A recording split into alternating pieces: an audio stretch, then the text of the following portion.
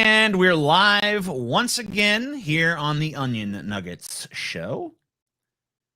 Yay! It's Onion Nuggets time.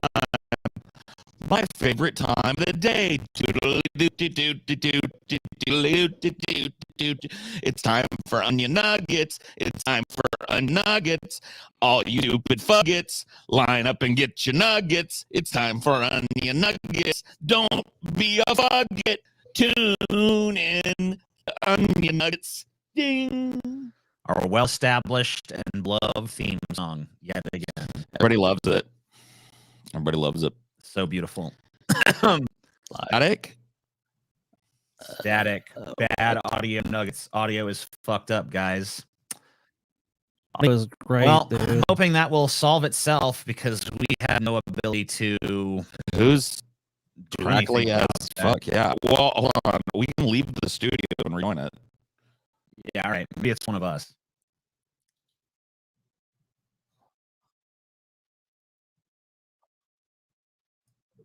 This is now the Scotty Show.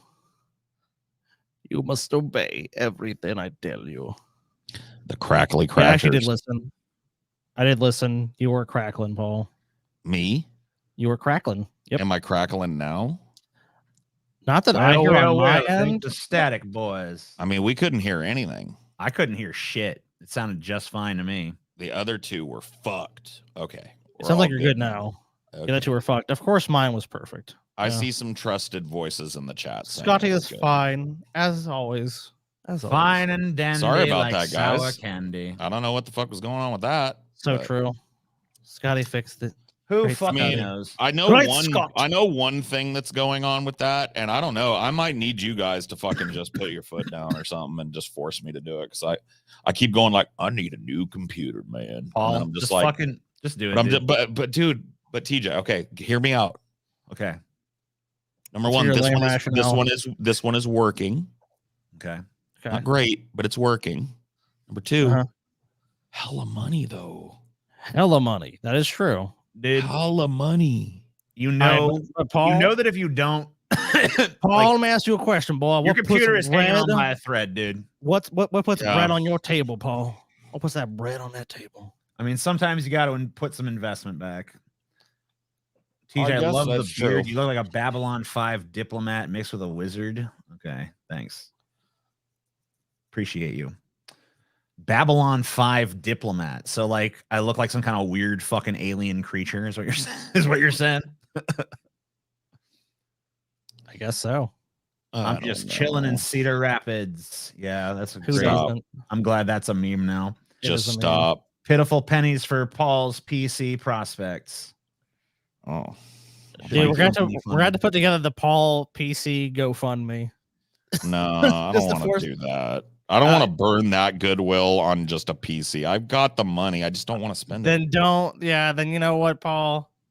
I mean, look. Yeah, can get Paul, you're a zero- big old money hoard. Just You- fucking yeah, dip in a little bit. I don't have a hoard, okay? It's I'm not saying a hoard. It's a modest collection of bills that I've been stacking up over the years. Here's what you can do. Go find a company you want to buy a PC from. Almost all of them offer over a 12-month Paul gets a new span. computer when TJ gets his new headphones. Yeah. Are they there yet, TJ? I have Yeah, no over idea a what the 12-month fuck is happening with those Paul. fucking Find that headphones. 0% interest offer. Set the payments where you'll pay it off, so you don't have to invest a huge amount of capital, but you invest some. Obviously, I mean, you can put on a payment plan if you don't want to fucking take a big old Yeah, ass. pay I 0% don't wanna do interest. that. All right. Because I guess as long as my plan is to pay it off before it starts accruing. Yeah, I and, mean, like- if most of the times, Paul, they'll give you like 12 months 0% interest, 6 Well, months. I've got 0% really good interest. credit, so it shouldn't be a problem. Then just do it over 6 months, 0%. Make sure you get a deal. Obviously, you don't want to spend a bunch of money on it, but if you can get a deal like that, and I've seen them out there, just do that. Then that way, if it's like it's a $4,000, I don't know how much you plan on spending. Let's say it's About that, yeah. All right. $4,000. according- Yeah, that's a hefty little payment, but I mean, at least you can spare yourself some of the pain, and you can still keep your account at a And level. it'll help my credit too. You to know, have like It will. another line of credit because I don't really have any I have one revolving line of credit right now, and I could probably have a couple. Yeah, I'm I looking know at that my, helps. it does. I'm looking at my Amazon order. and there's a bunch of stuff that's expected to come. It says arriving by tomorrow, arriving by tomorrow, arriving by tomorrow, and then this thing just says expected by March 2nd, which is tomorrow. That could, But that it means doesn't say comes arriving whenever. tomorrow. So that makes me feel like it's not coming tomorrow. $2,000 PC is more than enough. I mean, maybe if I was just getting it to game on or whatever, but I want to stream on the PC. I want to try and do some game, maybe even some video game streaming, as well as future proofing it. It's like I've had this computer since late 2015 or early 2016. Yeah, we got Paul and I buy power, and we intentionally spent more. I mean, like I think that one was about $4,000 write-off. Yeah, of course it is. Yeah, but look how long it's lasted. You know, I've used it every day for everything, and it's lasted this long. So, it's worth the investment to me to get a more. I just don't want to spend it. Honestly, you should have done it in December. You got to do it, Paul. Why not? I should have gotten like Cyber Monday or whatever. Dude, I don't fucking blame you. None of that. You could have wrote it off on your taxes this year. I feel the same way about it, but at the same time, when your shit's, I mean, if the shit goes down, the shit goes down. Origin PC is better than iBuyPower. Having had both, I would be inclined to say that's mainly true. Either one will fucking work. I'm looking at Starforge, honestly, for the. There you go. Starforge. I've heard good things about them. I haven't heard anything too bad. iBuyPower, I've heard a lot of bad shit, but I'll tell you what, the computer I bought from them has lasted me. Why not just upgrade your current? Because his current computer is fucking 10 years old. I mean, dude, my motherboard is not he would like by the time my mother. Okay, the reason why my computer has been shitty is because my motherboard had 2 RAM slots die on it, so the motherboard is bad. And if you're going to replace the motherboard, then you may as well replace the CPU. If you're going to replace the CPU, you may as well get a new GPU. And then whatever. I'm getting a new computer. The ship of things. I will. Here's what I'm planning on doing. Old case at that. Here's what I'm planning on doing. I'm planning on saving the components that work from this one because it has a really nice power supply, like a big extra. I think it's like a 900-watt power supply or something, like an extra good power supply. Gonna keep that. Going to keep the RAM because there's nothing wrong with the RAM and it's good high-speed RAM. I'm probably going to keep the fucking CPU and the GPU, and I'm going to build what's left of this, into a small streaming box that I can hook up via HDMI that'll handle the streaming part of it so that my computer doesn't have to stream and play the game. You get it? PC is so old, that's a grandmother board.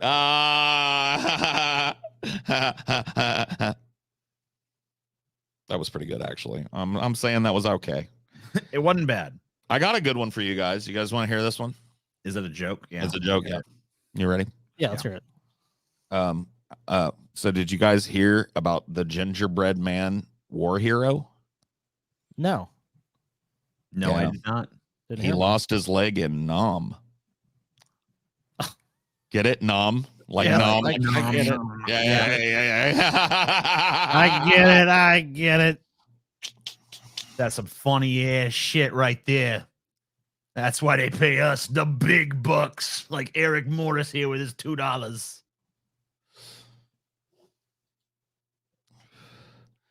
People in your server have been trying to help me come up because they really want to see me hit the trifecta on you, TJ, and you too, Scotty.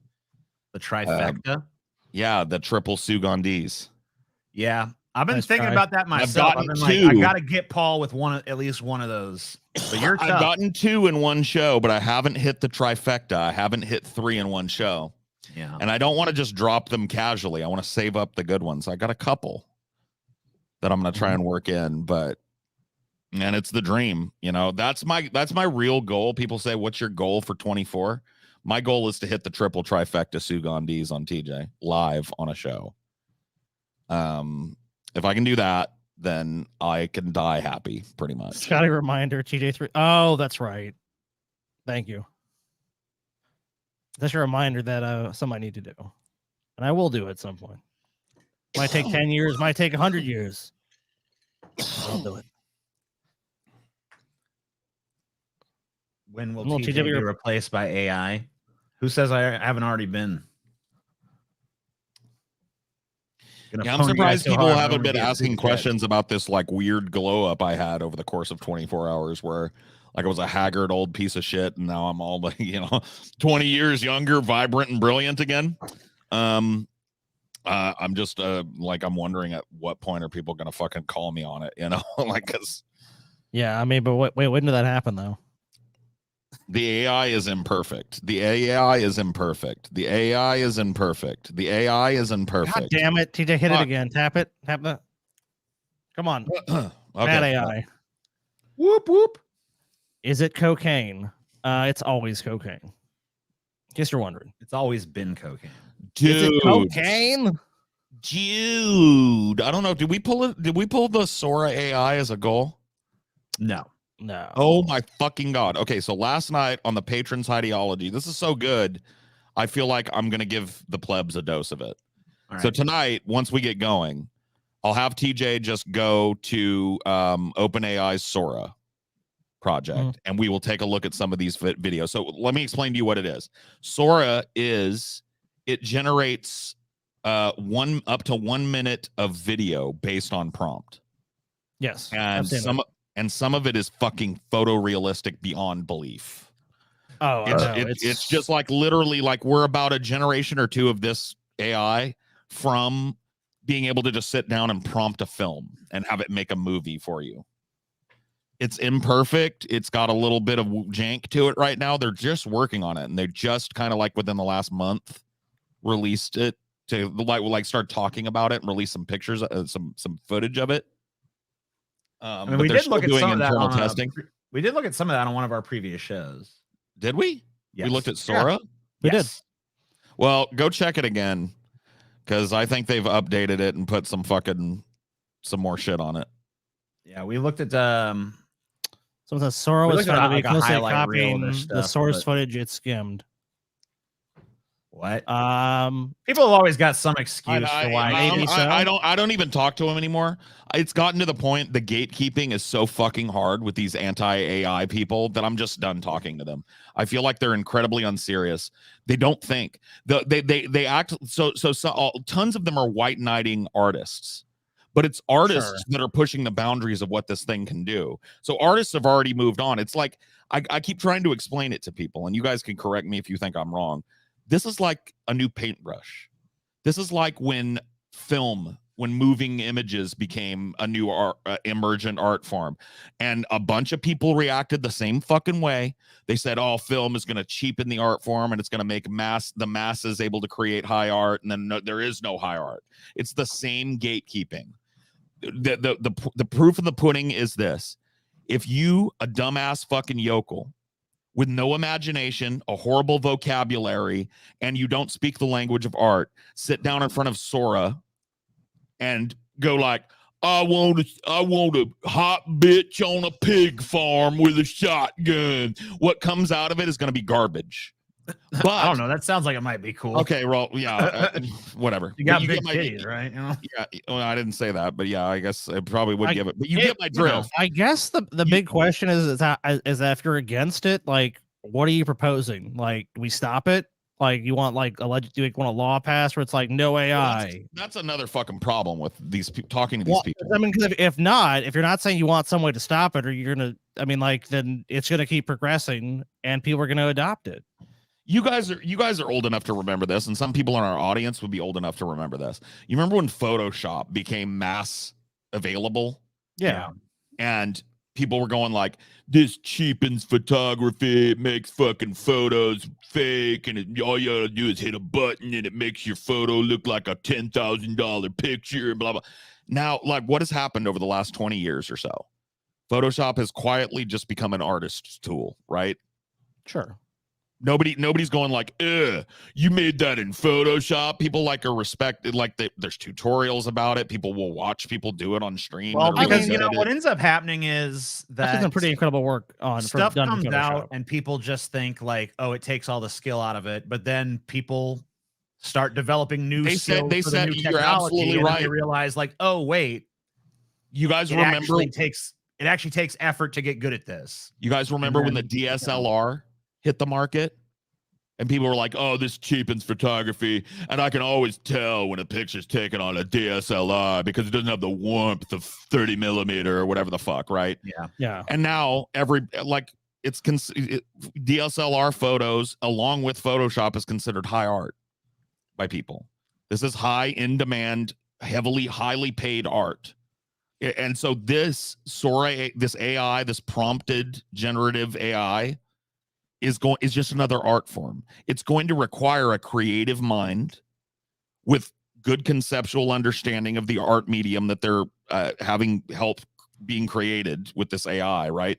Like, you're not just some local yokel is not going to be able to sit down at this thing and create something that's going to get people talking. Here, we'll take a look at some stuff here. This is the one that blew my fucking mind. And you Yeah. you can read down below. It'll tell you What's what the prompt was. Yeah, that's what the prompt. A stylish woman walks down a Tokyo street filled with warm, glowing neon and animated city signage. She wears a black leather jacket, a long red dress, and black boots. And there is a little more to it. And carries a black purse. She wears sunglasses and red lipstick. She walks confidently and casually. The street Look is at this. damp and Pause reflective, this right creating here. a mirror Pause effect. this, TJ. Yes. Pause it. Pause the video and maybe run it back just like 3 seconds. Few seconds. Just like wait till it gets on a close up of her face. So look at the blemishes and imperfections on her face. Yes. Look at how good her ear looks. The piercings. It actually, if you I looked at her ear really close. It looks like she's got a third piercing hole, but she just isn't wearing a, like, for that to be generative is cool. The flaws and blemishes on her face. She looks human. This looks like high quality 4K kind of steady cam footage to me. Like, I had a really hard time telling the difference between this and a high quality steady cam shot with some work in post to remove the steady cam from. I can't wait till glasses. some fucking group of talented people decides they're going to use this technology to make some of the greatest movies never made, like Jodorowsky's Dune and shit. Oh yeah, dude. I'm looking forward to that too. This is another one I've seen. I guess this is the one. Several giant woolly mammoths approach, treading through a snowy meadow. Their long woolly fur lightly blows in the wind as they walk. Snow-covered trees and dramatic snow-capped mountains in the distance. Mid-afternoon light with wispy clouds and a sun high in the distance creates a warm glow. The low camera view is stunning, capturing the large furry mammal with beautiful photography, depth of field. Someone said this is okay. Let's see. It's like writing a script. Footage. Yeah. Well, yeah, I mean, because it's not like it's not like somebody's just going like plugging one thing in. Like, the people that make these and do and have ones that are really like notable spend hours or days or even weeks iterating with one AI on one concept, changing little minute details, directing the AI to change the color scheme and change the perspective. I mean, it looks like Tom Hardy. This is the one that always fucking kind of freaks me out a little bit. Yeah. Because this dude does not look AI generated to me. Well, it's Tom Hardy. If you guys A movie trailer featuring the adventures of a 30-year-old spaceman wearing a red wool knitted motorcycle helmet, blue sky, salt desert, cinematic style, shot on 35mm film, vivid colors. Yeah, I would say it doesn't really look like 35mm film. But the thing is, if you guys like there's actual sites now, like for like tutorials and stuff, you can basically have AI generated people give company tutorials. Like, this stuff is just going to continue to be out there like this. And obviously it's great, the artistic applications, but it's just going to be everywhere. And it's like, we talked about like Wendy's and the pricing thing. Like, they're introducing AI into drive-thrus. AI is going to be fucking everywhere. That's why all these companies that are selling the chips and producing this stuff that are going to power AI, the stocks are going insane with them right now. Because this is going to be everywhere. Like, this is obviously one of the applications, like this art application is going to be one that's more front and center. Because obviously it's a philosophical debate about what is art. But this bird one is crazy. But if you look at this stuff, I mean, like, it's kind of insane to think this is not going to be used, and it's not going to keep getting improved upon. Disease, we're confused, spewing mucus. Love the show, guys. I mean, I definitely understand people's trepidation with it, because yeah, it is. Remind me not to eat there. Yeah, I don't want to eat there either. It is going to put a lot of people out of work. That there's no denying that, and it's not just going to be artists. Well, I mean, yeah. Look, these revolutions in artistic styling have happened in the past, and yeah, people that engraving is not what the art form that it used to be. It's not widely practiced and it's not really prized anymore. And so engravers kind of went out of business. But like these multi-talented, multi-dimensional artists that are kind of riding the front wave of this have already adopted it as a creative tool. And to think that they're going to stop doing that because you have something inside you that says I want to be a boomer about this. I don't know how to talk to you guys anymore. This is another one that really fucking impresses me because it understands that the wind would be blowing the same way as the clouds. Pages. And blowing the same way as the clouds. The relationship between his hand and the book does get kind of weird in some places. It is. Well, if you scroll down on this website, TJ, it'll actually they actually pulled some ones where it's fucked up. So keep going. Okay. There's a bunch of different keep going. We can go back up and look at some of these. Go back up. I think you missed it. This is the one. Is this the one where they're fucked up? I think this is the one. Yeah, this is the current model. Yeah. These are the fucked up ones. So he's running backwards on the treadmill. Yeah, he's running backwards on the treadmill, and his legs are a little wonky. If you look, sometimes they switch positions. If you really watch his feet, see that. This one is weird. The puppies just kind of like spontaneously. Yeah, they kind of like become. It doesn't really understand the idea. Dude, so pause this, TJ. I was watching this last night, and some of this shit that is created is so surreal to look at because it looks so photorealistic otherwise that it just looks like some really talented CG artist has blended reality a little bit. Some of it's crazy. Keep looking at them. Will movie budgets be less expensive if Hollywood uses AI mainly instead of VFX? I mean, like, no. Fuck no. Hollywood. This is going to Hollywood is going to embrace this technology, but eventually this technology will get so sophisticated that Hollywood embracing it is not going to Hollywood movie budgets are not going to be less expensive because of the fact that it's basically a way to write. It's like a money laundry. I mean, it kind of is in some cases. I mean, but it's also a tax write-off. It's basically a tax scheme, a lot of these. So the budgets get super inflated. So no, as far as that, Hollywood has no incentive to do that. But like TJ said, the average person having the capability. What the fuck? Now that looks well, they told it to like have people look like they're excavating a standard but rubber instead it kind chair. of just looked like they're making. Well, look at it. Like the chair just like loses plasticity at some point. Losing its fucking mind. I love it. Yeah, it's like the AI acid trip, dude. Sometimes the fucking fucked up shit is more fun, you know. A lot of times it is. All right, so she's not going to blow out the candles in a way that makes sense. It doesn't seem to understand the candles either. No, it doesn't understand the blowing them out either. And the people kind of look background. Awkward. The people in the background are weird. Like, look at that lady. Watch. Okay, what is she doing? Watch it again. Yeah. Watch this lady right behind her. Watch her hand when she starts waving it. Watch what happens to her hand. Yeah, it's weird. Yeah. Yeah. No. Yeah, this one's no good. I mean, this is just an example of they're obviously showing its weaknesses here because it's an early model or whatever. Oh, of course. So what is this?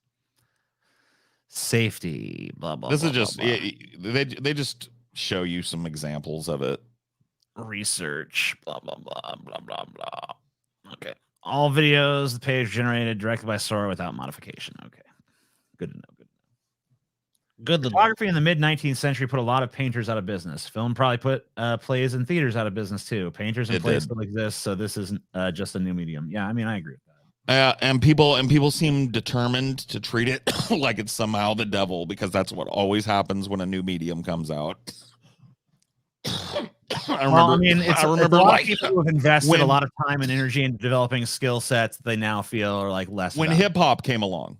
When hip hop started sampling, right? And it really wasn't hip hop, it was R&B that started sampling. But when hip hop went heavy into the samples, where they took some existing piece of music and sped it up and chopped it up with other things, people were going like, oh, this is bullshit. This is not an art form because all it's doing is iterating on somebody else's art. All it's doing is taking a hook that was cool and putting it in your song. It's fucking lame. And now look, it's literally the dominant music on the planet. This would trick a lot of people if they didn't use scrutiny. I mean, I already got tricked just the other day. I saw a fucking picture of a dude with a crazy fucking mullet smoking a fucking cigarette in a McDonald's. And I was like, wow, that's one bad motherfucker. That's a cool dude. And then I found out later, like, that was an AI generated image. I'm like, oh, fuck. Even knowing It's just like, I don't understand why all these people who are so art brained aren't like embracing this and going like, because they're going like, oh, it's corporate. It's like, yeah. And what is art if it's not taking the corporate fucking spew and flipping it on its head and making art out of it? Think about like skateboarding, for example. All this useless corporate architecture, long rails and big fountains and shit. Skateboarders became artists when they took their skateboards and learned how to grind and kickflip on that. You know, I was woken up to that fact by that goddamn movie, the Dogtown and Z-Boys movie. It's Craig Stesick, the guy that kind of videographed the early Z-Boys. Yeah. Said that. He said the beauty of skateboarding was that it took like the corporate failed art that had been spewed all over the city streets and downtown, and they made actual art out of it. And so it's just like this idea that it's corporate doesn't fucking faze me as an art lover. Like, that's always been the struggle of the artist, right? The struggle of the artist has always been that. I mean, and you see it now. I mean, like, Basquiat's are everywhere, right? You'll see them put it like was it a Super Bowl commercial? There was literally Jay-Z's got 3 of them. Jay-Z has 3 I'm just saying, hanging just in an his living room. underground artist, right? And just then now it's like it's mainstream. I mean, obviously he's no longer alive. And totally when people like look at what happened, go to the comment section on the Basquiat episodes that we did. Meh, I just don't see it, man. That's not art, dude. It looks like a 5-year-old drew it. Blah, blah, blah, blah, blah. There's always these people that are fucking 90 years behind art, and they seem determined to be that. And I'm not that. When I see a new medium artist of the 19th century, the 20th century, Pablo Picasso was told he was a horrible artist, and his work he didn't get any fucking recognition until after he was fucking dead, or until he was an old man. He was older, way old. I mean, Van Gogh. Van Gogh is that way. Yeah, Van Gogh was dead as a doornail before anybody gave a fuck. The vast majority of artists do not have that experience within their lifetime. Basquiat never reached the height of his fame and like credibility as an artist while he was alive. No. It was only after he was dead that his art was looked at as a whole and appreciated.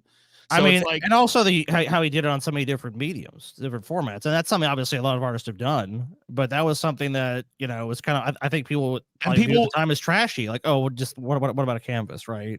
Let's do. When I talk about this, people go like, oh, some dork prompting an AI is not Basquiat. And let me tell you what, dude, when the next Basquiat does come along and uses that as part of their medium, you'll miss it. Because you'll be sitting there poo-pooing the whole fucking medium. So go fuck yourself. Yeah, I'm waiting for the next Basquiat. I'm waiting for the next person that takes this corporate tool and makes beauty out of it. And that'll happen. You're just stubbornly digging your heels in and denying that it's going to be a thing. I'm thinking about what's the first, dude. People are going to make like shows and shit, dude.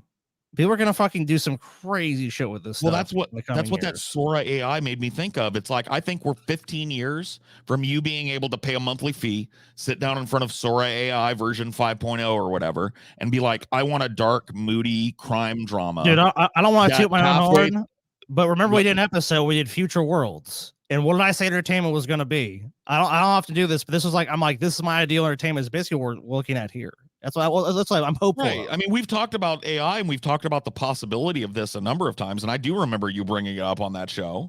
Which is a big reason I know why you picked my world, because you were like, hey, that's kind of awesome. TJ, I think, had a different spin on it, but you're like, because I mean, think about how many times just like there's been a show you loved, and I mean, and it's great, and I mean, like, and you think about the amount of work that went into that, and obviously that you can't. I know AI is going to equal that in that sense. Yeah, and that's a beautiful process, and I don't think they should go away. Hurt? What, Nikki? Quit trolling, dude. I'm not butthurt. I am a little flustered at the just like garbage tier arguments that come out of anti AI people. Well, I want to hear them. They act like they're protecting artists while at the same time poo-pooing an entire generation of artists who have already woven generative AI into their art form. So it's just like, are you pro-artist or are you anti-artist? I guess you're anti-artist if they use this new paintbrush that you don't like. Go fuck, I'm tired of talking about it with them. We'll have an But I Oscar think it's category for important. best AI generated. Well, film if you put your character or reviews out there, sound, it's always like, going to be probably a like that. You decade know or that. less. It's always going to be someone going wrong, wrong. With the power of AI, Scotty may get his version of Please. Space Jam 2. You know what, Bleeds? I Live didn't the even think dream. about that, but that is a beautiful thing to say. Beautiful comment. AI won't stop me from illustrating. Nobody needs to go out of a job for this. They'll choose to. And I hope you don't. Truth. I hope you don't. I don't want I anyone to mean, stop if doing you what they got wanna do. something, if you got something to say, Anthony, go ahead. I'm fine to hear from a working artist, but I will warn you, you're not going to be the first working artist that I'm having a conversation with. Yeah, I've we all talked mean with of other course. working artists pretty recently, in fact, that are using AI to augment their art form, and they're making beautiful stuff. So I want to hear why you can't, though. I mean, a personal experience definitely comes into. I want to hear why what we're you talking can't about. or won't, or why your art form is directly threatened. I'll wait. Go ahead. You have the floor, sir. Get to typing. Nikki is a Nikki working is a artist. working artist. Okay. Also, the most Okay. leftist human being to ever exist. Yeah, Apparently. and a troll. A fucking And a hardcore troll. troll! I can't believe you would say that. How dare. That seems false to me. Next, you're gonna say Straight out Spino's a fucking troll. troll. Spino is obviously not a troll. Clearly. No, Spino is legit. Was there this kind of pushback against CGI well before it yeah. saturated the film industry? Yeah, Absolutely. definitely. Yeah. 100%. It was yeah. it's only until very recently that people from my generation are talking about CGI like I positive. mean, I still kind of hate a lot of Me CGI, too. but like when it's done well, it looks great. When it's done well, it's genre defining. The Matrix. I mean, come on, Yeah. that some of that When it's fucking done awful, camera it's work, entertaining, but it's not CGI good. was great. It was Oh, yes. beautiful. I mean, I still pine for the era of traditional practical effects, and when a movie does use those, I appreciate it. Me too. So I mean, But like, I will not I fucking know there's deny no the going fact. back to that though. That's never going to become the norm again. But I mean, I think will about not deny the fact that What fucking is CGI CGI unlocks things that you really couldn't do practically. exactly. Think about that's unlocked and the possibilities of filmmaking. Has some of them been bad? Has some been awful? Just big budget crap like Transformers? Yes, and that stuff sucks. And I don't want it. Like, if I want to show a dinosaur, I can do that practically. If I want to show a dinosaur with a free-floating rotating camera and then zoom into it on the cellular level till I see its DNA in one contiguous shot, I got to do that on a fucking computer, right? Yes. I got to augment my practical at the very you guys have least with sat through fucking the CG. credits of a major movie like that. It's not like it's just like AI generated all of this. It's I'm like pretty sure that there's so Sora many is gonna artists have that work safeguards on that don't CGI. allow me to make something like I mean, that. think about But this. something Think about else will this. Come along. So one of the most amazing practical shots, one of the reasons why Jodorowsky's Dune still fascinates people to this day is because it opens with one of the most ambitious practical shots that anybody can ever point to a director even saying that they wanted to do. He had a practical design that he said was going to start with the Big Bang, zoom through the foggy, dense fucking gas of the early cosmos, see the accretion disks of new planets and stars forming, watch the planets form and then lock into their orbital things, crashing into one another and melting and forming new orbits and shit. And then zoom in on the planet fucking Caladan, and then zoom into Caladan through the clouds to fucking Paul Atreides in one shot. What's going to happen when Sounds people amazing. use AI to make new DFF episodes without your guys' permission? Then we will have to accept it because we can't stop it. You know, We can't stop calling them AI. No, we're not going to stop calling them AI. It's just you're going to have to get used to the fucking term. The term would apply. Like I said, if you listen to AI people, if this stuff had been invented back in 1994, everybody in the fucking industry would have said we've created AI. The only reason we know different is we know the process by which we created it now. And so everybody goes like, oh, because we understand how it works, it certainly can't be AI. It's an early example of AI. It's going to continue to get more sophisticated. You may as well just get used to calling it if you prompt AI. an AI and then don't add anything of yourself to it, or you don't feed it something you made to augment, then you didn't make anything. Well, you still created the prompt. Right. Yeah. So if I sit down, if we have a creativity off, me versus Frog Cannon, and the challenge is make a 1-minute trailer for a most badass fucking movie that you can imagine. Now, I'm not trying to undercut you here, Frog Cannon, but I'd be willing to bet I could give you a run for your money. Now, why is that? Why do you think I would probably beat you at that? Is it because I've spent years talking about movies and discussing that and doing hypothetical movie stuff? I know the language of film a little bit because I'm into it. Right. Or would it be just because I got lucky and my AI just happened to make one better than yours? See, the prompt itself becomes part of the artistic process. I see it now. AI DFF. The Confederacy was good, actually. Yeah, people could do like people could put out a conservative version of this where we're all just like, That'd be funny. you know, talking shit on trans people or whatever the fuck. Like, you- I like that. I so- like those guys, but I wish they fucking. Do we need the More Confederacy my was good? politics. Trans people are evil. Trump for president 2028 or whatever. Baron Trump, you know, whatever he 90% becomes of art is eligible. going to be fake then. Well, I mean, like, is it fake or is it stolen? So hold on. You said- Is you guys hip hop said it's fake? stolen, but if it's Is stolen, then hip-hop it's not fake? fake. Is hip hop fake? Yes, 100% fake.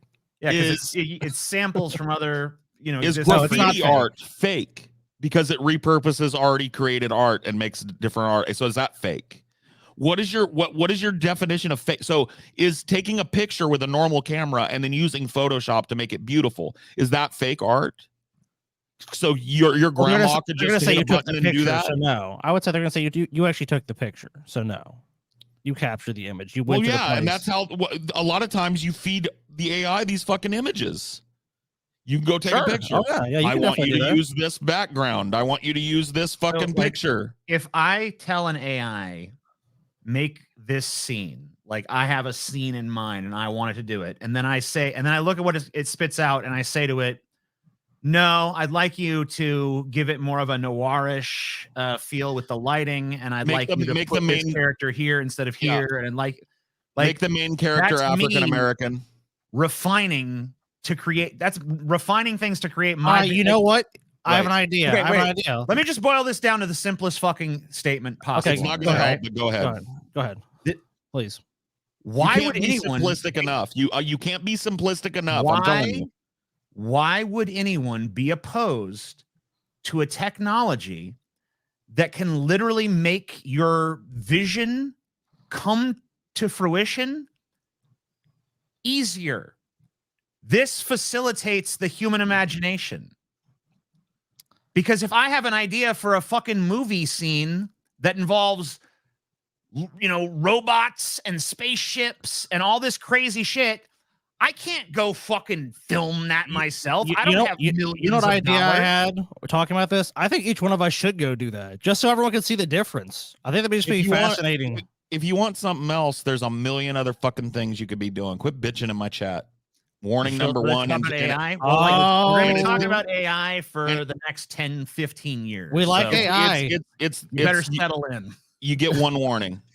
I'm We just like letting AI. you know. We want- we want- Don't bitch in my chat like I'm holding you hostage.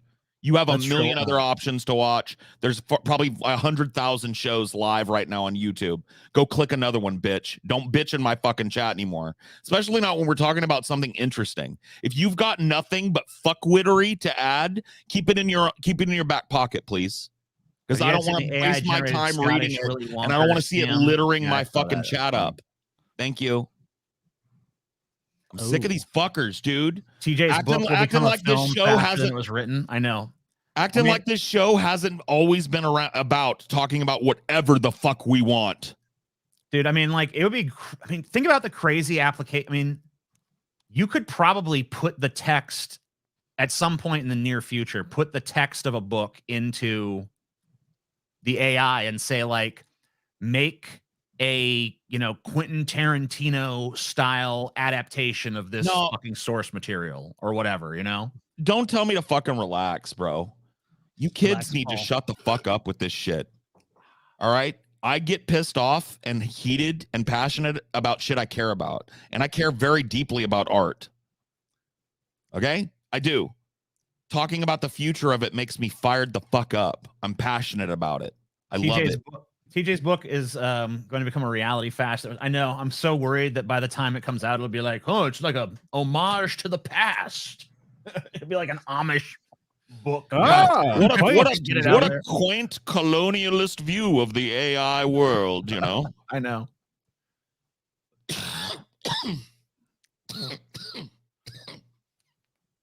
Till Linderman, the vocalist of Rammstein, made an made an AI-made music video for a song on his solo project, Ich weiß es nicht. That was 4 years ago. I'm sure you can make a better one now. Think about this. Let me paint you a picture. Okay. Composers, right? This is an age-old kind of art, and there are tons of people who compose music, right? How many people do you think have composed beautiful symphonic pieces of music, right? But nobody knows about them. They publish them online. They don't get any fucking interest because they don't have the tools to hear it as an orchestra.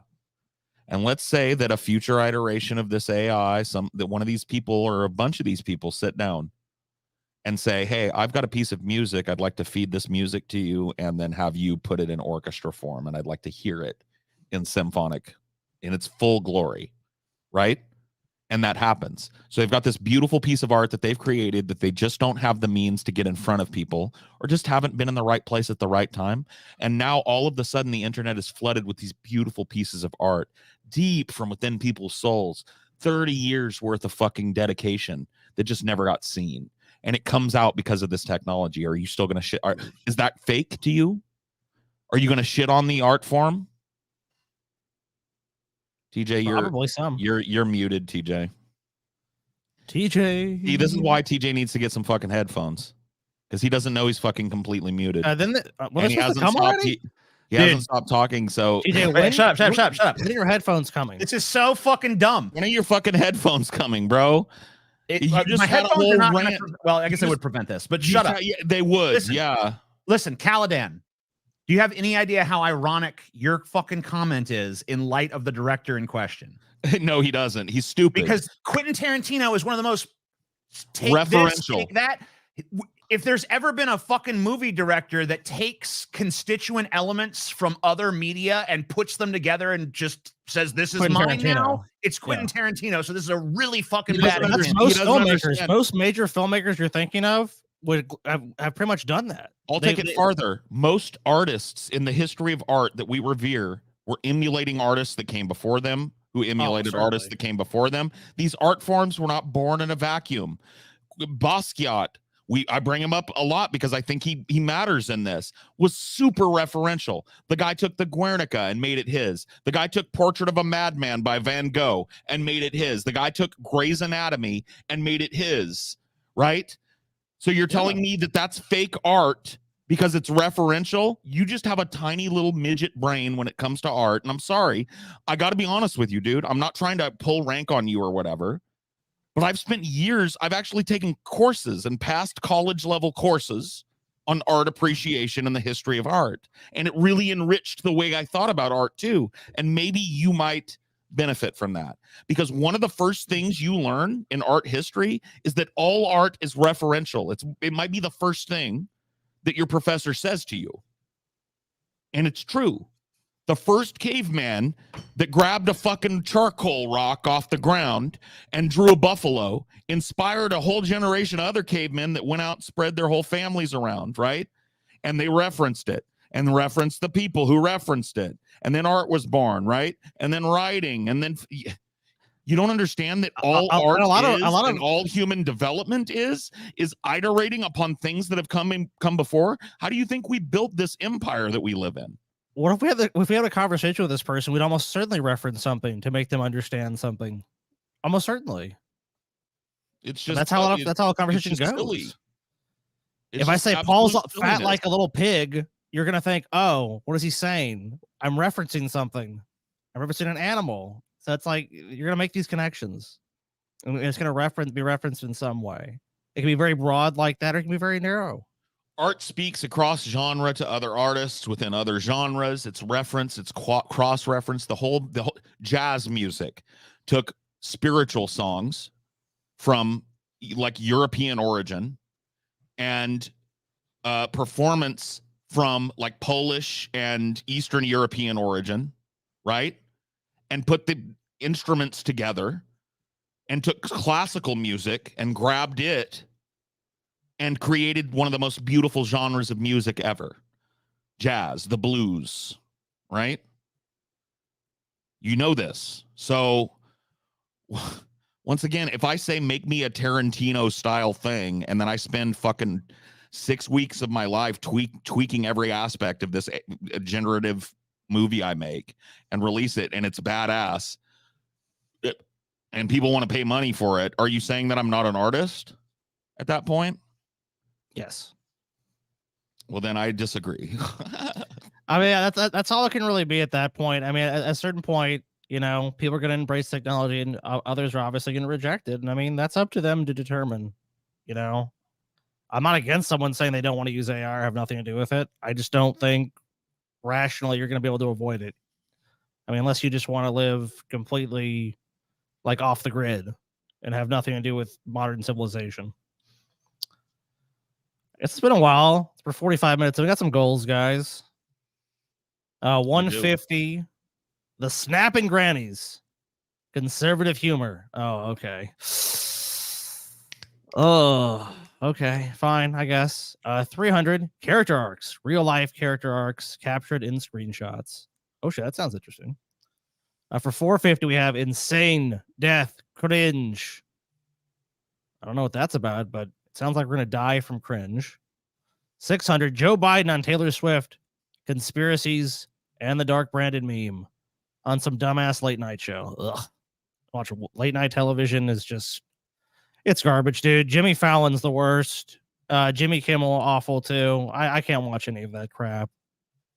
750. Story time. Oh shit. What's this, Paul? Story time with Paul.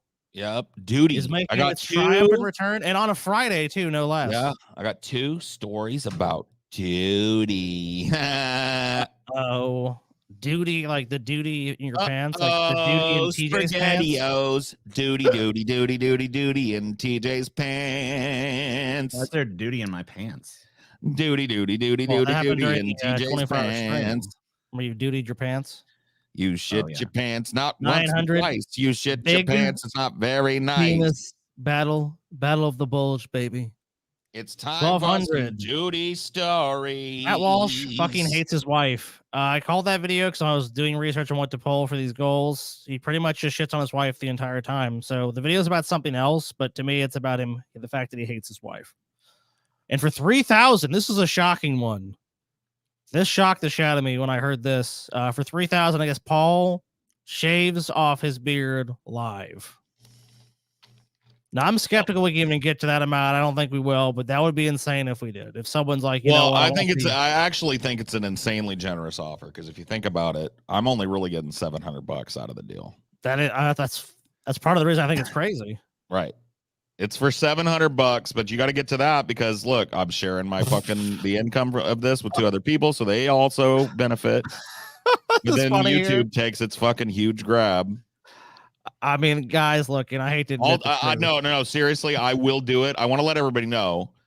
I'm not the type of guy that's gonna fucking like go, that's what I was just a meme. I've got some fucking scissors. I'm gonna have to trim with scissors. I don't have an electric razor, so I'm gonna have to trim it way down with scissors. I'll charge my electric razor just in case. Oh, you have one? Oh, I didn't know you had one, babe. Yeah, charge that shit. Yeah, charge it just in case. I mean, yeah, that's definitely a prudent step. I will go bareface fucking Nick, because it's just whatever. It'll take me, like I said, it'll take me a couple months to get a fucking. Will the beard shave goal carry over to the after show? No, because you can't even donate on the after show. Yeah, the after show is non-donation, so yeah, that's just for patrons. We don't fucking. I mean, if they wanted, I guess if the after show wanted to fucking put us over the top with like a fucking Streamlabs or some shit.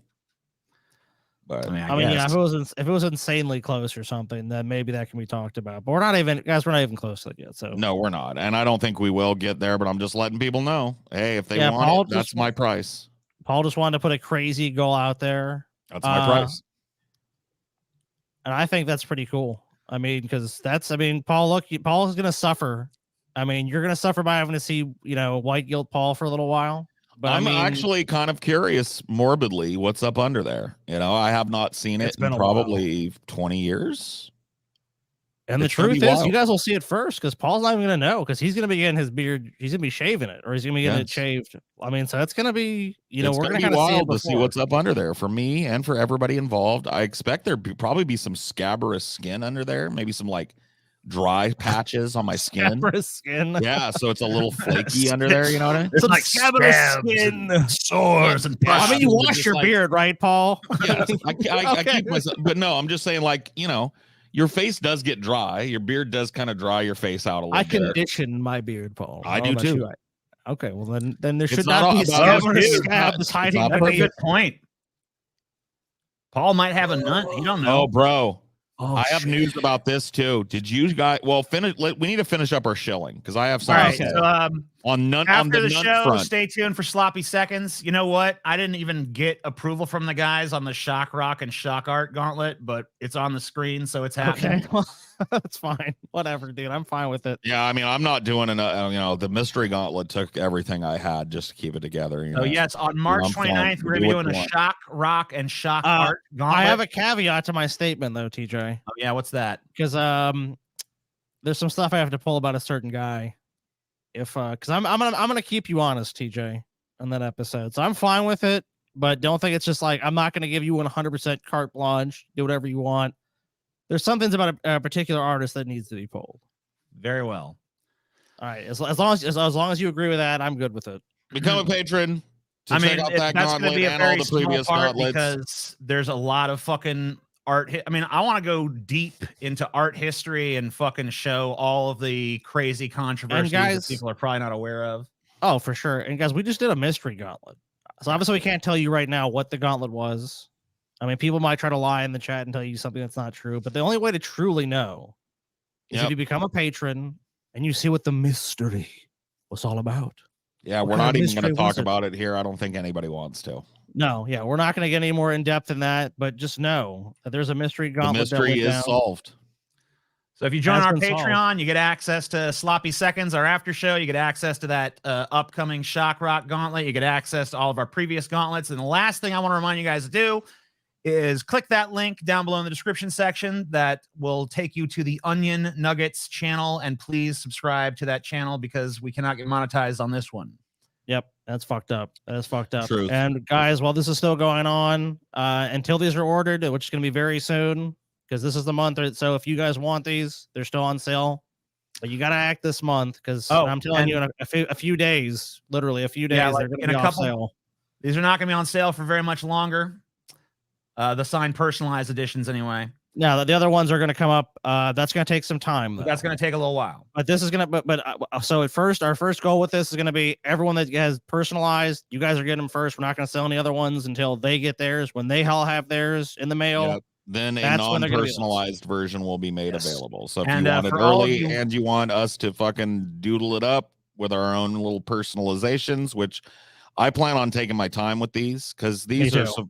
these are supposed to be special. You know what I mean? This is not Oh, just they a are. signature.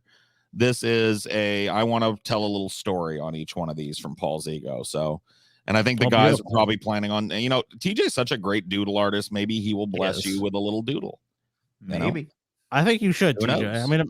I mean, maybe not everyone. At least but some of 'em. Make them special. Make them. Yeah. And I'm gonna Well, I gave everybody, like, I've seen some of the dicks in the wild. Have you guys seen some of this? Yes. Yes. Yeah. The little few. penises. I drew a little penis and balls, a tiny little penis and balls. An art that I made, by the way. I made a little art of a penis and balls. It's a Paul's Ego trademark. You can't get it anywhere else. And I think I put it on 1 out of every 12. So it's a pretty rare little thing to have on your I got poster. to see them, and I had to look at every poster multiple times, but it was kind of funny because I'd be like, "Oh, this is a dick one." And let me You know, just I'm tell you a big guys, I'm planning another Paul's Ego Gonzo art project for this one. A very select few of these pre-orders. And look, don't even ask me to get one. I cannot affect who gets them and who doesn't. Yeah, I'm gonna ship them, man. So you just gotta hope that Scotty's Scotty going picks- to randomly ship them. He's not Yep. going to know what's what, but I'm telling you, It's just luck of the draw. another Must Gonzo wanna pay Paul's me. Ego art project. Will the penis come out from his foreskin again to poke his little head out? And Or will the long rumored Paul's Ego pussy movement start right here? who knows? Who knows? Paul O'Keefe. I also want to let you Okay. guys know that we are doing a final quality check. Well, obviously, it's not going to be final if the quality sucks, but we're doing a quality check on the first piece of merch that's going to be sent out to everyone, other than the poster, of course. That was your introductory thing. Yeah, everyone got those. But the first piece of merch of the merch tier will be going out pretty soon. We're all set to receive our little, I don't know, prototypes or whatever. Yeah, the we're gonna look at them, make sure they're good quality, make sure it's samples. worth sending out to you guys. Dude, I tell you this: if we the mail, if we meet our $3,000 goal tonight, I will save the trimmings from my beard, and one orderer of the personalized, signed, limited edition Las Vegas deep fat fried meetup will get a lock of my beard in a little plastic baggie, taped very carefully to the inside of this. I mean, there's a lot of things that have to come into place for that to happen. Like, I'm just letting you know. But yes, the stars will align. We meet our $3,000 reserve. You will get a gangly tuft of Paul's Ego's beard. That's gross. No, it's, dude, that's not. That is cool. Dude, I love that. Look right next to it. That is so cool. I love when there's two completely contradictory. God damn it! Stop it. Oh, that's Spina, a keepsake that you can pass down to your children and say, smell this. That's what real weed was like before they synthesized it. Paul's masculine dong versus TJ's feminine dong. Okay. Well, give me a few. Can I lose about 30 or 40 more pounds before we do this? Because mine's pretty much just a hole in my pelvis right now. It'll be pubes. Yeah, Paul's just like, they won't know the fucking difference. No, I would not put pubes. I will save the trimmings, though. My trimmings. You will get a trimming of trimmings of Paul. I wish I would have thought to get a lock of my hair when I got the haircut, because I could have auctioned that off too. That's true. A wispy lock of Paul's Ego's hair. Dude, this guy, he just dated himself. Space race. Oh yeah. Hey, AI might make that possible, dude. AI might make Space Race a reality. Dude, that would be AI would make it the most offensive show you can imagine. The only problem I have with Space Race is that I know for a fact Ben would sue and say that he's due like a third of it, and I don't want to pay Ben a third of Space Race. Fuck that. I don't want to pay nobody nothing, dude. Fuck that shit. Yeah. But that's the beautiful thing about this AI shit, Paul. You just come with another great idea, like Space Race. I do. I just got, hey, look, lightning can strike twice, maybe. It can, dude. Sometimes. If it doesn't, whatever. Yeah, I tried. What is a mestizo? I don't know. Who are the Caucasioids?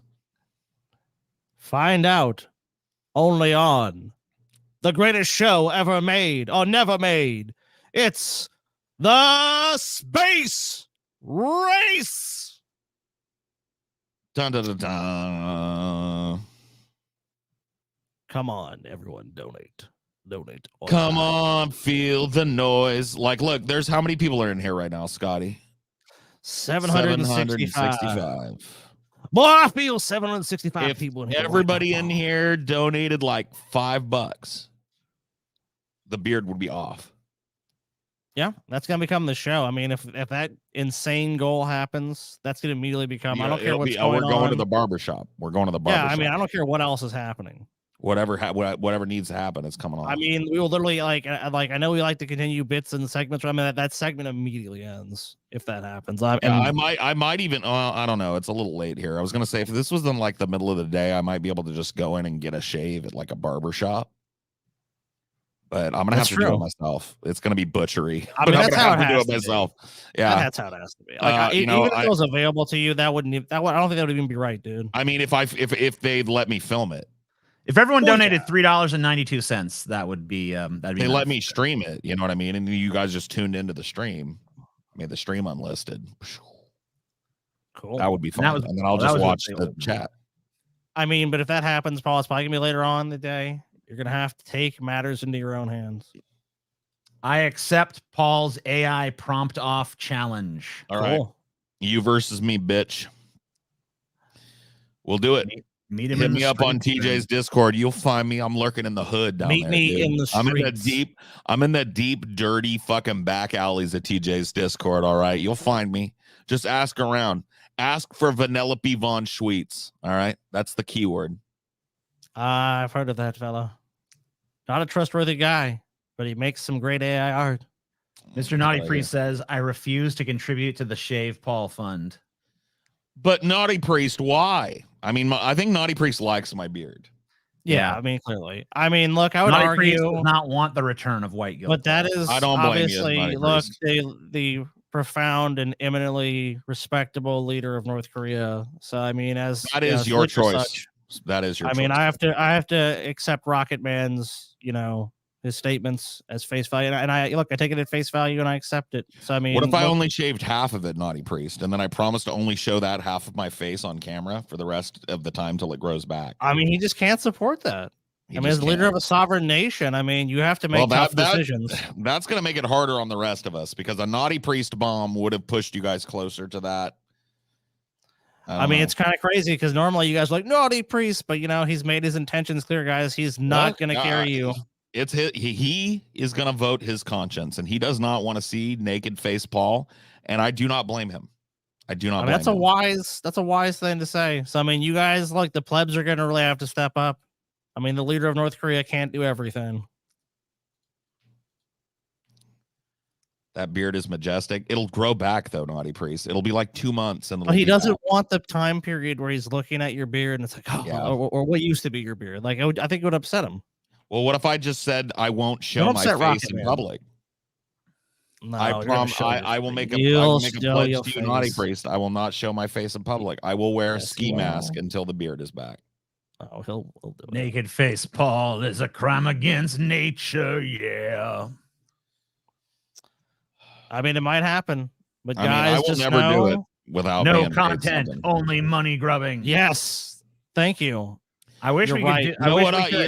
If we don't meet this reserve, the only other thing I'd be willing to do to risk my beard, because I got to get paid something, and I think $700 is a fucking light ask, honestly, to see what horrors truly lie underneath. But the only other way I would ever put my beard up is against TJ and a fucking beard off. Some fucking thing where I don't know if it's chess. I don't know if it's a video game. I don't know if it's fucking a feat of strength.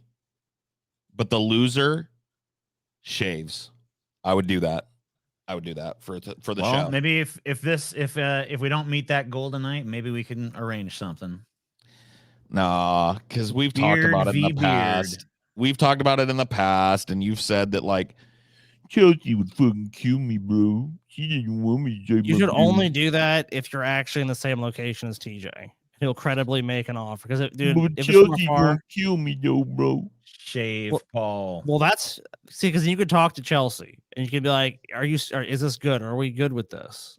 Because if she's good with it, then I mean, she would say no, man. Look my baby. Well, that's why I'm saying you gotta be around TJ because I mean, she's not gonna give you the truth, dude. Chelsea likes my baby. TJ likes to lie. He's a little slippery eel. What is this new TJ impersonation that I'm working on? Chelsea likes my baby. This is how I talk there, Paul. It's me, TJ. This is what I'm saying. Well, I'm trying to get away from the fucking, like, the really, like, low effort one that I usually use, which is like just a little bit of Beavis, kind of. Yeah. Like, I don't even fucking care, man. Those fucking bitches, fucking cocks and hoes and bitches and sluts and fucking rape. Well, I don't give a shit, bitch. N-word, whatever, bitch. Cancel me. I don't give I'm a now fuck. a mammy. I'm Mammy J. Isn't that funny? Cancel the show. You want to know Kill something? another governor because I did this on a show. I did this on a ideology, and people said it was pretty good. And Scotty's here. Mm-hmm. So can I do my TJ impression? So I'll pretend to be TJ and you just be you, okay? Okay. Oh shit. What? Nicholas Kozlowski. Oh shit. Dropped a beaner on us, dude. Dropped a heavy fucking Benji. Your passion is a huge boon to me. Oh yes. It makes me consider things like short-term solutions to current AI problems. Maybe generative art should cite its sources/references like hip-hop does its samples. Yes. Brilliant. Food for thought. Indeed. Buy the DVD. That's all you All need right. to know. So hold on, I gotta get my TJ impersonation going. Okay. I want to hear how you. What do you think? Let's see. Scotty. What, TJ? Scotty. God damn it, TJ. What the fuck do you want? Scotty. God damn it, TJ. I'm fucking busy. Scotty. TJ. Scotty. What? Listen, Scotty. What? You a piece of shit. You a piece of shit, Scotty. I just wanted you to know that. You a piece of fucking shit, bitch. I shit in your face, Scotty. I shit in your face, and you ain't gonna do shit about it, Scotty, because you a little bitch. The words are right, but I don't know. The pettiness of TJ is missing. Yeah, I'm working on it. Like because TJ has a very haughty sort of tone. He's very petty and petulant. Like he kind of just has that in him. Like it just oozes out of him. Like he's that TJ's that rich guy snobbery, even though he's not rich, which is weird. Which is like most people can't pull that off. No, yeah, because y'all were pretty pampered in your early life, so he's still got a little bit of that. He's champagne wishes and caviar dreams never died. That's that is true. He does have a little bit of that Robin Leach upper crusty fucking. But as far as what you're saying, all accurate. That's pretty much all spot on. I've been working on it. He's dismissive. Oh yeah, TJ's very dismissive. And then I've been working on my Scotty too. Okay, let's hear it. Do you want to do like TJ? So I'll be Scotty, all right? And then you be TJ, go ahead. You be TJ, right? Are you cool with that? Am I myself or is Scotty? Yeah, you're yourself. You're yourself. Scotty. Right. Okay. Got it. Let's hear it. Hey TJ. What? Hey TJ. What? TJ, what you doing, TJ? Sitting here doing the show, smoking What you this doing right now, TJ. vape. Smoking What the the fuck vape. are you doing, TJ? I'm smoking the vape. What the fuck are you doing, TJ? I'm smoking a vape. TJ. Yes. You fat fucking piece of shit, TJ. You know that? You a fat. Look at how fucking fat you are, TJ. You fat motherfucker. TJ. Hey, TJ. Yes. You get that thing done? No. You send that fucking package? No. What the fuck, TJ? You said you fucking do it a fucking hour ago, TJ. What the fuck? Now it's too late. You know what? Fuck it. I'm coming to visit. I'll fucking send it myself, TJ. I'll let you know. Okay, how's that? What do you think? I would pretty say pretty accurate. I would say it's about 95%. I've been working. I've been working hard on it. I've been fucking working, man. Sargon these nuts, LMAO. That's pretty fucking good. All right. Good for you, man. That's a good one. That is pretty good. I'm going to use that. TJ won't remember that. That's a $2 dono. He's already forgotten it. Going to my first protest tomorrow. Wish him me a luck. down. Love you guys. Good luck. I don't know what you're protesting though. What are you protesting? What are you protesting? I mean, You it don't have depends on to what do you're, another super if you're chat. protesting me, then I'm not going to wish you good luck. Ost Bacon, what are you protesting, bro? Oscar What's Willie. being protested?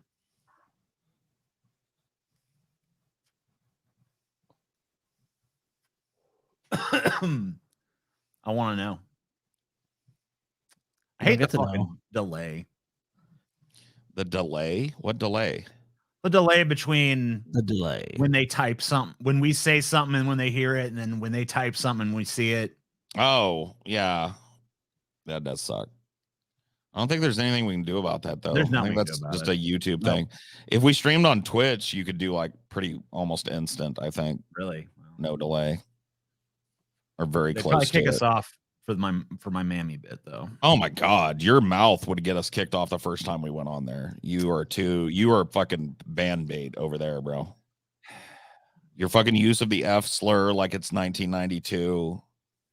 You know, your N-word every once in a fucking blue moon, mammy bit, Indian Hand guy off bit. Rafa protest. That shit where that you were making fun of that guy that was trying to be a pickup artist and making fun of his Indian accent and shit. That was fucking brutal. You know, that would never fly. Damn. What's the hands off Rafa protest? What is that? Does anyone know what that is? No.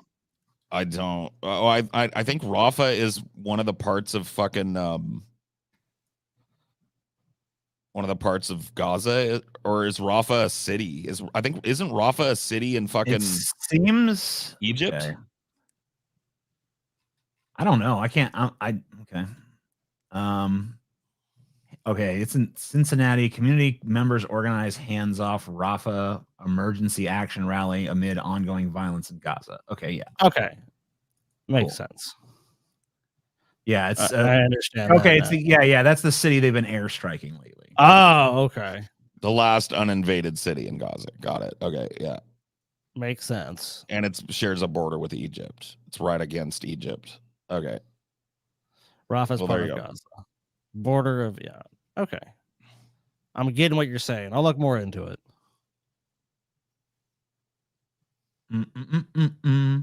So because the news, I was pulling the news today and I was like, yeah, this is a particularly nasty batch of news. It's nasty. Bruh, So, the yes. news has been dismal. Oh, it was Dismal. It's fucking dog shit today, dude. I know. It's dog shit. Well, I knew it was gonna I be. think it's been a good news day. I'll be honest with you guys. Okay. I mean, why do you guys think why do you guys think it's bad? But spoonful of sugar helps medicine go down. That's true. Well, why do you guys think it's bad? So let's start this off by watching some Brazilian TV. Oh, okay, cool. Okay. And So welcome 25 to Brazilian television. Ronaldo, Messi, 22, 25. What's that, Scotty? We don't need this 25. guy's commentary. We can provide our own commentary. Well, I'm just reading the age of the competitors here. This is like an athletic endeavor, Oh, okay, right? I got you. Yes. Yeah. Okay, she's 24 apparently. Who the hell's that? 22? Dork? Get out of here. Okay. Is So this they gotta legal? like throw the chicken in the hoop. As Oh they're wow, she got sliding. air. See that? They're trying to Whoa. well, it's not a hoop, I guess. It's like a bowl. She made it happen though. She got it. I don't think she actually got it in there, but she I mean, at look at least- different. There's different sliding techniques, Oh boy. Well, that different ways to happens. slide down the hill. I think we'll have to see the different strategies are going to be employed. TJ, what kind of degenerate fucking areas are you lurking around in YouTube to find this bullshit? I don't know. I mean, this is a serious athletic endeavor. Yeah, like, what are you Now, talking she's about, keeping Paul? her legs together. She's doing a little bit different. See, the This is last about athleticism. This is about She- competition. Well, you notice that she spread her legs out. I think to maybe try to control her speed a little bit. Now she's emulating that technique. She's going got with that the same technique. technique. She's gonna even not even a throw though. She didn't even get throw a it, chance. so she failed. So she waited way too long. A lot of them failed to Boo. even throw the shit, but she still got a good rating. So there you go. I mean, that's a very generous I rating. still considering she- enjoyed her try. Yeah, I mean, she yeah, gave it that a was a shot. nice. I mean, I don't know why this shot's necessary. And a close up, that's kind of weird. Oh, close up of the stuffed animal. I see. Yeah, showing that the duck never left her hand. Oh, well, yeah, that unfortunately is going to count against her in this competition. That is indeed. Okay. Who is all right? Who's that? Oh, I guess we're just gonna see some quick cuts of some quick butts. Okay, yeah, make sure the slide is or the blue tarp is wet. Why is her face red? Okay. Why's your slide- face red, man? You No, wasted. and notice she went way too far to the left. She lost Oh, control. no. Oh Lost god control. damn. Yeah, she ate shit. Oh, And her- unfortunately, And her fucking her top top. came off, too. That is Oh unfortunate. well, that's an unfortunate, How unfortunate is that? but it is a risk that these ladies take when they do this dangerous sport, and a triple 10 for the effort. Wow. Not even and didn't even get the manage to throw out of the hoop. Up the patented spread eagle to control that speed. and Gave it a good chuck. attempt. Yeah, you Oh, gotta actually, give her yeah, prop God. for the attempt. That's that she got an air. Oh, Oh, the judges were not impressed though. Oh no. Now this competitor, she Oh, seems like Jesus she's going to H. do Christ. an excellent job, of really moving the competition forward. Oh Get outta boy, here. it's Willian. I mean, look, you got to look all the competitors, TJ. The hell's lot of this? Get competitors. this out of here. There's a lot of different competitors, TJ, and they compete in different ways. Okay, I And guess that's that's it. That's it. Now it's just some stupid I bullshit. really wonder who won that competition, though. That's really going to bother me. we did. I it mean, who was came not on a dead top? chicken. It's a stuffed animal. It's a duck stuffed animal that's all wet because I think it was an actual dead duck. No, Actually, it but- wasn't. Oh, it It wasn't, wasn't. dude. Go All back. right. You can go back and look. It's fucking a stuffed animal. When that It's a stuffed lady's animal, like, 100%. Stuffed it's just animal. all wet, so it looks all gangly, but it's a stuffed animal. It's not a real duck. I don't think so, man. We gotta analyze. I know that your fantasy life about this probably depends on them torturing a poor little duck to death to do this, but they didn't. It's just a stupid little stuffed stuffed duck. animal all day I don't long. know. It looks very anatomically correct for a stuffed animal to me, but maybe. Okay. Wow, it has a beak, so how could it be a stuffed animal? I mean, look at that. Look at it. It's like a mop. See? Yeah, you're right. You're right. That's a stuffed animal. Look, oh, there's a You close can up see even. this. You can even see the seam Yeah. on it. Yeah, That's you're not right. a live duck, dude, or a dead duck. Fucking told you, bitch. Paul, No, right I wasn't again. paying attention to the fucking stupid duck. All right, I don't know what to tell you. Well, let me ask you this, TJ. Did you Yeah. pull any news stories about how Paul was yet again right? No. Right about what? Really? What were you right about this time? The no confidence vote Oh yeah, I got that. Yep, pushing yeah. Biden. Yeah. Nope, Okay. I got it. I got it. Okay, good. I'm just making sure. Yeah. I got a fucking preen tonight at one point, or I'm gonna go crazy. Okay. Well, don't worry. You'll have your chance. I've got a preen, TJ. The preen. I need to fucking preen myself tonight, or I'm gonna go crazy, TJ. Sitting all day linked to an early death, and exercise won't help. Oh, we're fucked, dude. Uh-oh. Oh man, we are fucked. Who knew a Netflix binge or a cushy desk job could be so hazardous? Researchers at the University of California, San Diego suggest that by avoiding sedentary behavior like sitting down all day, maybe the secret to a longer life. Older woman who sat. I'm buying a fucking standing desk. I'm done. I'm buying a standing desk. I'm done. 0.7 hours or more daily saw their risk of death jump by 30%, even if they exercised vigorously. Yeah, you got to move around. I should sit around more often. Apparently, you shouldn't, because you'll be dead. No, I'm guessing that's because of the fact that if you tend to be that sedentary, I mean, you're gonna develop health problems from being sedentary for that amount of time, where you're not doing anything. It's an alarming takeaway, but study co-author Steve Nguyen, a postdoctoral fellow at the UC San Diego Herbert Wertheim School of Public Health and Human Longevity Science, used an impressive sample size for his work. His team examined time spent sitting and daily activity measurements collected from monitors worn for up to a week by 6,489 women. Wow. Well, this is only for women, too. So, maybe for men, sitting down all the day is like actually really healthy, I doubt it, but this study only covers women, so we don't have to worry about it. So never mind. Oh, you're fine. We're fine. Okay. Woo! Obesity now greater risk to global health than hunger, study finds. That's crazy how we went from one to the other. It's like there's not enough people to get enough food. It's like now we're too fat. Can't fucking win, dude. Yeah, it's like, too skinny, you die. Too fat, you die. Whatever. What the fuck is going on with the world, DJ?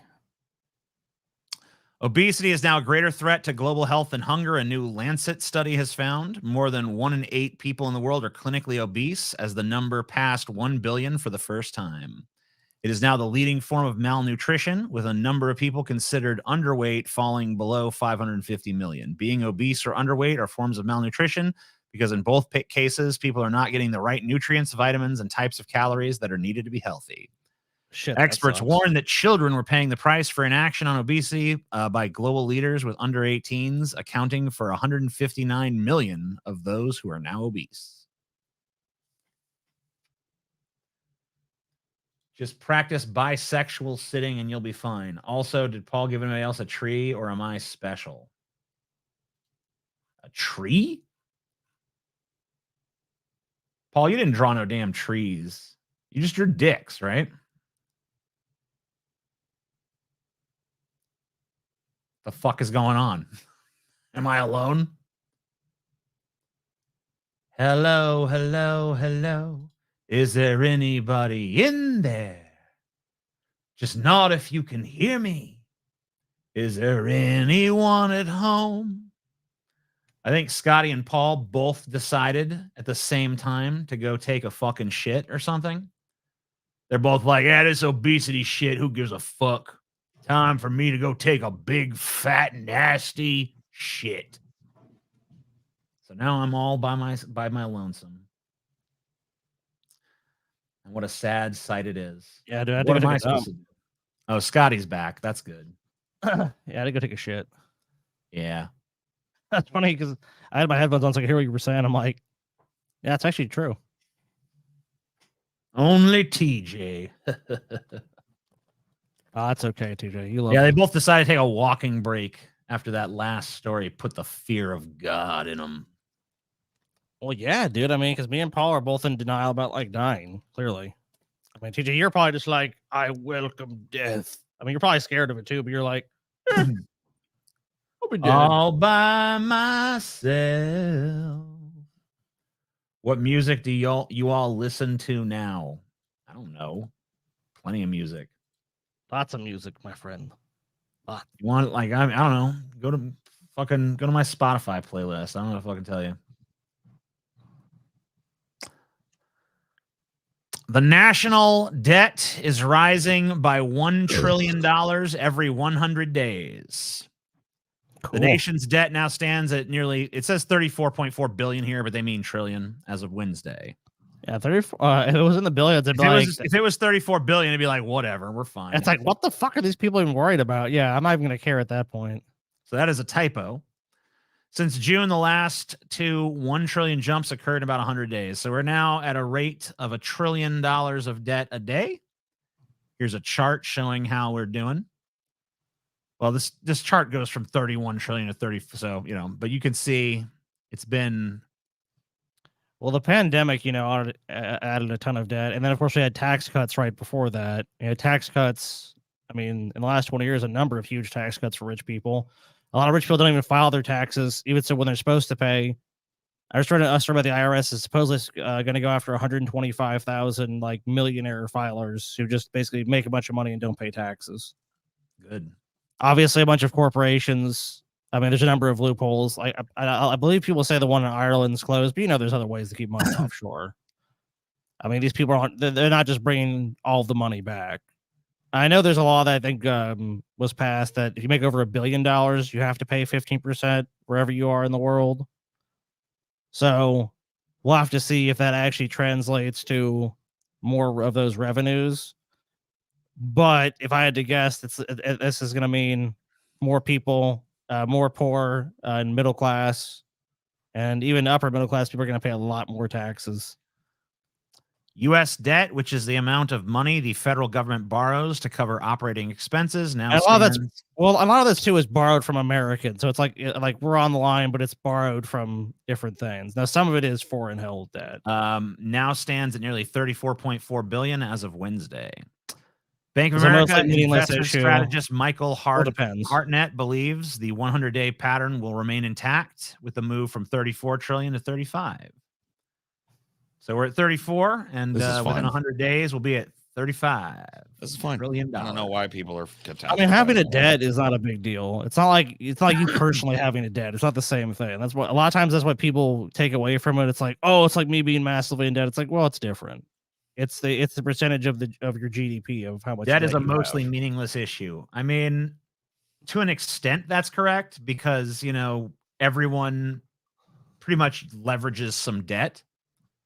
To well, your debt can't be uncontrollable though. Did Paul draw anyone a tree?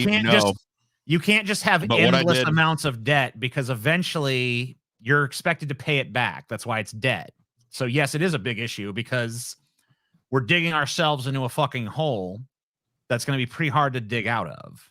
Congress wouldn't have passed the law unless they'd already worked with the oligarchs. So make sure there were loopholes for them. The bill is theater. Well, that's why I said we have to see the actual number, the actual amount of revenue coming from those groups of people. But I would suspect you're probably right. But we'll have to see, of course. I mean, no, you have to have evidence for the things you say. Though that is a prediction I would tend to agree with. I did not draw a tree. I tried to draw a planet like the globe with a big nuke coming off of it. Oh, they thought it was I remember that one. Tree. But they're like, it ended up tree. Yeah, it ended up looking like a tree. So it's supposed to be the planet getting nuked, and I fucked it up. Okay. I can't draw, okay? Except dicks. National debt hysteria is a hoax. U.S. can never run out of money because debt is held in dollars, which the U.S. government is still a creator of.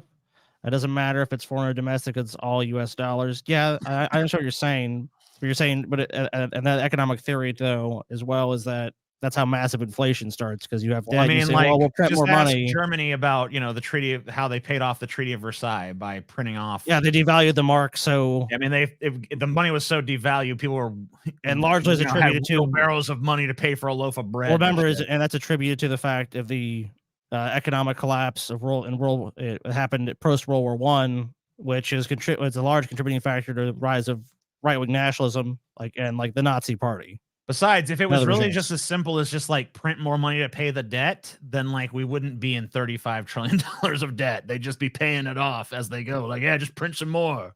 There we go. Everything's fine. But I mean, I understand what they're getting at, though. I mean, a lot of it is like the way they present it. It's basically just a means of saying fuck social safety nets, fuck social programs. Well, this is our future as a country being mortgaged. So all these trillions are owned by other companies, other countries. Well, I guess there's or held by U.S. citizens. I mean, there's a variety of the places, right, via bonds and all that. Yeah, but no, we're over leveraged as a country. It's a problem. It's not sustainable forever because it relies on constant growth to back it. As long as we continue to grow year upon year, GDP wise, this makes sense because you can borrow against the future of that. But once the trend stops, which it's slowed down a lot for America, GDP growth has been in the toilet.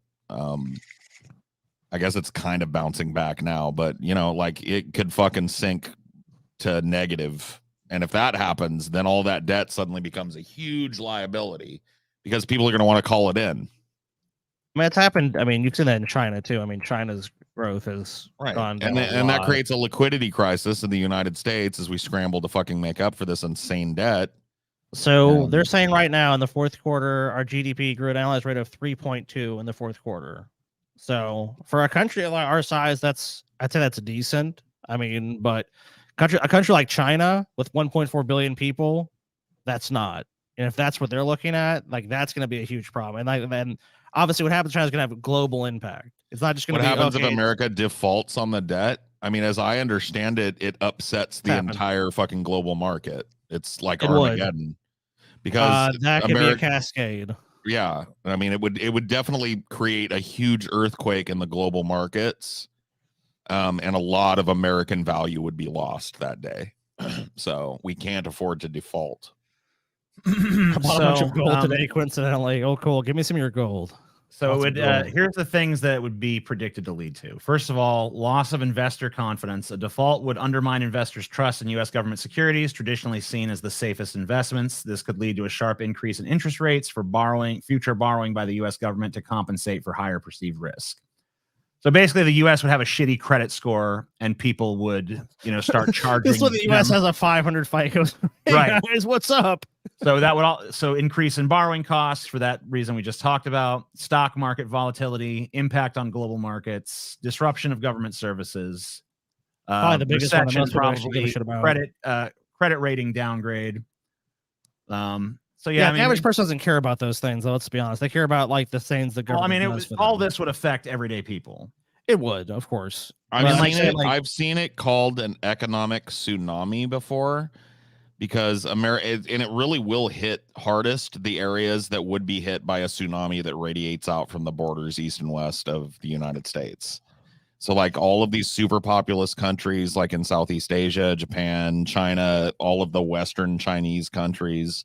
Including Beijing, and then in Europe, all of the coastal, all of the Britain and fucking France and Germany, all of these places are fucking hit by this giant tsunami of insolvency and now they're underwater on investments. It just creates panic selling, runs on the bank and countries that don't have good infrastructure. It'd be fucking chaos, dude. It would be economic Armageddon. It was very close to happening in 2008, and the United States took unprecedented measures to keep it from the economy from collapsing from within due to unsolvable debt by these non-governmental banks that are so tied to America's fucking prosperity that they may as well be arms of the government. The government had to step in and buy these places out. Fannie Mae and Freddie Mac. Bear Stearns, right, was one of them that fucking went up. And a lot of these were like 200-year-old firms, you know? So yeah, Beijing is a city. Americans are spending the biggest share of their income on food in 3 decades. Between groceries and restaurants, Americans are spending more of their income on food than they have in 30 years. That's according to the latest data from the USDA, which shows that U.S. consumers spent more than 11% of their disposable income on eating, whether at home or at restaurants, in 2022, the highest percentage since 1991. This is really a metric that's about the share of our disposable personal income, which the USDA tracks, and which recently was essentially at a 31-year high, Jesse Newman, food reporter for the Wall Street Journal, told CBS News. Experts say painfully high food prices and ongoing inflation more generally help explain why many Americans are down on the economy despite low unemployment, rising wages. Where's these rising wages? And steady economic growth. Inflation is expected to continue slowing this year, with the National Association for Business Economists on Monday forecasting that the Consumer Price Index, CPI, a basket of common goods and services, will decline to an annual rate of 2.4% this year, compared with 4.1% in 2023 and 8% in 2022. yeah. No, nothing. I'm just I don't know. This stuff makes my eyeballs cross, honestly. I probably shouldn't talk about it because, like, when it comes down to it, the broader economic impacts of this stuff are just kind of lost on me because I lack a fundamental kind of background in economics. When it comes to this, like, you know, talking but like, about like it's not that hard to GDP and understand inflation something and all. like food prices too high. No, I You get know. all that. I understand the concepts that are being talked about, but not how they interrelate sometimes, I think. I mean, no one really understands how they interrelate. Is that This a is why problem? there's Is that not, like- actually the problem? I mean, because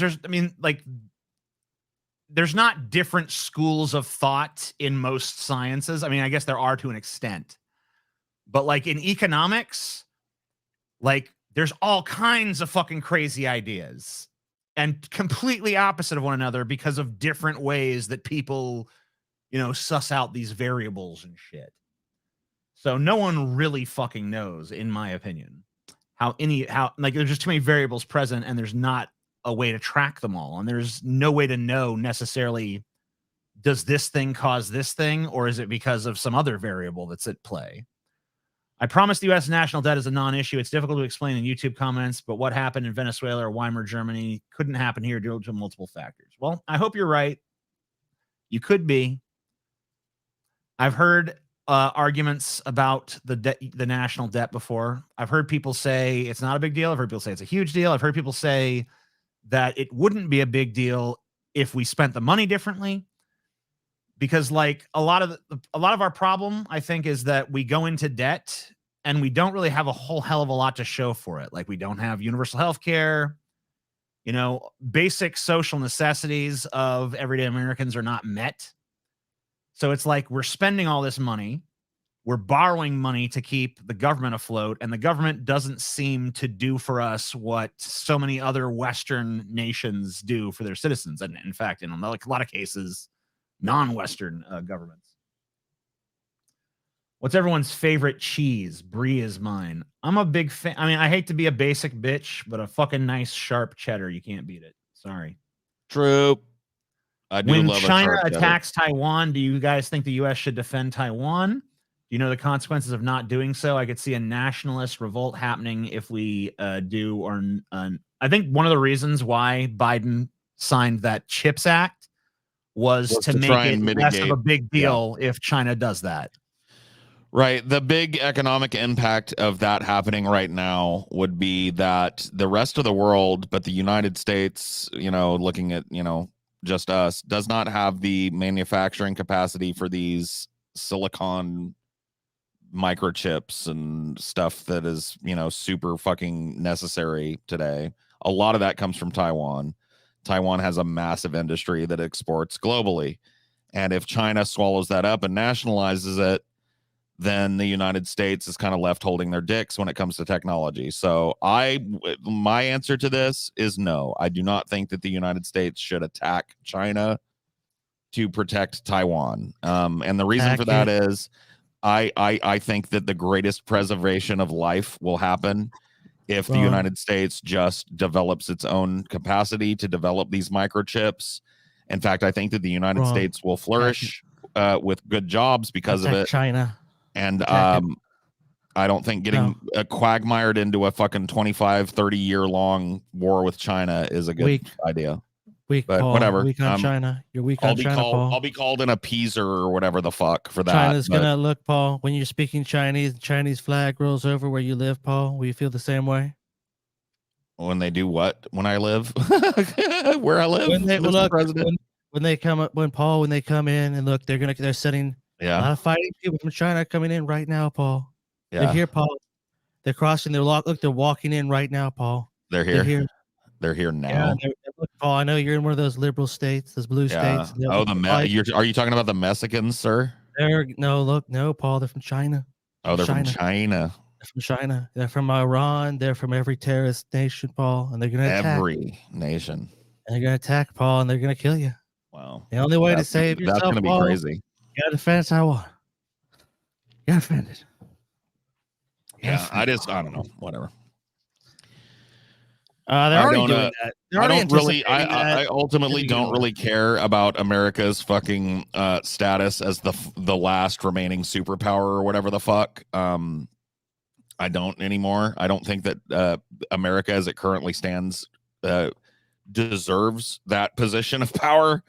I think we're a fucking joke of a nation at this point. I think we're probably like fodder for a lot of people to laugh at this point.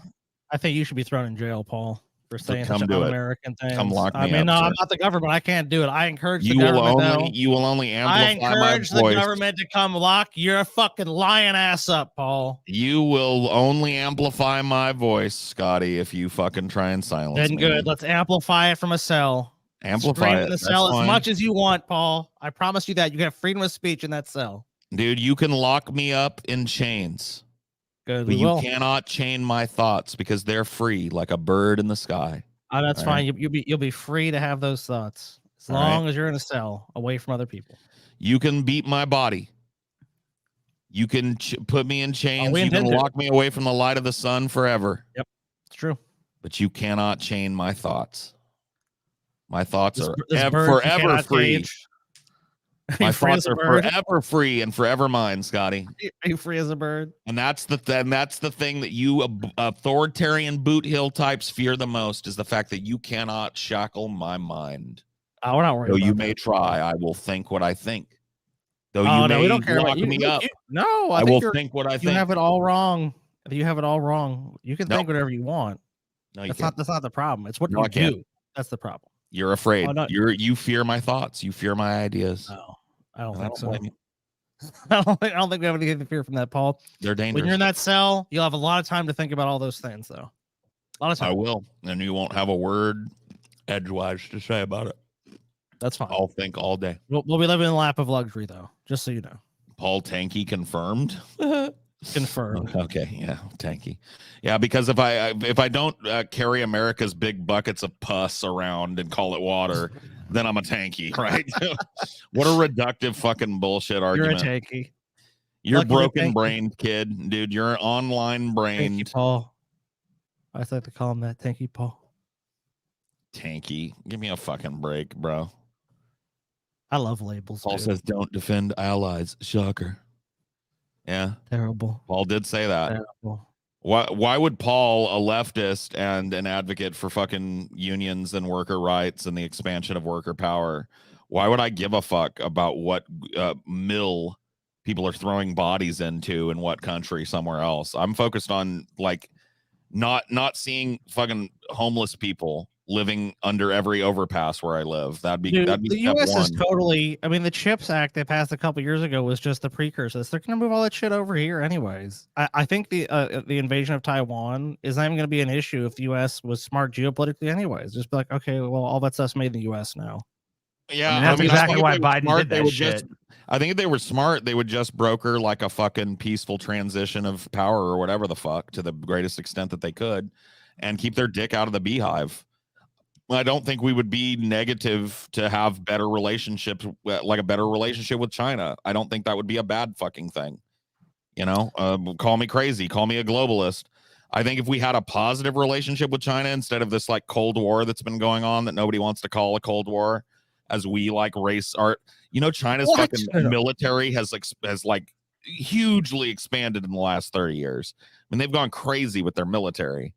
And it's just like this buildup, this negativity, this fucking constant at each other's throats, you know, acting like that there's no common purpose on this planet is just fucking foolhardy, I think.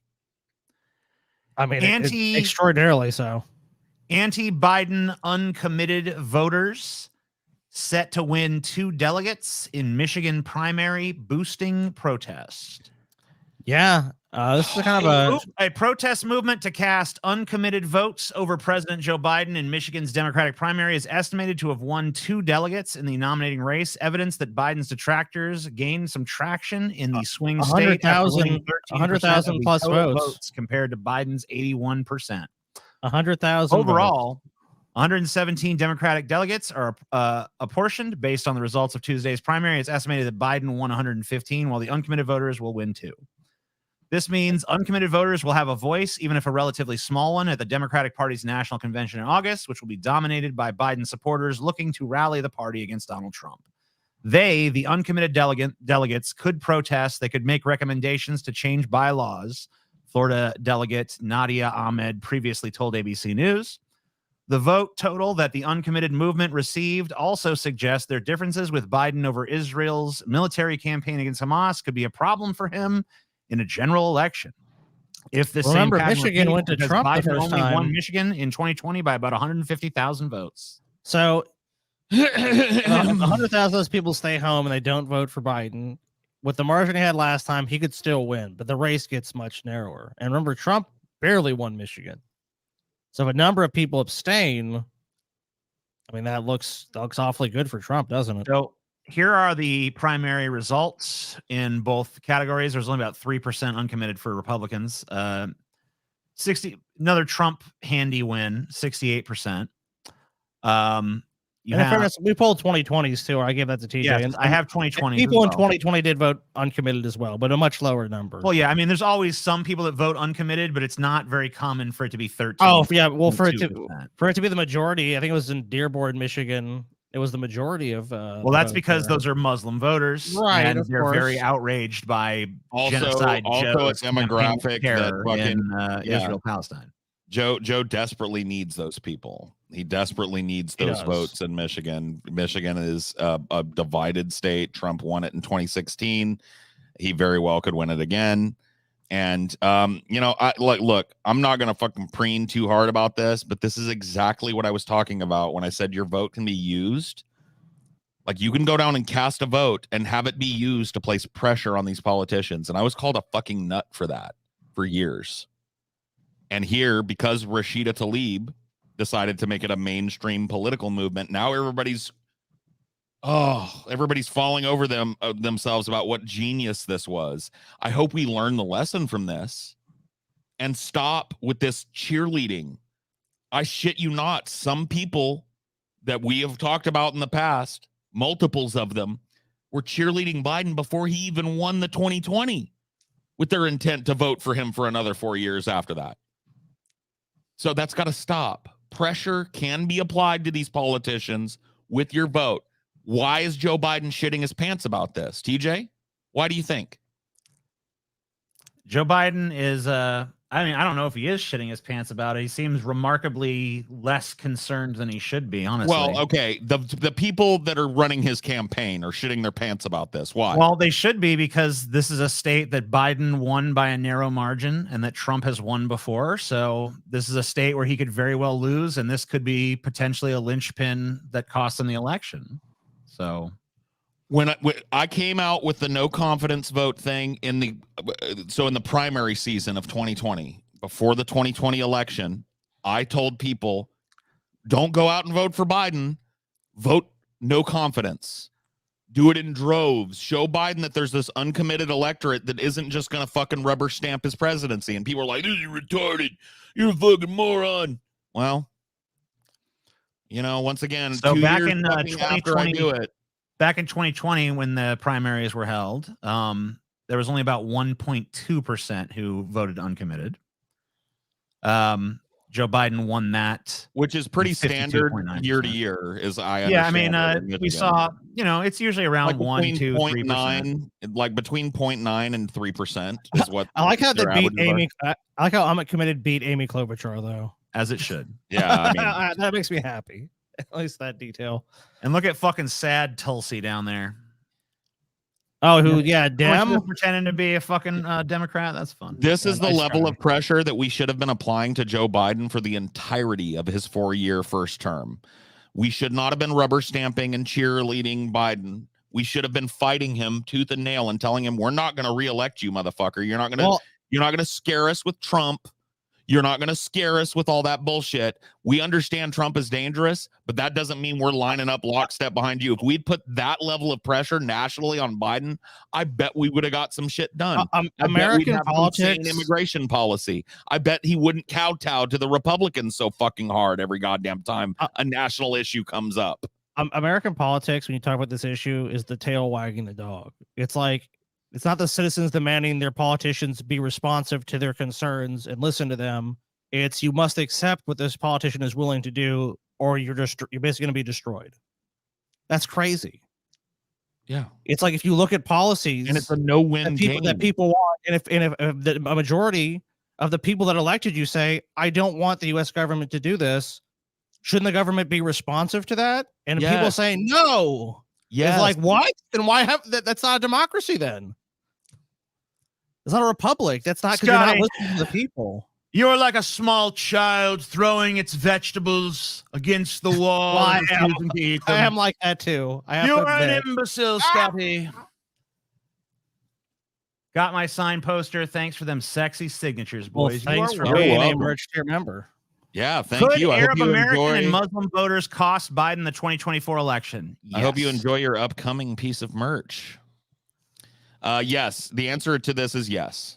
On Tuesday, here's why. Yes.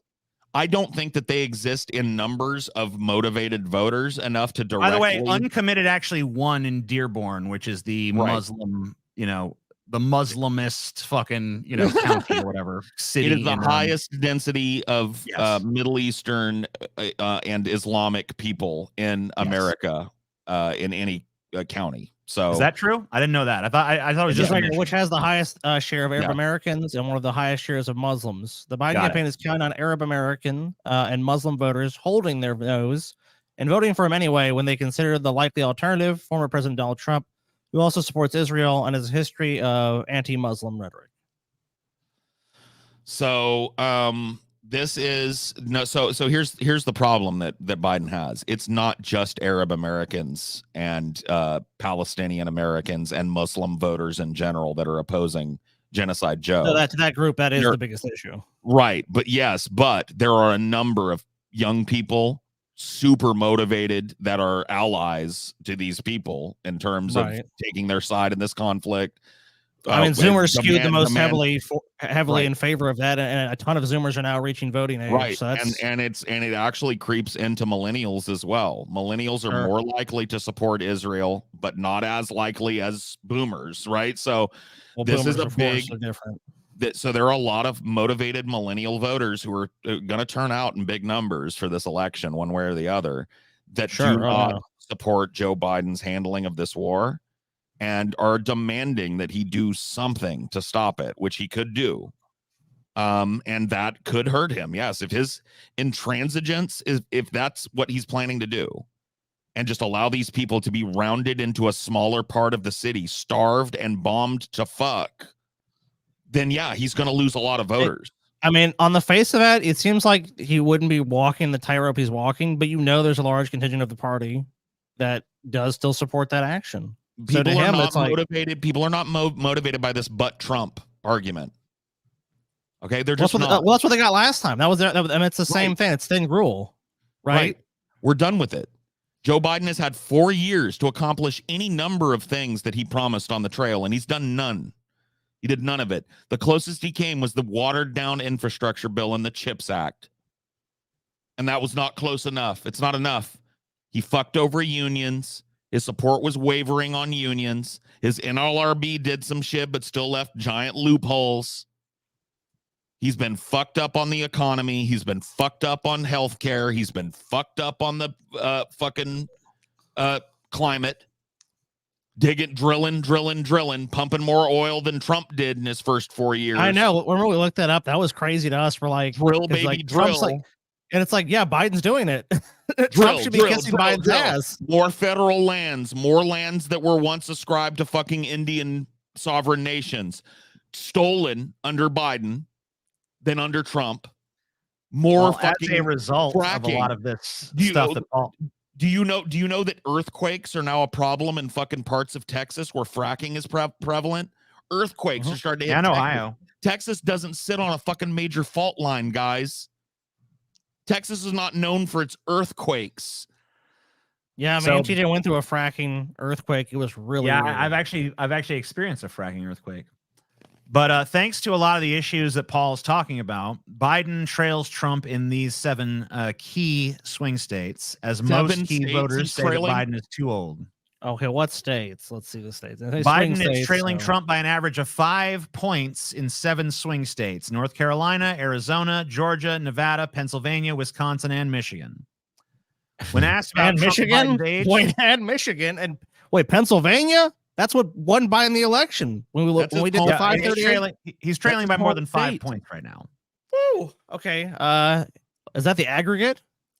Yeah, I believe it is. Go to 538. They have a breakdown of all that kind of stuff. Yeah, that's what I'm about to do because that's whoa. I mean, when obviously, asked about Trump polls are polls. and Biden's age, 82% of voters said Biden or both candidates were too old, compared to 47% who said the same about Trump or both candidates.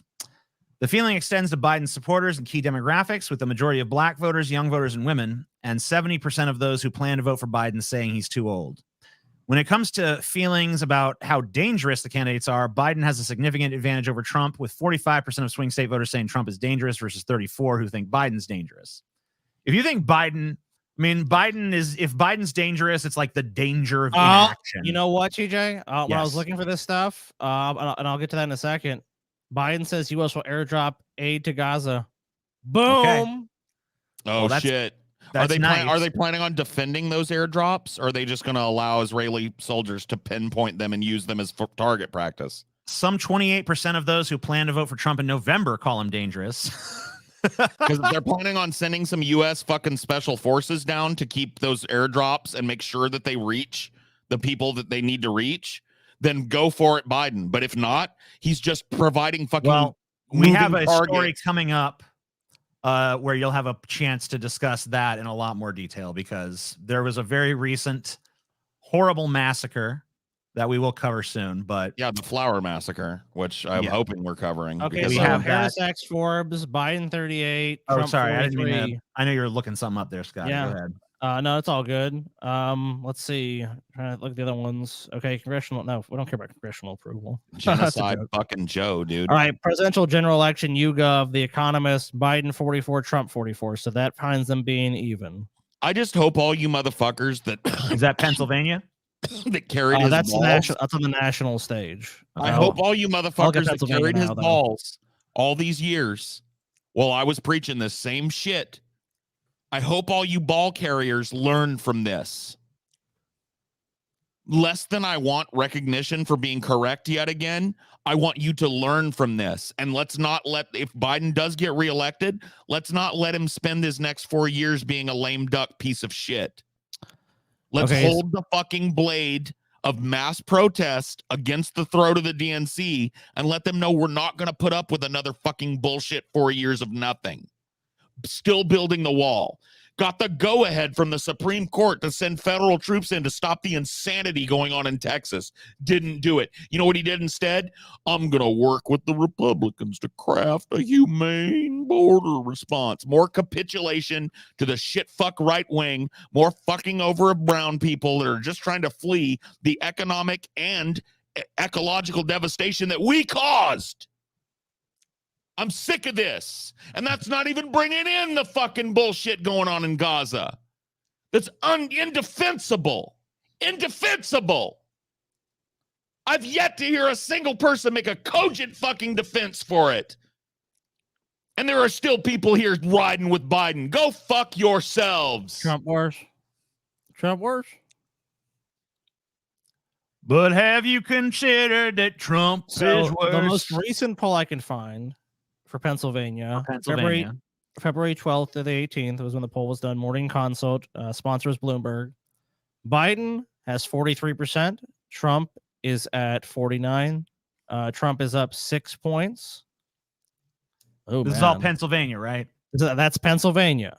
Okay. Arizona, I'll look at that one next. That was mentioned.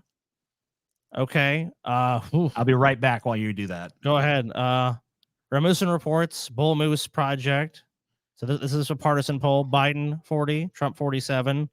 Emerson Have you guys College. seen the fucking pictures coming out of this shit? I just want to know.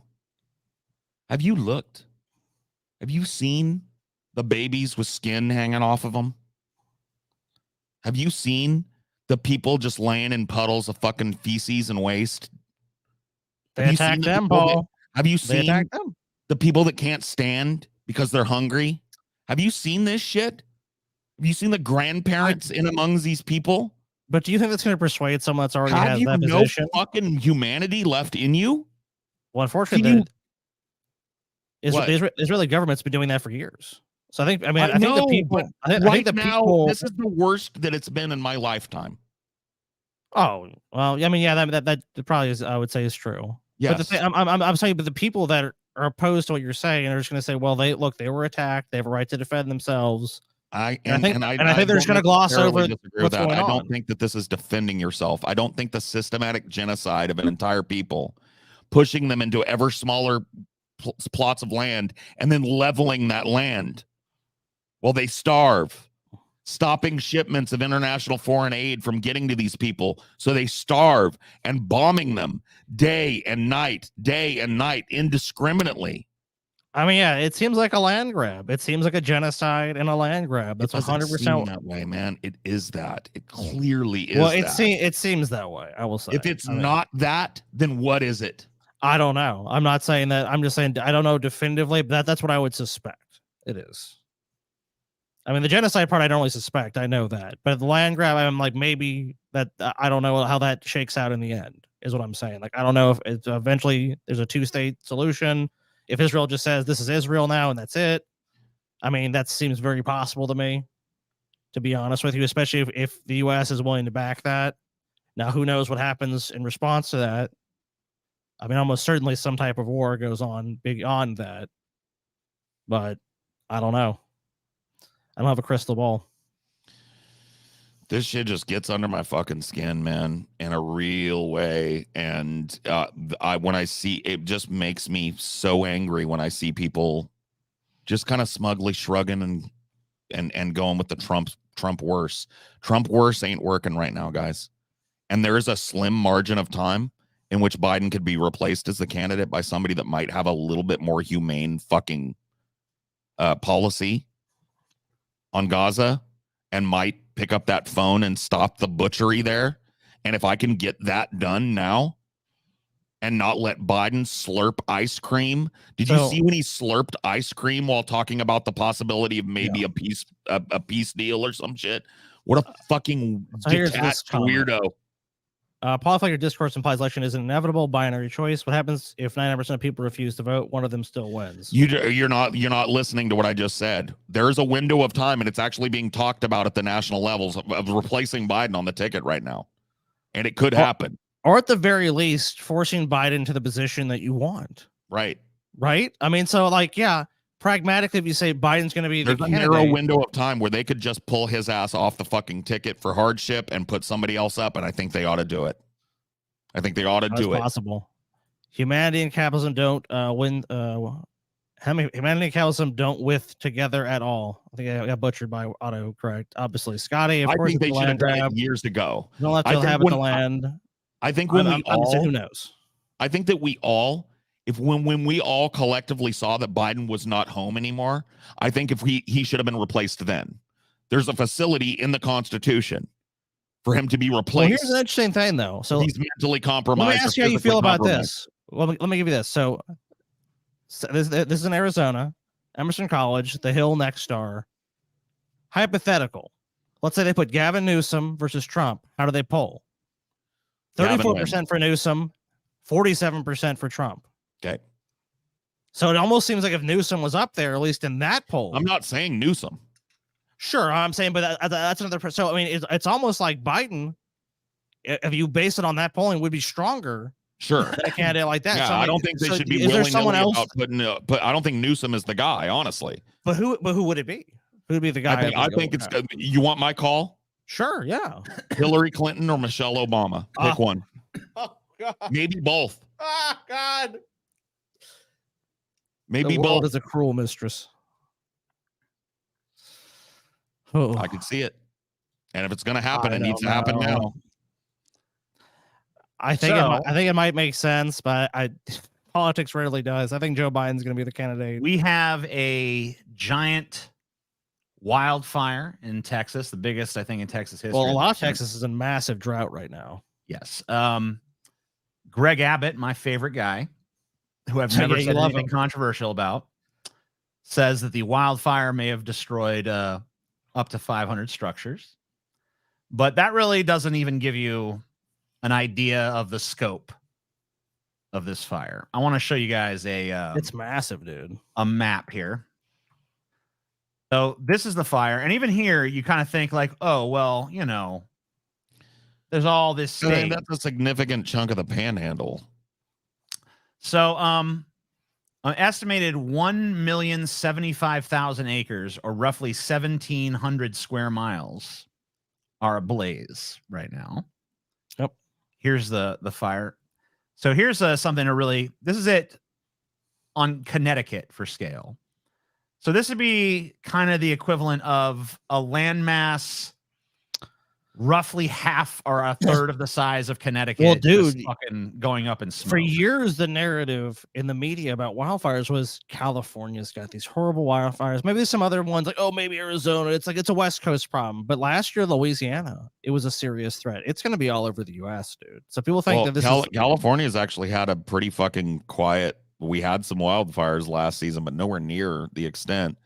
And we're got a lot more rain. We're in the process right now. Northern California, just north of where I'm at, is getting a huge blizzard that's going to send snowpack into. Some people are projecting 110% for the year, and they don't stop measuring till May. So, like, California's water problems are slowly but surely being solved, and it's not as dry up there.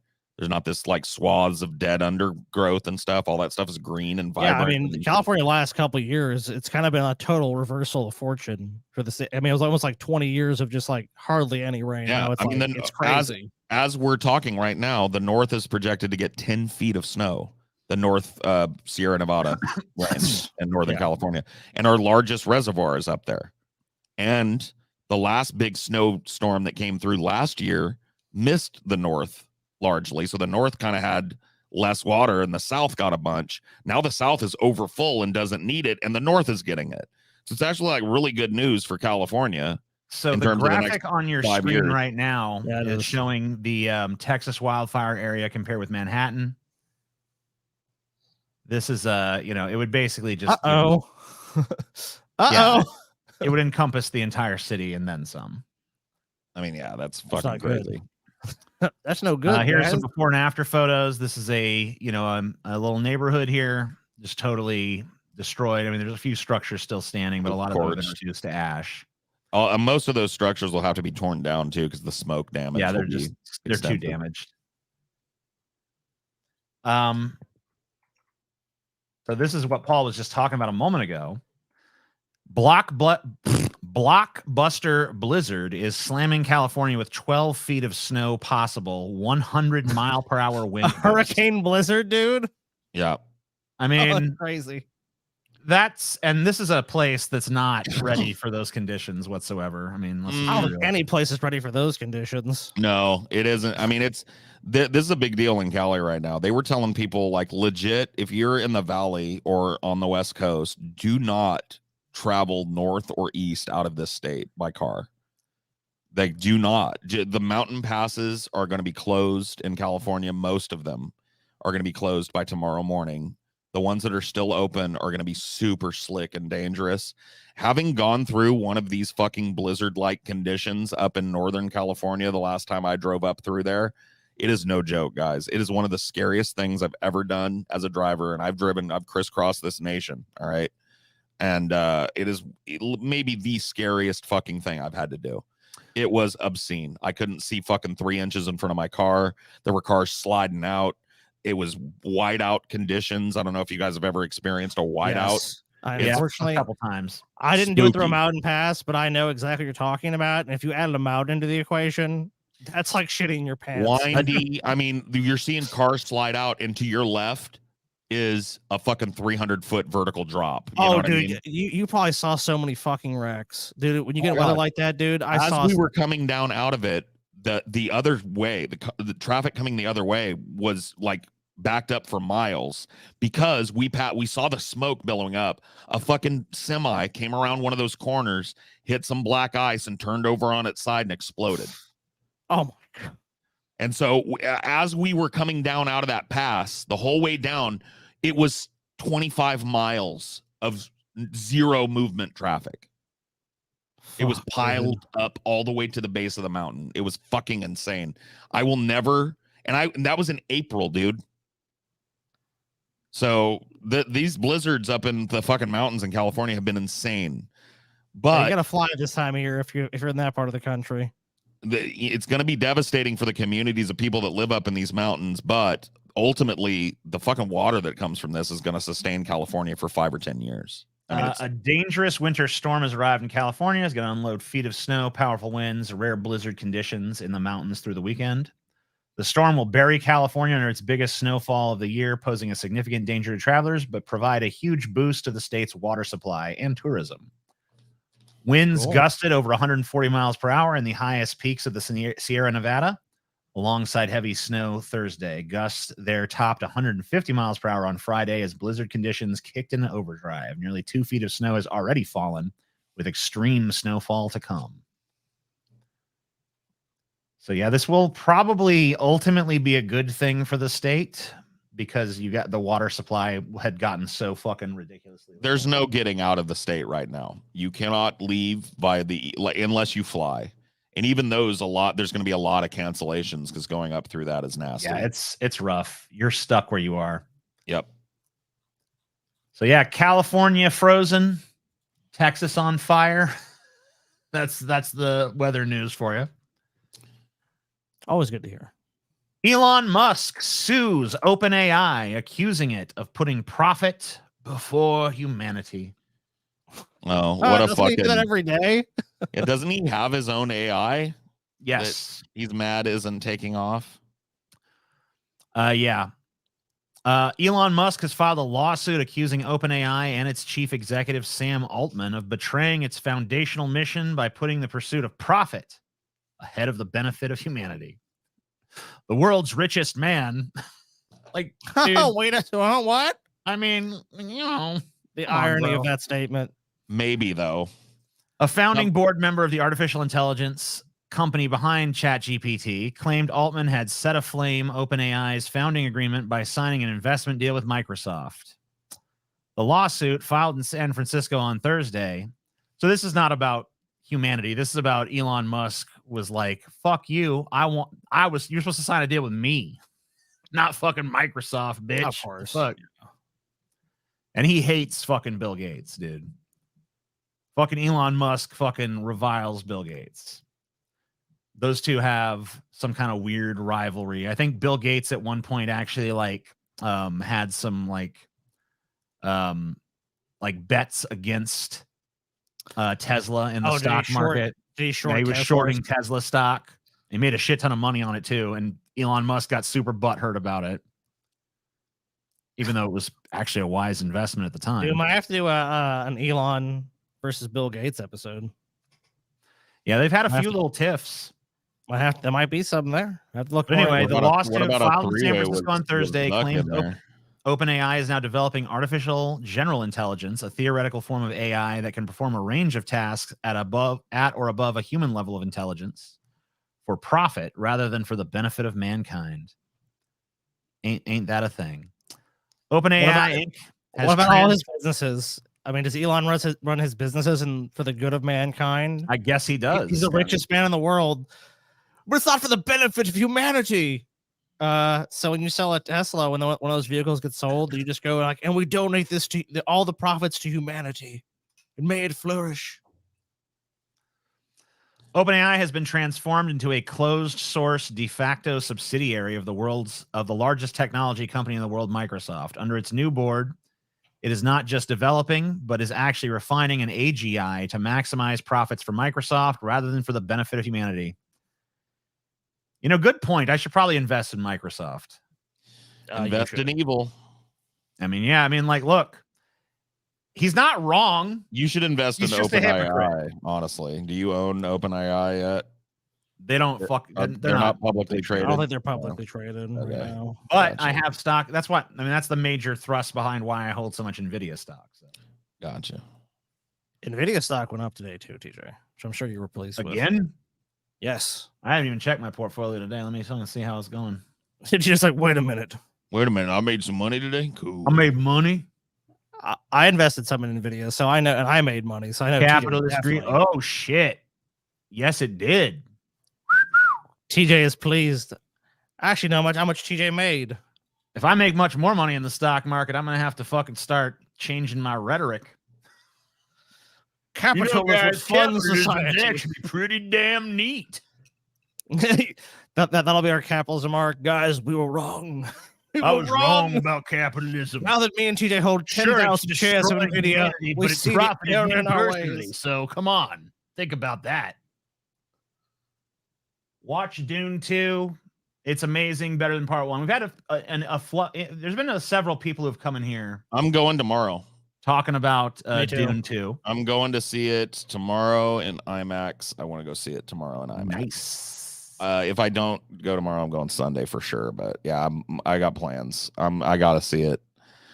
So Yeah, but I had to buy my tickets a while. I missed out on it because the last one came out and the pandemic was still fucking raging, and I didn't go. Stupid fucking pandemic.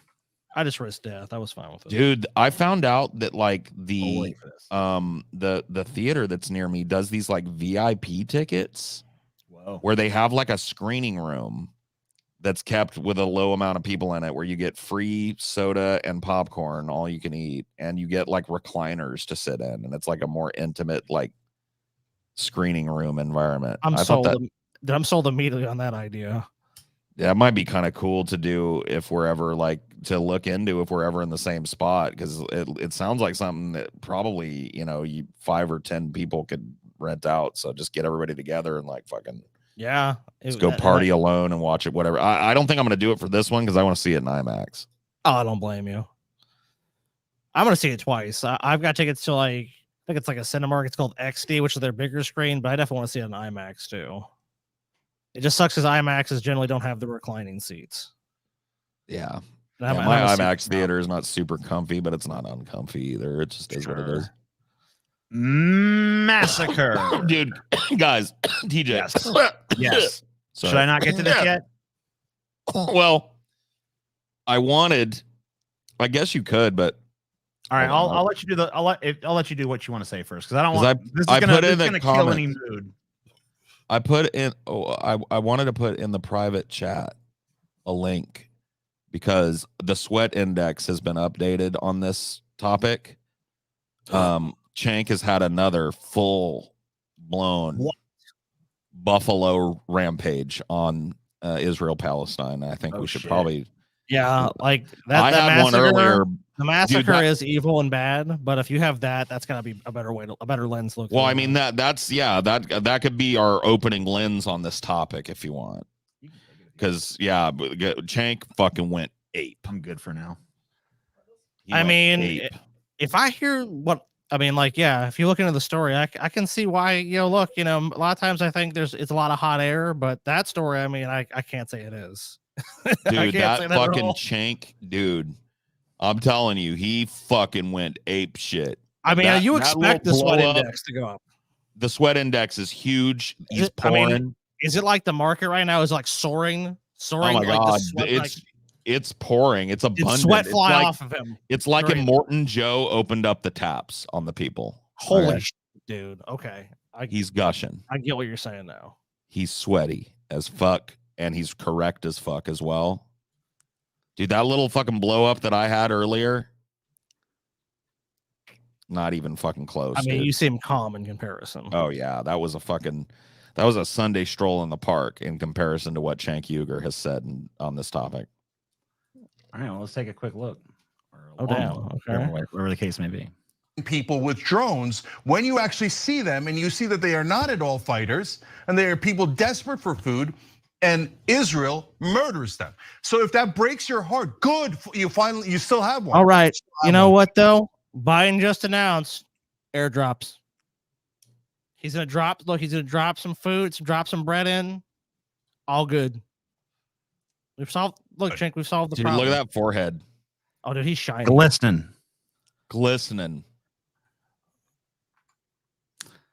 If you say it breaks your heart to hear me say it, as opposed to the fact that Israel is actually doing it and actually murdering those people, then there's something wrong with you. You think, I don't care about those people, I don't view Palestine. You have to admit it. If you don't think that it's that big a deal and that Israel is right, especially in this instance, if you think Israel's right and you trust your beloved terrorist IDF, and you look at them murdering those people in cold blood as they're starving them, as they're keeping them in a ghetto and a camp, and you look at that and go, no, the problem is people reporting that fact. It's not the fact, the problem is not us doing it. Our beloved democracy ally Israel. Is this what a democracy looks like? Is this what an ally looks like? Is this what decency or morality looks like? This is now one of the sickest governments in the whole world. In my whole lifetime, I've never seen slaughter like this on live television. Yeah, I know this Bashar al-Assad, Kim Jong-un, Saddam Hussein, etc., have done terrible things. A number of genocides, yeah. These are being televised, brothers and sisters. So you could say, hey, well, that doesn't. And Anna, I mean, unfortunately, there's always Just people let that him defend cook, Anna. genocide. You ain't got nothing to add to I this. got nothing to say, but unfortunately, there's always people that support genocide. I wish that was something that was unique, but it's definitely not. It's not at all. And defended. Anna, shut up. You're not going But to. TJ, I have to say something, dude. Jay looks like he wants a pile driver right now. He's like, shut the fuck up. Yeah, let Cenk cook. All right. When someone's on a roll, Sometimes you as gotta much as fucking you step want to say aside. something, you have to shut the fuck up sometimes. By our government. That's the important thing to remember. Because I don't remember the US government defending the chemical weapons attacks that Bashar al-Assad was doing. In fact, we bombed Bashar al-Assad. We bombed Saddam Hussein. We threatened to bomb Kim Jong-un. We applaud Israel and give them money. And weapons. Right now, the Senate already passed a bill to send $14 billion. Quietly in the background. Look, quietly. We're gonna get stopped. Quietly. Apparently, this chunk fucking fella It's chunky. ain't heard about how I'm working quietly behind the scenes to fix all that. Apparently, he ain't heard that I The called irony of Scotty. Netanyahu an asshole. I'm sorry, I gotta interrupt you, TJ. The Iron Sky talk about interrupting someone on a roll. Oh, Frosty Chicken. You just love to get banned, don't you, bitch? Because I'll give you what you want. You're gone. Bye bye. You always love to come talk shit to me because you're a piece of fucking garbage. You are a Frosty Chicken. When I bite into you, my teeth just glance off. You're fucking full of grizzle. You're no fucking good. Bye bye. Come back again and get banned later because we know you have nothing better to do. Slaughter. It's a slaughterhouse in Gaza. Every day that we delay, the IDF murders more Palestinians. Today, Lloyd Austin, our Secretary of Defense, admitted in testimony in Congress, Israel has murdered more than 25,000 women and children. Women and children.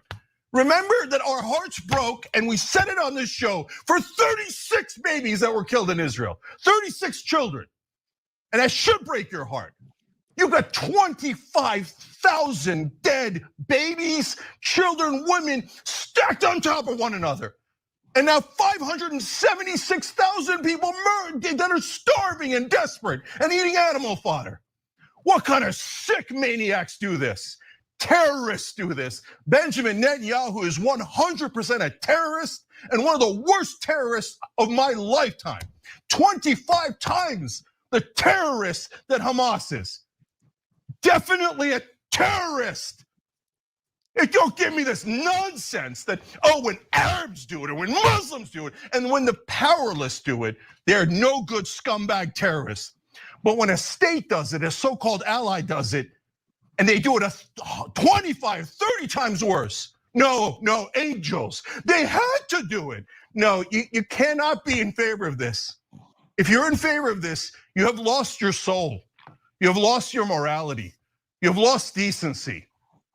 The IDF now is the largest terrorist organization in the world. If you say, no, that's not fair, we were just murdering 30,000 of them and starving them and humiliating them and shooting them with drones and treating them like animals. But you don't get to call us names. You don't get to call us names. No, I do get to call you names. Israel's one of the worst governments on earth right now. And if you care about Israel, and I think people are so blinded by their bias. But if you say the Palestinians, who gives a goddamn about them? Murder them. Who cares about the Palestinians? We have a right to defend ourselves. Get the hell out of here. That defense ended months and months and months ago. This is just brutality and savagery. So if it breaks your heart to hear the truth, good, do something about it. And so if you don't mind murdering Palestinians and treating them like animals, how about Israel? Listen, you fools, you utter fools, the right-wing government of Israel, our stupid monsters in our Congress. Do you not understand? We are all seeing this. Your lies about how Israel has to do it, no one believes it. No one, other than the propaganda-filled, bias-filled heads in Washington. The rest of us look at it, and what do you think's happening? What do you think the world thinks about Israel now? Do you not get it, you schmucks? You unbelievable idiots. If Turkey was doing this, when Turkey did, 1% of this, I was furious because it's gonna make people hate me. Do you not get it? Are you so thick-headed you can't get it? The world now despises Israel because of this. No, it's because we're the victims. Who looks at that tape and says the Palestinians are not the victims? The Israelis murdering them are the victims? You would have to be a lunatic to believe that. So the people in power in our government, that's the people we can affect. Those politicians, they're the worst people on earth. They approved that $14 billion to murder more of these poor innocent people. They are the most immoral people I have ever seen in my lifetime. They don't speak for me. I'm not for the monsters in Washington. I'm 100% against those monsters, yes, including that despicable, awful human being, Joe Biden. Joe Biden goes, send them more money, send them more bombs, kill them. That's what Joe Biden says. Same goddamn thing Donald Trump says. Our leaders are monsters. And you think, you idiots, you think you're helping Israel? You're getting the whole world to despise Israel. You morons, you've done so much damage to Palestinians and to Israelis. But keep murdering and see if you can murder your way out of this. Outrageous. If your heart doesn't break, you don't have one. Damn. Dude, if Iraq... Tell us how you really feel. If the Iraq war had looked even a sliver like this Palestinian war looks, the United States would have been public enemy number one immediately on the planet. There's no proportionality to what you're talking about. And trust me, you're not going to catch me making excuses for the Iraq war. But there's no comparing the two operations in terms of scope. Well, we looked at the number of people the amount killed. of dead and the amount of time. It's absurdly over the top different.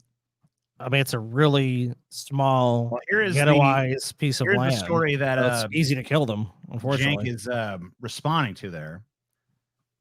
This is dozens killed by Israeli fire in Gaza while collecting food aid, which is ironic that people in our chat are trying to defend Biden by saying he's going to drop aid. He's going to drop aid. Well, look what happens when these people try to get the fucking aid. Yeah, they massacre. They get mowed down. Which is why remember when I said earlier that if Biden isn't planning on defending these food drops, that he may as well just create a big bullseye for the IDF to hit with a bunch of bombs, because that's what they're doing. So yeah, look, we'll let those drops go in, and look, there'll be a 10-second grace period. There's nothing. Run up and get a sandwich. These drops are just fucking base appeasement, trying to get people who are on the fence to go like, well, at least Biden did something, trying to give thin gruel to his shrinking list of apologists in this horrible atrocity that's being committed. It's bullshit.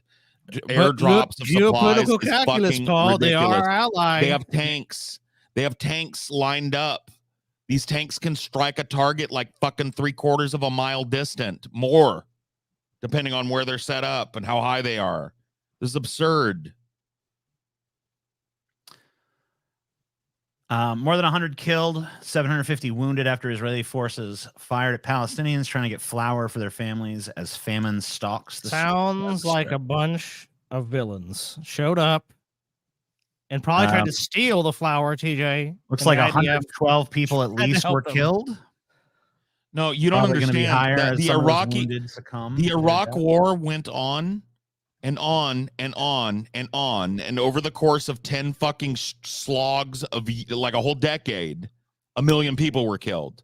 What I'm saying is, if you look at the current conflict in Gaza, the rate of people being killed, the rate at which these people are being killed, and the lack of fucking aid that's being getting to the civilian population of this place doesn't even track. Go back and find me anything from the Iraq war about America bombing a food fucking drop. If it happened fucking sporadically over the course of a 10-year war, not concentrated back to back to back in a 2-month war. This is absurdly over the top. Absurdly over the top. Has no modern analog. I've tried to think of one, and there is no modern analog. This is like total warfare, dude. This is like the conquest of fucking Gaul shit, where it's like, we're going to kill like half of the population. It's not even warfare. This is extermination. Warfare, to quote. Well, I'm talking warfare in the classical sense, which you did kill. You would enslave or kill the population. Like that's the kind of war it really is. It's fucking the most brutal kind. Like you're right. Even the U.S. optics of it was like, yeah, the American soldiers did horrible shit. They killed tons of civilians, of course, but there was like at least this veneer of like, there's rules, there's laws. Like here, it's like, what are the rules or laws governing the IDF? If you look at early invasion footage of Iraq, the people like you'll find pictures of American soldiers celebrating with Iraqis who saw them as liberators at first. There's none of that. Find me one IDF patrol that goes over and pats a Palestinian kid on the back and helps him carry his flour sack to his mom. It's not happening. These people are being treated like cockroaches, and they're systematically rounded up. But that's about it. That's how you realize that this is how they kill cockroaches, right? You don't put bait all over your house. You put deterrents in the wall, so you spray a little bit to keep them out and funnel them into one area in your home, and then you bait the fuck out of that and kill them all. And that's what's happening in Gaza. That's exactly what they're doing. They're allowing these things to come through in such a trickle, and these people are so desperate that they know that 20,000 people are going to show up, and then they mow down 150 of them. This is fucked. There's no defense of this. It's indefensible. The fact that there are still ghouls out there simping for Biden when this is going on at a time when change could theoretically be affected is disgusting to me. Trump is disgusting to me. I'll have to look and see what the people are saying on that side about this. They're still carrying water for Biden. Oh, they are. I know. I'm just saying, like, I've not heard those lines. Biden is awful on Israel, and I think he should stop it right now. But can we just admit that Trump would be 100 times worse? And it's just like, you hyperbolic. So that's basically what you've heard. It's just it's really bad. Seen comments on our shit, on our shorts when we've talked about this. I've seen these comments. Yes. So just the fact that Trump would be worse is enough. So yes. I mean, how much worse could Trump really be than the IDF is? I mean, it sounds like they don't respect any rules or international law. They just do whatever the fuck they want. They kill civilians at will. They kill anyone that gets in their way at will.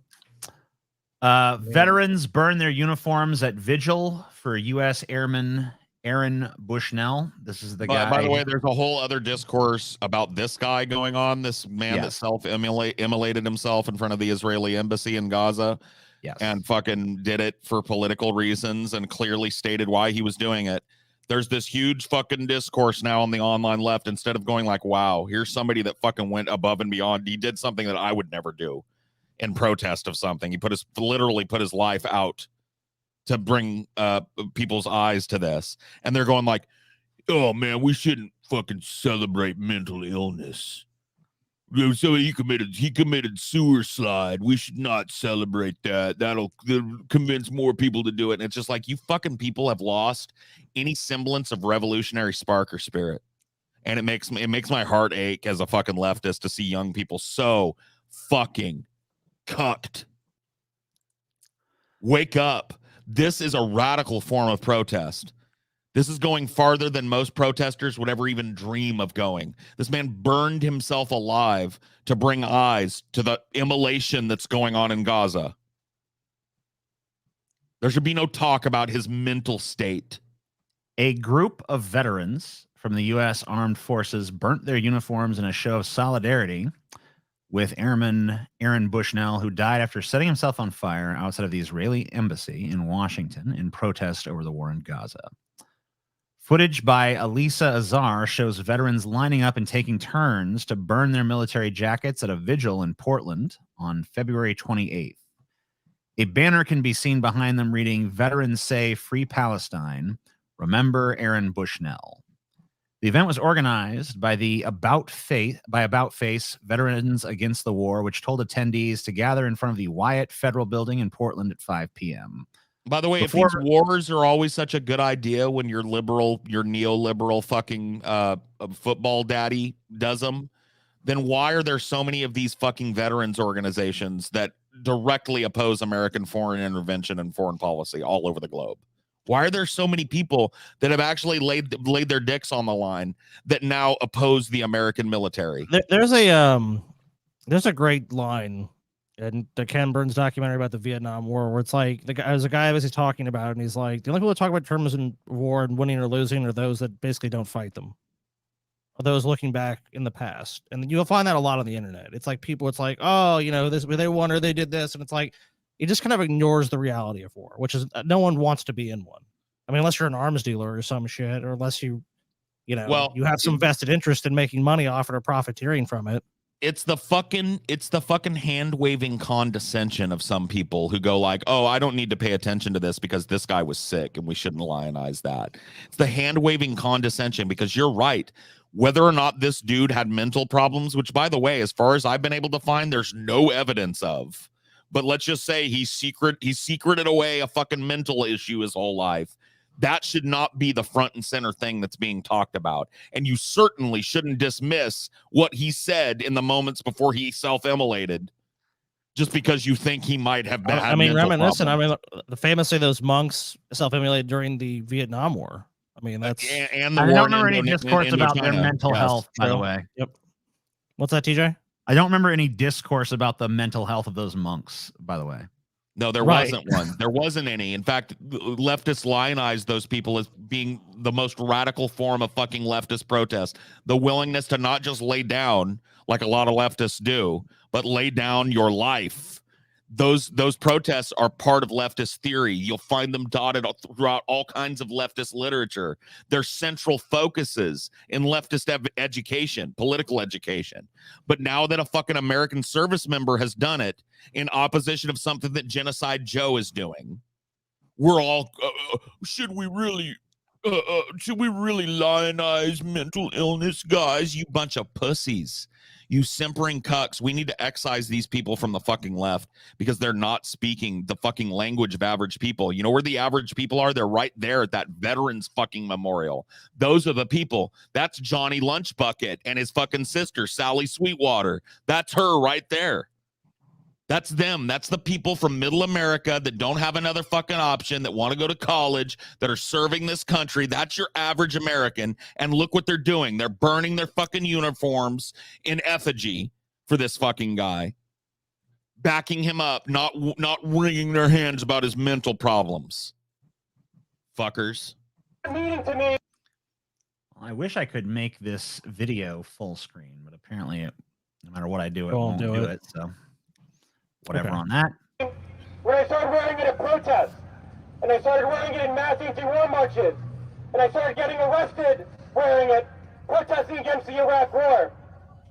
And I've gotten rid of almost every piece of my uniform and military shit since then.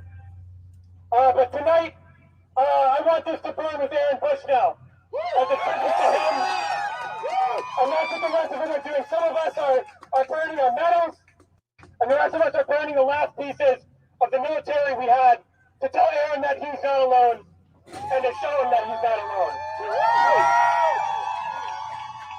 Well, if only I believed that Aaron could be aware of that, but I understand the sentiment, you know. Remember Aaron Bushnell! Remember Aaron Bushnell! He's not alone! He's not alone! Remember Aaron Bushnell! Remember Aaron Bushnell! He's not alone! He's not alone!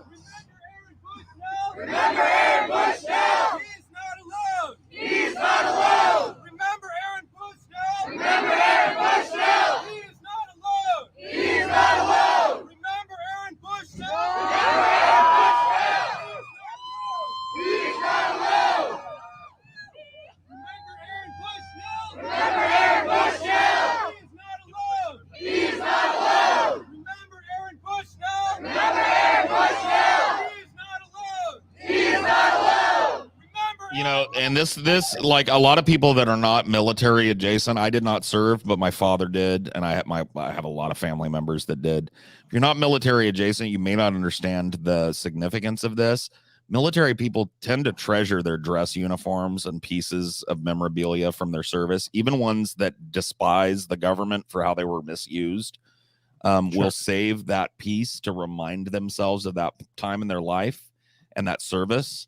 I mean, a lot of people, it's a huge portion of their life. Right. And so for these dudes to be walking up and a lot of them throwing their last piece of fucking military memorabilia, or even if it's not their last, even if it's just some medals or whatever they're throwing in, you have to understand that has a significance that is maybe lost on people that aren't military adjacent. So they give up their pension right, or they continue to collect. Why do they have to give up their fucking pensions to protest, you idiot? You fucking If they're moron, retired, dude. then I believe they get a pension. Yeah, they get a pension, like soldiers that have served their duty and honorably discharged or just medically discharged or whatever. They get a pension. Yeah, absolutely. Should give it up though. As well they should. Here you go. What? I thought we could use another one of these by this point in the show. Yeah, well, this has been such a good news. This show. I found one of these. Welcome to Instamix Fashion, where today we're spotlighting the Radiant Amber Dime, a social media sensation known for her. This shit is just fucking gross to me, dude. I'm gonna be honest with you. It just is, dude. These big fucking fake asses are just too much for me, bro. I love them. You've officially turned me off to them with your constant fucking harping on this giant fucking fake ass. Like it just looks gross to me, bro. That's fine. More for me. Dude, it's like I don't care. Positivity to her audience, encapsulating the essence I need of good this vibes right now. only. Yeah, this is gross. At heart, she connects with her fans from Memphis to But she Vegas, connects with her fans from Memphis, Paul. from casual. Dude, just Target imagine a big old rumbling fart coming out of them butt cheeks, dude. Dude, it's gotta be loud. Out. Man, that'd be an ancient fart coming out of them butt cheeks, bro. I'd suck it right the fuck out of there. I'd make a dusty fart coming out. She just like. Your words are violence, Paul. Yeah, this fucking ass shit has gone too far, bro. I'm all for a nice big natty butt, But these fucking giant Fuck all fucking that Instagram natty shit. Natty ain't never fucking Natty. nothing like that. Natty, baby. Natty butt. I'm all for a big, fat, cellulite natty butt. But this big orb that women are getting put on their dumper, this ain't it, man. I'm in favor. In fact, I think This everyone ain't who it. hasn't done this is a criminal. I want them This ain't it, bro. criminalized. This ain't I it. want And you know what natty the sad butts thing is? This is a criminalized. cute ass chick, too. But she done ruined her ass. In like 5 years, when this is no longer hitting and she wants to get these giant fucking 30-pound weights off of her ass, you know what? Her ass is going to look like a flat fucking mess, dude. It's going to be like a nightmare fucking old back there. fogey talking about how them tattoos gonna look when you old. No. You're just a damn you know boomer. it's That's all true, you are. TJ. These women are fucking. They get these extreme plastic All you are. surgeries. They fucking you can. Their whole documentaries about these women talking about how they didn't get over it, like how they were able to get these fucking surgeries, but their bodies were never the same, and they were all fucked up because of it. So, like, dude, no, Back fuck that. in my day, women used to have all natty butts, and we liked it just fine. Why not, man? I like a big natural ass with some natural fucking cellulite that moves naturally when I slap it. I don't want a big fucking giant like tumor in a sack on somebody's ass. Not tumor, Paul. Some big giant fucking wad of How's it a tissue. wait? Not That thing tumor. was Like a big jiggling old like bubble crazy. It's like a big old Look at that bubbly jiggle. tumor I in know there. what Yeah, tumor? look at you that- look at that fucking seeing? If tumor tumors moving felt back like and that, forth. I'd fucking be attracted to tumors. Look at that tumor sliding back and forth, Maybe bro. you do have a tumor fetish, TJ. Maybe you just don't know. do. I don't know. You got a big ass tumor fetish. Cool for you, but like She has a giant ass tumor. when I BBLs slap an ass, Also, I dude, mean, you can't fucking make an omelet without breaking a few eggs. You know what I mean? It is a sacrifice they must make. It's a when I slap sacrifice. an ass, man, I want it to feel. I want to know that there's an actual ass under there, not a big giant plastic fucking bubble. Tumor. I mean, Tumor. most of these are BBLs at this point, so like that's the most popular method of doing this. There's no plastics or tumors in most of these. Most of these are just fat removed from one part of the body and put in another. Well, then it looks gross. It doesn't, though. Yeah, it You're does. absurd. Though. You're It does look ridiculous. gross. You're It absurd. looks gross. Absurd. Death row inmate exonerated 30 years after 1994 arson murder in Philadelphia. I teared up. All this is insane. The wars around the world are causing mental illness. I like butts, but this is crazy too. Social media is giving us mental illness too. It is. This donation will Pokemon go to the goal. Pokemon Go. How are we doing To the on those balls. goals anyway, Scotty? Paul's hating right now. Psh, whatever. We know Paul Paul Hayden. just speaking truth, and that always gets fucking small-minded people all in a tizzy. Ain't no damn truth. You crazy. You Paul's speak a little speaking the- truth, people lose their the mind. truth as Paul sees it. I don't see it, 6 though. That's 86. just more giant fake butts for me. Speak a little truth, people lose their minds. Where we at, Scotty? Tell me where we at. Just told you 686, TJ. If you fucking clean the 686. wax out of your All worthless right. ears. Well, I didn't hear you because Paul. So where are was your fucking headphones? sucking It's his been- own dick, I and I bet couldn't you got all fucking hear kinds There's of you. nothing pressing going on right now, TJ. You told us your headphones would be there February 29th. I bet she got Well, all now kinds they're of fucking- saying tomorrow, but I don't know. Who knows? Now they're saying tomorrow. Where's the tracking number? Put it in the private chat. There's no tracking number. There is a tracking number. They have not sent me a tracking number. Bullshit, dude. They've not sent you a tracking number. No, I don't even think they've sent it. I'll be honest with you. Because everything else that's actually How do you arriving fuck up tomorrow ordering says, a pair of headphones? Okay, TJ. You know what? If it doesn't arrive by next week, I'm going to go personally buy. You can return that to Amazon. I will go to another Need site. some earbuds, bro. Yeah, and I will go and order like Best And your Buy boy or all these Voss other just companies, waiting, and I will pop have in it one shipped to you. earbud. You just need to be able to hear your voice so that you know you're not muted and you know somebody else isn't talking. That's it. Just get it. Just get Ah, in your shit, one TJ. earbud. You don't have a single earbud in your house. no. You got like how many cell phones in that house and none of you kept your earbuds? No. Okay. TJ. Gotcha. I'll tell you What? what, man. What do you want? If you have not received it by the end of this weekend, Uh-huh. just return it. I will go and order you some. Nobody owns Not even- AirPods in your house? You've got a USB deck that you could just hook fucking USB up. Nobody's got a pair of AirPods in your whole house. Not to my knowledge. Do you guys live in a fucking cave somewhere? They do. I just don't have no fucking. I mean, I have some wireless headphones. None of the people that live with you have a fucking pair of AirPods.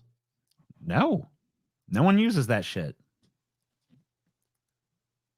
What is like? So when Chelsea works out, she doesn't have a fucking pair of AirPods she puts in. She has some headphones. Okay. Some wireless headphones. Why don't you borrow her wireless headphones and hook them up? I don't really know how to hook up wireless headphones. You've got a Bluetooth thing right here. Wireless headphones work on Bluetooth.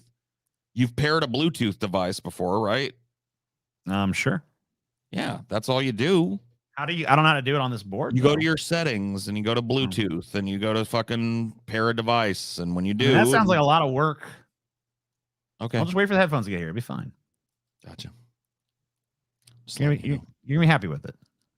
Just letting you know. Maybe, unless I don't like those either, in which case there are ways around it. It's now been like 5 fucking shows where you haven't been able to hear yourself. You know, I feel like there's probably a way around it in your house. You can hear you. You can't hear what your mic sometimes is you guys can't hear me because I mute myself sometimes and then I forget. Right.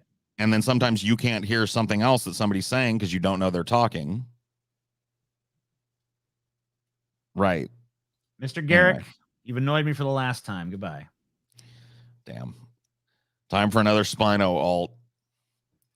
Paul won't forget this slight. It's not a slight. I just want TJ to be like, I want to know that when I say something, he's hearing it and that he hears himself. So he's not like, because it looked like he was given like an epic fucking screed earlier and he just went on for like 5 minutes and he couldn't hear us going, TJ, you're muted, because he can't hear anybody when he doesn't have headphones in.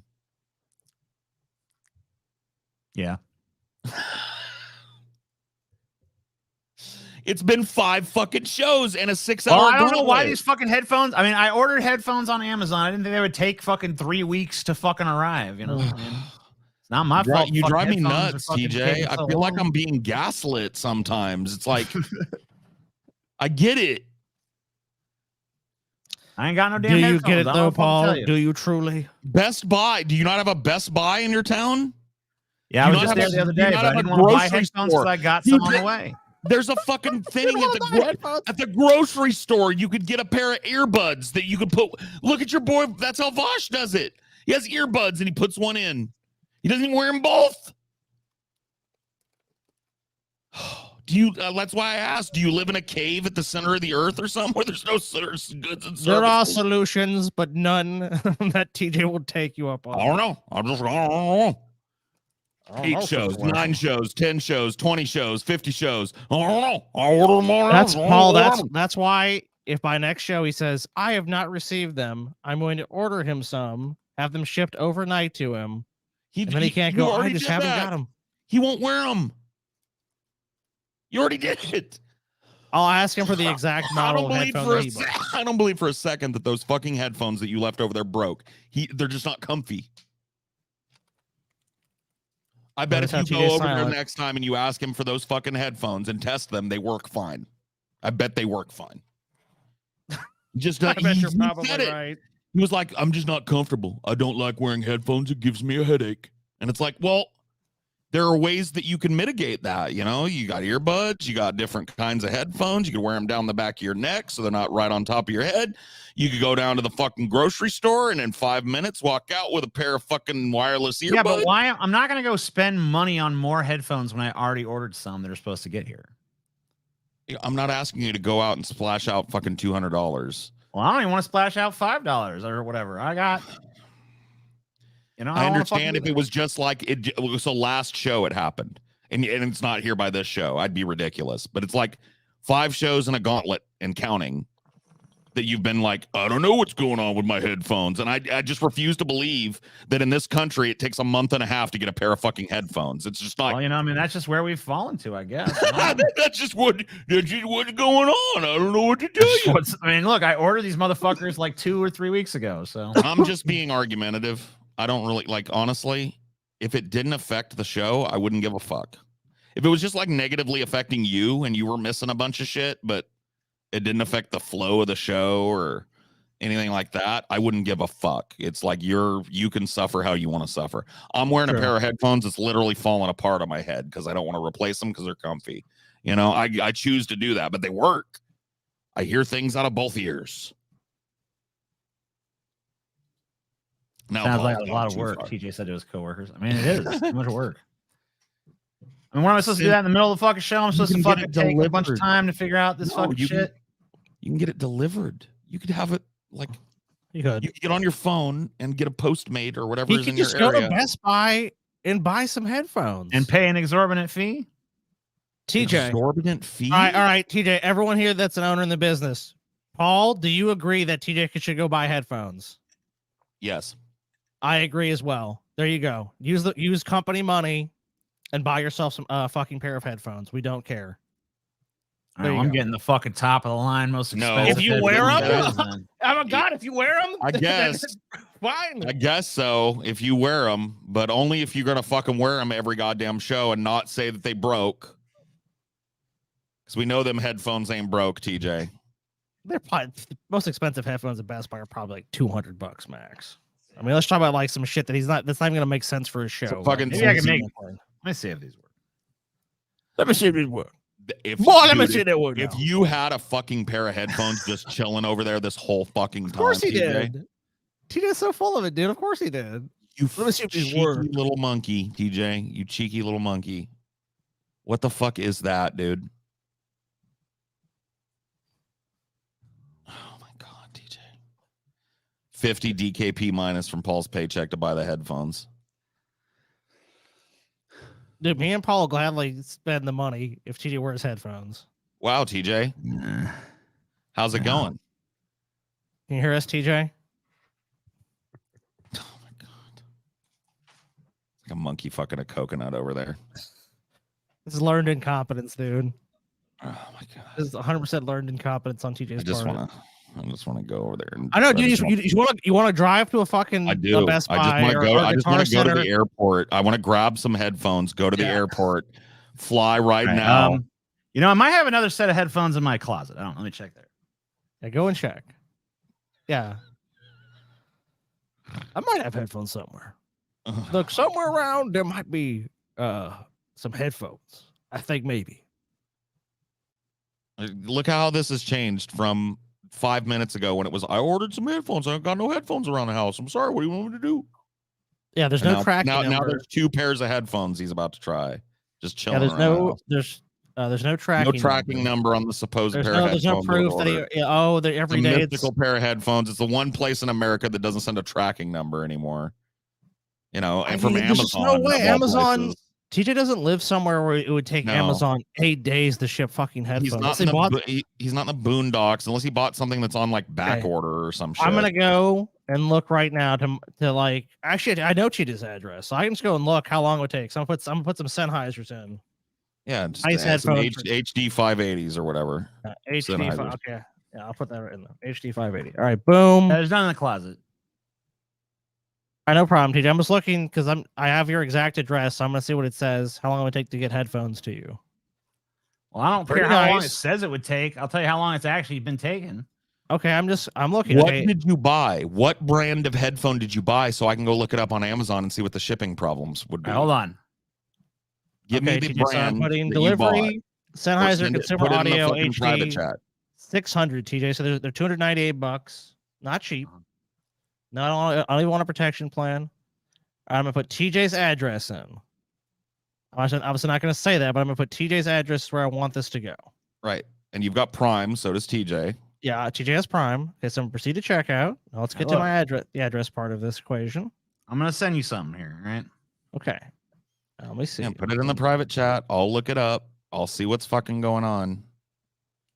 Because I want to know what you ordered. Did you take anybody's advice, or did you just order one that you I am thought showing you a cool? picture of my screen. Okay. It shows I ordered these headphones on February 21st, and they're still not fucking here. Okay. Here you go. Okay, TJ. So I'm looking for your location. Right. So why don't you cancel I'm that not showing order? you the actual ones I ordered. No, I understand. Not that worrying about some order. hypothetical other Cancel headphones. that order and This is get your money back hypothetical. and buy another pair of headphones that'll be there tomorrow. If I was to ship this to your location, if it left today, the Sennheiser H Audio. HD 580. 600. Dude, I mean, this is Or what HD happens when 600. international There you go. maritime trade gets disrupted, okay? TJ, you can Like, have it. made You like have that it in was no 5 big days. deal, but now it's affecting you, and you're So it's like, not super oh, fast blah, shipping. blah, blah, blah. You'd have it in 5 days. 5 days. That's if you order today. That's I how long fucking it takes. sent you a screenshot. I sent you a picture of my screen that shows I ordered those motherfuckers on the 21st. Okay. And they're not here.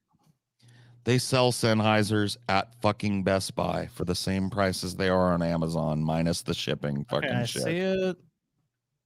You can just go pick them up at fucking Well, Best Buy. It says track Cancel the ones on package. Amazon. All right, so send us another one. Click track package and show us what pops up. Those goddamn Houthis. They've done it again. So I Those see it says you can track dastardly it. TJ. Houthis.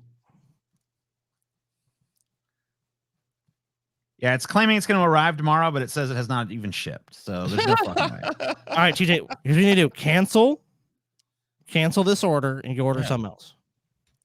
It hasn't shipped that's yet. absurd. If it Look hasn't up fucking Prime. shipped, Look up Prime shipping. cancel your order. You get 100% cash back to your account, and then fucking buy another pair of headphones. Get some Sennheisers. Get a Sennheiser 600 or 620 or something like that. Those are pretty high end, comfy, over-ear headphones, comfy band. New Or- tier goal idea for show, TJ intervention segment. Get you some comfy, go on Amazon and search Raycon and get you some Raycon fucking Bluetooth earbuds. They come with all these different earpieces so that you can make them as comfy as possible. They hook up right to your fucking Rodecaster. You keep them charged right there and off of your computer. You plug in the little USB, put them in the case when you're done. You know? I mean, this is fucking like a non-issue. I mean, the last headphones I got that Paul recommended were fucking uncomfortable pieces of shit. So I ain't taking his headphone recommendation again. Damn. Because he fucking got me to order, because I got those, but they sucked. I had to send them back. You bought Raycons, or which ones did you buy? No, I bought the whatever he told me to get last time. Sennheisers. Oh, you didn't like the Sennheiser? Really? If you don't like Sennheisers, then It's get fucking some crushing my Raycons. damn skull like a vice. It's horrible. What? Yeah. Like a vice? Like a vice. Really? Bro. I mean, you have a big ass head. Too, All right, so I'll I just guess put that on is the possible. uncomfortable headphones that fucking work for now. All right, there you go. Wow. Thanks, Yeah. TJ. And look, those are the Sennheisers. No, these are different ones, but Well, those These are are the ones it said Sennheiser on the fucking headband. they're not the one you told me to get. So whatever. Oh, different Sennheisers. Yeah, but these headphones are fucking uncomfortable. So I don't know. No, I'm not wearing these. These hurt. Yeah, there you go. Oh my God. There you What go, a fucking TJ. non-problem. Oh, What a there you non-problem. fucking go, dude. Yep. What a They're fucking uncomfortable. I ongoing wouldn't- now. They're Kevin, uncomfortable. what an ongoing 7-show non-problem this is. Unbelievable. Terrible TJ. Terrible. What's wrong with those Like- Steel Series on your desk? Yeah. They only work on one side. So wear them for now. I don't want audio only coming in one ear. That makes me uncomfortable. I have to be comfortable, Paul. I'm sorry. You were such a whiny baby, dude. When I did the show at your house Uh-huh. on the board, a lot of times I would only get audio in one ear, and a lot of fucking videos I didn't go like, I can't do the show. Yeah, sometimes you got to suck it up when you're waiting for your headphones to come because you don't want the show to be fucking interrupted by weird moments where you Just don't go know to Best Buy you're tomorrow, not TJ, being and just heard. buy some fucking headphones in person. There you go. Or go to a fucking Because guitar none, center. like, or the one of fact those that this has places. been going DJ on. tapped in like 5 seconds. You know why? Because I already know what the end of the night holds for me if I put those on and wear those. By the end of the night, my ears are gonna be sore as fuck, and I'm not dealing with it. But my lips hurt real bad. Yeah. Can I borrow yours? Your chapstick? TJ Cook, the There's just man not of a like- million excuses. There's Step not like right a- up and make an excuse. I mean, you've seen. I've tried. Got I've your tried. lips, I've TJ, tried to they find fall some out of my solution, there ear. isn't one. over ears, TJ. I've tried. Oh, my ear hurts. Fuck. Dude, I've You want tried the everything. Goldilocks of Dude, fucking TJ, headphones, no, you have dude. not. Have you tried getting in your car and going and buying a pair of fucking Fuck headphones? no, he that hasn't fit tried you? it. All right, No. I'll go get them. All right, go. Oh, You think? What do you think? I'm dead ass fucking serious. Go. is it All right. still open? Oh, it's 10 I'll pull o'clock. the It's not gonna be goddamn rest open. of the news over here. If that's what we got to do to get it fucking handled. All right, I'm gone. TJ's gonna fucking go get that. Jesus The Christ. TJ headphone saga. It's absurd. You can't take fucking 10 minutes when you're off. I gotta love TJ. Get the fucking goddamn doc. Dude, it's hard. It's hard to get TJ to do anything if business related. If it's not doing the show, that is the truth. That's the truth about TJ. So I mean, I get it. Crazy. I understand why he doesn't want to do it. More like I honestly don't care, and I don't mean to be mean to TJ, but the excuses just start to pile up and become absurd. It's like it's been fucking 5 shows now where TJ can't hear anything.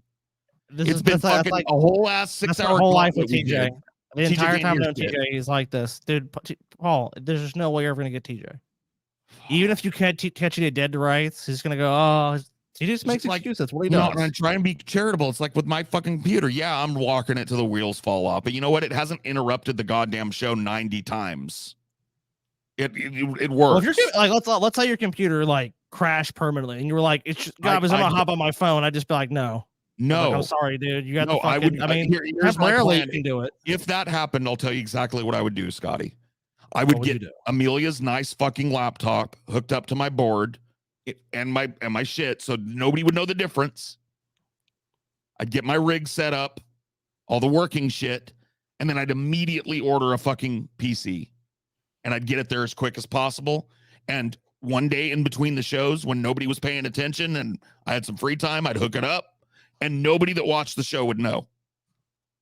Nobody, unless I talked about it. Yeah, unless you said it, of course. Yeah. Unless I made it part of the show. Well, I mean, look, my dilemma is like, dude, we were literally doing a show and my keyboard broke, and obviously it sucked because I couldn't go. Best Buy was closed at that time. But if it would have been open, I just would have driven over to Best Buy and got another one. But I had it next show. I wasn't like, guys, my fucking keyboard's broke, man. I can't do this show. Oh, where's that? I ordered one. It's like you and TJ be like, what the fuck, dude? Just go get a keyboard. You don't need to fucking wait 6 weeks for a fucking. I mean, so I just know if I could present that to TJ as an excuse and it was on my end and he wanted it done, he wouldn't accept that. Not gonna accept. I'd spilled shit on this. It's a mechanical keyboard. I'd spilled shit on it before. I knew if I dried it out, it was fine. It didn't interrupt the show. I was able to get the show done with just clicking. You know, and that's what it was of ADHD. Look, what was it? I don't deny that that probably affects TJ's well-being in his life. I mean, he definitely has ADHD. I understand that, but at the same time, we've told him over and over again. And even if he's asked me or Paul, he said, Scotty, will you just have some headphones sent to me? That's happened plenty of times where TJ or Paul is like, Scotty, can you just give me this thing? And like, I have ADHD, but I'm pretty good about, okay, I'll get it for you. Like, I guarantee you, if TJ asked me or assigned me, give me headphones, he'd have the headphones. Yeah, I mean, I ain't trying to fucking pile on to him, dude, but it's true. Like, Scotty may have ADHD or whatever, but he would not sit there with no headphones for like 6 shows. No. Like, Scotty wouldn't even need somebody to fucking say it to him. Like, Scotty would not need to be told. It affects like, people different ways. I get that. I'm not saying that everyone's experience with that is the same. Of course, it's not true. Well, here's what bothers me about it. But what you do is you ask someone for help. If you have a deficiency, you say, "Look, man, I just can't get it. I can't figure it out." You know. Here's what bothers me about it. It's solipsistic on TJ's part because it doesn't inconvenience him. It inconveniences us. We are the ones that have to try 9 times to butt in and ask TJ a clarifying question because he can't hear us trying to get to him because he's not wearing headphones. We're the ones that have to sit here yelling at TJ fucking for 10 minutes that he's muted because he can't hear it. Because he just talks. I mean, he could get in studio monitors. There's so other things he could do. Kind of drive that TJ has in general, where nothing really exists but TJ. But it's really fucking annoying as a performer to talk to somebody that can't hear you 5%, like 50%. Maybe it's a sensory thing from. It's almost certainly a sensory thing. But there's what we're saying is there are ways around it. He could buy a you find the solution. No, guys, what we're saying is thing that you can wear that has speakers on it, so you don't have to wear anything on your ears that would make sure that he could hear well. TJ is an adult. If TJ has a problem with something like, you know, it bothers his ears, I don't want TJ to be uncomfortable when he does the show. But you have to come up with a solution. And if it's show after show after show, at some point you have to say, well, TJ, why haven't you solved the problem? We know you've had adequate time to address this issue, so just please address the issue. Right. And that's it. If he's got to do it during the show, if this is really what solves the problem. If this had been just like the first night or whatever, I wouldn't even have needed to, and like, I don't like being mean to TJ. I'm not trying to be, but it just gets so fucking frustrating that like The fact that the dude has 3 pairs of fucking headphones over there that would work and he's just not using them is like, that's like going like, not showing up to work today. Why, TJ? Because my shoes are a little uncomfortable. It's like, you're fired. Okay. You know, like that's everywhere else in the fucking world. I know that's the perks and benefits of having your own business, but by the same token, right? Yeah, I mean, you know, it's a thing of like if it's what it takes to solve the fucking problem, you know, I'm willing to solve. If we've got to have him like make no, don't worry. Me and TJ are going to be going to be very close geographically soon, so that's not going to be an issue because I'll literally just go and swap the fucking shit out. I'm not even going to wait for that to be a fucking issue. I can't hear the new headphones. I don't like them. Like, hey, well, we'll fucking send those back and order some new ones. We'll have to do it during the weekend, or we're gonna have to go buy them. Like, we're gonna come up with some solution that doesn't involve not having headphones. Yeah. Now, like whatever form it takes, I don't care how TJ listens. Monitor speakers and setting up his board properly for echo cancellation would do it. He just needs something that isn't just like, because you see how he pulled the headphones and put them on. He's using the headphones as de facto little speakers. That's why he can't hear anything, because it's like 6 feet away from him on his desk, 2 tiny little headphone speakers. And that's all we've been to TJ is meek little me, TJ. What are you talking about then? For fucking 6 shows, bro. Yeah. I mean, look, I don't want to micromanage TJ's life. I don't either. But sometimes it's necessary if TJ won't solve the problem himself. Like, yeah, I honestly would just step in and solve the problem because I just wouldn't want to go on for 7 shows or however the fuck long it is. Dude, this has been more than 5 shows. This happened during the whole Vosh debate. TJ couldn't hear Vosh or me. And, and it led to huge swaths of the debate where TJ's talking and Vosh is talking, or TJ starts talking and I'm talking. Well, it's like 3 months ago then. That was in November. So this is like 3 or 4 months. Off problem for months. It's been an on and off problem with TJ. It's not just 5 shows. So it's absurd at this point. This is becoming the TJ therapy session show. A quarter of a fucking year, 3 months, and he hasn't got a pair of headphones. Unreal. Anyway, I'm done. Yeah, I mean, yeah. There's this. I mean, look. There's nothing else TJ, you can do. Vote TJ off the island. We just want to vote TJ into a pair of headphones. I want to work with TJ. I want him to hear me when I speak, and I want to hear him. And I want to have a semi-professional setup here that we can hear and riff off each other. And we haven't had that for fucking 3 months. It's true. I mean, it's hard for TJ to communicate because he's here. And also when it's not in your ear, if you're listening to it, like it's down on your desk, there's almost even a longer delay. And like Paul's saying, and then you can't really be as responsive because then you're responding to something a couple seconds ago. Which you notice he's not looking at the monitor. So he doesn't know somebody else is talking when their camera is on. And because it's tiny little speakers on his desk and not something amplified, either in a headphone or in a desk speaker, he doesn't know somebody else is talking. It led to whole swaths of the Vosh debate where Vosh and he are talking at the same time and nobody's yielding because neither one of them was wearing headphones at the time. It's Amazon's fault for not shipping the headphones. No, it isn't. It's his fault for not, after a couple of days and seeing that something was fucking up, canceling that, trying another one. I mean, it's been 3 months. TJ lives in an area where he could definitely go buy headphones. If TJ lives somewhere so remote where it was just not feasible. He lives in a metropolitan area that's got Best Buy, it's got Walmart, it's got Target, it's got everything you need.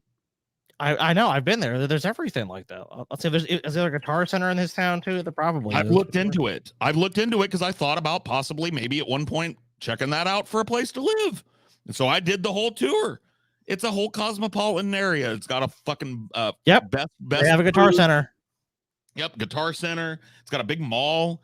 Got a big giant like commercial area with a big theater. Like I've driven around. I've done the fucking virtual tour of the goddamn town. It's, you know, like it's not like he's living up in the mountains and some Grandpa Tilly has to carve him some new headphones or something. We're gonna have to carve you some headphones. I'm just waiting for my buckskin gut to fucking dry so I can string up the rest of this headphone rig I made for you, TJ. It's like, no, dude, you're 5 minutes from fucking headphones. If you want the fucking nice ones, I get it, but like, go get them then. Like, go get them. I don't care. I'm looking at headphones. Okay. So if I got these ones, So these are Sennheiser. This is the area TJ lives in. Okay. Obviously, the Guitar Center is not open there now. Okay. HD 490 Pro professional reference studio headphones. Okay. Could I get them now? Let's see. Check store availability. Yes, I want to check the store. Okay. The fuck is the zip code? Okay, I think I might know what it is actually. Let's see. So zip code. Steve could have like rigged him up some headphones. 3 to 5. So even here with these ones, 3 to 5 business days. I mean, like, right. So all of these, like, so like, look, what we're saying, guys, is if TJ really wanted to solve it, if he had said it's going to take me a week to solve it, we could be like, okay. Yeah. Or 2 at the max because he got, 2 3 weeks. It's going on it's going on a month. Guys, we're not dogpiling TJ a problem a couple days ago. Because before TJ told us what was going on, there were whole episodes I didn't know what the fuck was going on. I was like, is my mic fucked up? Is Scotty's mic fucked up? Because it's like TJ can't hear us. And then I realized he's not wearing anything on his fucking head. TJ is going to get headphones, like literally during this show. That's what he says he's doing. That's what I hope he's doing, because it would be a waste of time otherwise. I mean, TJ is going to get. I'd rather have him here. Well, yeah, of course. But, you know, if this is what we got to do so that the next show isn't fucking weird, then let's do it. I got the last bit of the news here. We got about 4 or 5 stories left. Then we'll have to get to the goals, and I'll pull those as we need them. Okay. I just didn't want to waste a bunch of time doing it, and it's hard to do that and talk at the same time. Anyway, whatever. Look, I want to say this. I'm sorry, TJ. I do not mean to fucking lecture and yell. I know it's mean the way I came at you and stuff, but it really is like at this point, what am I to do? Because I brought it up a bunch of times off the show and on the show, and it just never, it just looked like it was never going to go anywhere. So I apologize. Get the fucking headphones and come back, please. We'd rather have you here. And that said, that's it. Hamas rejects ceasefire proposal, which seems pretty stupid. But whatever. I don't know why we're even considering Hamas a legitimate government at this point. The place is a smoldering shit heap. But whatever. A day after President Biden suggested there could be a deal as soon as Monday, a Hamas official indicated the group would not trade Israeli troops held hostage for Palestinians in prison for terrorism. Some footage. TJ and Best Buy parachutes containing why did I come here again? Dude, look, I have the same board as TJ. It's really easy. If you just get to any headphones you can plug in, it'll work. Wireless or otherwise, it works just fine. It's got a full Bluetooth hookup that's super easy to set up. It's not. Oh yeah. If you had AirPods. TJ's got this thing comes with the adapter that you need. I know TJ has it that adapts from the fucking 3/4 inch connection to the 5 3/8 inch or whatever the fuck it is. Well, they've changed that because I think you're using the old board. That's changed with it, but he could still make it work 100%. Like, sure. He had USB-C. He can. I mean, you can hook this board up to 2 different computers and run it. I mean, this board is amazing. You could make it work. Let's put it that way.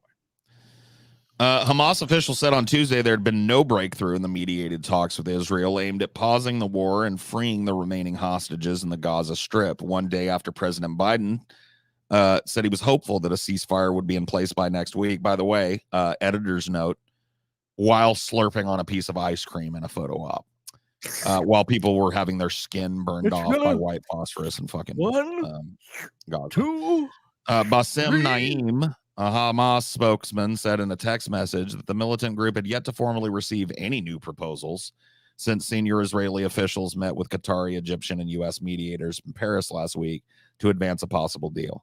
So, like, here's Biden claiming, oh, yeah, I'm hopeful about a ceasefire, like he's been working on something. But here's Hamas saying, like, we haven't gotten any such proposal. So it's not even that they're denying it. It's that they're just saying, like, we haven't received any. So he's just lying. Another Hamas official, Ahmad Abdeldadi, said that the group was sticking to its demand that Israel agree to a long-term ceasefire, and that leaks about the talks were designed to pressure Hamas to soften its position. We are not interested in engaging with what's been floated because it does not fulfill our demands, Mr. Abdelhadi said Tuesday in a televised interview.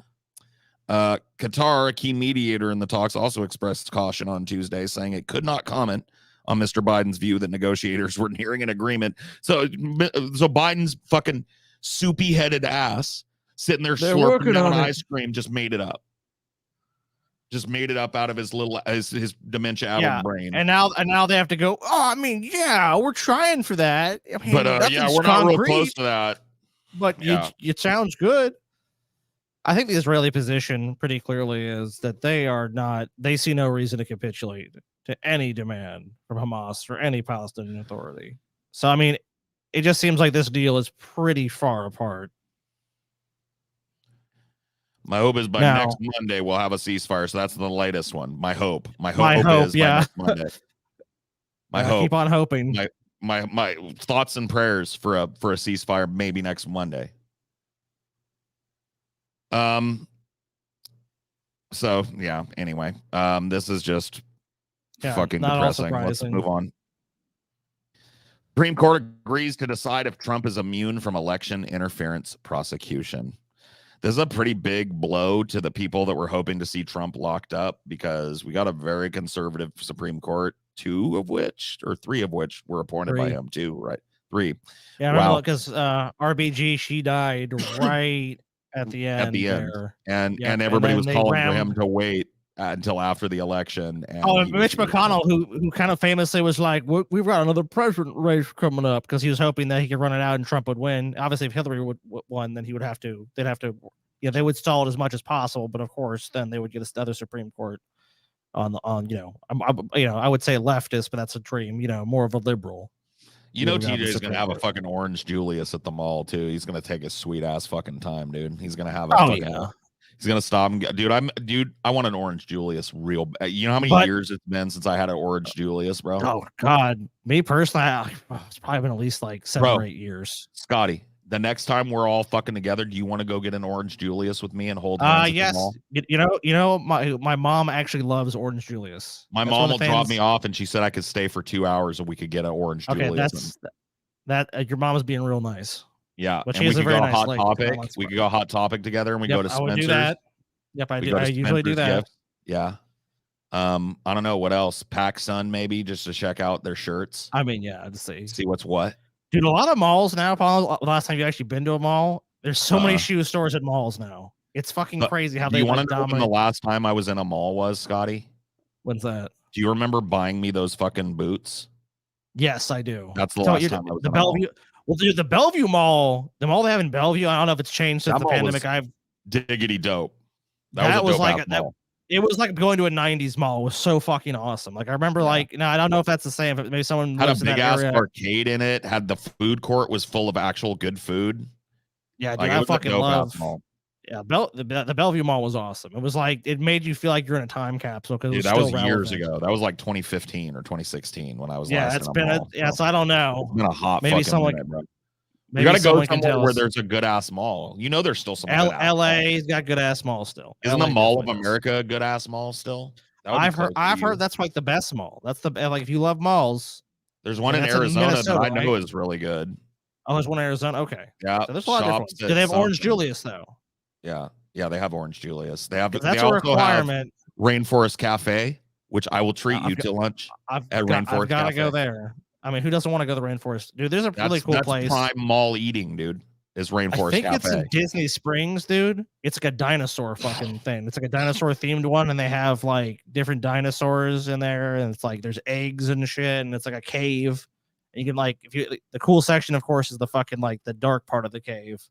Yeah, I always love those kind of themed chintzy restaurants. Like I don't know what it is about. It's like it's all, obviously very phony, but it's just there's some fun about it. So do you understand kind of the legal argument here at all, Scotty?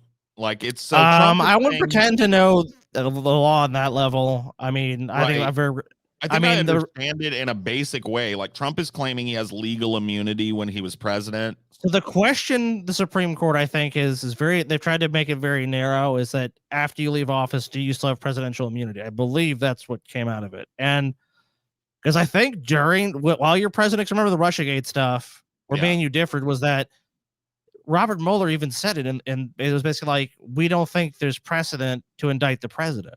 Like, so even if the president commits a crime, like we don't think that currently the law would hold that you could. But now the question is after, because so I mean, what's interesting is if they do say that, in fact, Trump did have immunity from this stuff, so that wipes away the cases against him, Biden would have the same thing. So a lot of people are saying it's kind of this perverse thing, like could Biden just do whatever the fuck he wants then? I mean, if Trump's arguing that and the Supreme Court sides with that, so that's why I think they're trying to make it a very narrow question, as opposed to like broadly saying, yes, any president has this. If any president has this, I mean, can Biden just have Trump killed or Trump have Biden killed and just say, well, I'm president. So right. I mean, that's the legal stretch that Trump is leaning on in this, right? Is like this could be used that's kind of an punish insane political thought. opponents. Right. It is. I mean, is that when we get the American empire? That's when that's like the Roman Republic falls and we get an empire. You know, it's like, is it the same sort of fucking thing where it's like, because if you can just kill whatever your political opponent you want is, then it's like, yeah, then you're just the emperor, right? I mean, right. like, you know, I mean, like unless there's an uprising, like the military or something takes you out, or you know, you pay, you know, or you become deeply unpopular so someone else can usurp you. I know, but I mean, beyond that, I mean, if you're popular enough, it's like you're just a leader. Yeah, so it's kind of a crazy argument, but I think that's why they're trying to say it's very narrow. But I mean, who knows? I mean, who knows how it's going to be interpreted if they rule for Trump? So the justices have set oral arguments for the week of April 22nd. Mr. Trump's pending trial in a federal court in Washington will stay on hold until then. William Branham has been following all the Trump legal cases and joins us now. So, William, what did the justices say? Well, the justices, as you both just reported, says that they will take up this question, which has been sort of simmering in the background the whole January 6th election interference case. And it is whether or not Donald Trump is immune from prosecution for any of his activities leading up to that election. This is a clear victory for Donald Trump and a clear blow to Jack Smith, his special counsel in this case. Donald Trump, as we have reported, had wanted to dismiss that case and or delay it as long as possible. And the Supreme Court taking this up does exactly that. So, well, you know, because Trump is hoping he's going to win the election. And if he can run the clock out on that stuff, then he just goes, I'm president, I'm pardoned. Which, you know, I mean, 100% if Trump is reelected, 100% is going to pardon himself. He's going to, and the Justice Department, everyone knows that. So like, I think it'll be embattled as fuck. I think he's going to try though. Yeah. Oh yeah, it's definitely going to go. That's of course, but the Supreme Court again, Trump appointed 3 of them. Doesn't mean they're going to side with him. They ruled kind of against the Trumpists though in that Texas shit. So maybe the Supreme 5-4, yeah, that's true. You know, there was a couple of key fucking swing Trump justices that went over on the Texas shit and allowed the federal government to say, which is so stupid that Biden didn't take him up on that. And then Biden was just like, all right, Jack. Well, Biden is definitely afraid of the border right now. I mean, that's why Biden has gone so far to the right on the border. And I think he's going to go even further. I mean, he's going to go even further to the right on the border because the optics of that issue for a lot of people is just like, and the way it's being sold in America is, I watch a lot of coverage of this stuff. It's like, it's just, we're being invaded. There's basically an invasion. The Republicans are the only thing saying between just a full-fledged everywhere, every terrorist nation pours in. The United States the government is overthrown, you know, and ruled by Saudi Arabia or ruled by China or ruled by somebody else. Yep. And it's like, so people, if you're buying that narrative, I mean, you're of course going to want to close the border. That's what we got to do. We got to stop it. Indeed. Death row inmate exonerated 30 years after 94 arson murder in Philadelphia. Did we already cover this? Okay, I think we did, but I think wasn't another. I think we may have pulled the story twice. It might have, yeah, it might have been in another story. This seems really. I don't know, chat. Did we cover this story already? It looks like there's a video here that we can take a look at. Maybe the video just damaged. Go back to the first frame. Maybe that'll. Maybe we just pulled it twice because I do remember seeing this. We did cover it. Paul got on a rant. Okay, so I kind of cut it off. Oh, so we never really. So we could at least watch the video. Yeah, the headphone rant cut off us actually talking about this. So you want to watch this video? Sure.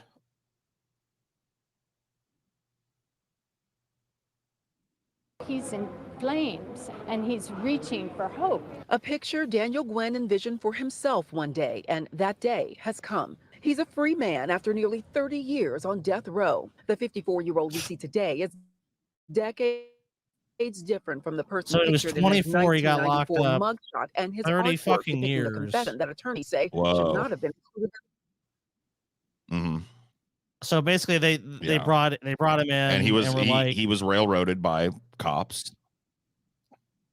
Yeah, and they worked him over under the lights and got him to sign a fucking confession he didn't want to sign.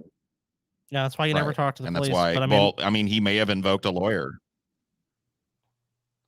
Yeah, they sound corrupt, so they probably were just like, you're signing this confession or you're basically dead kind of thing.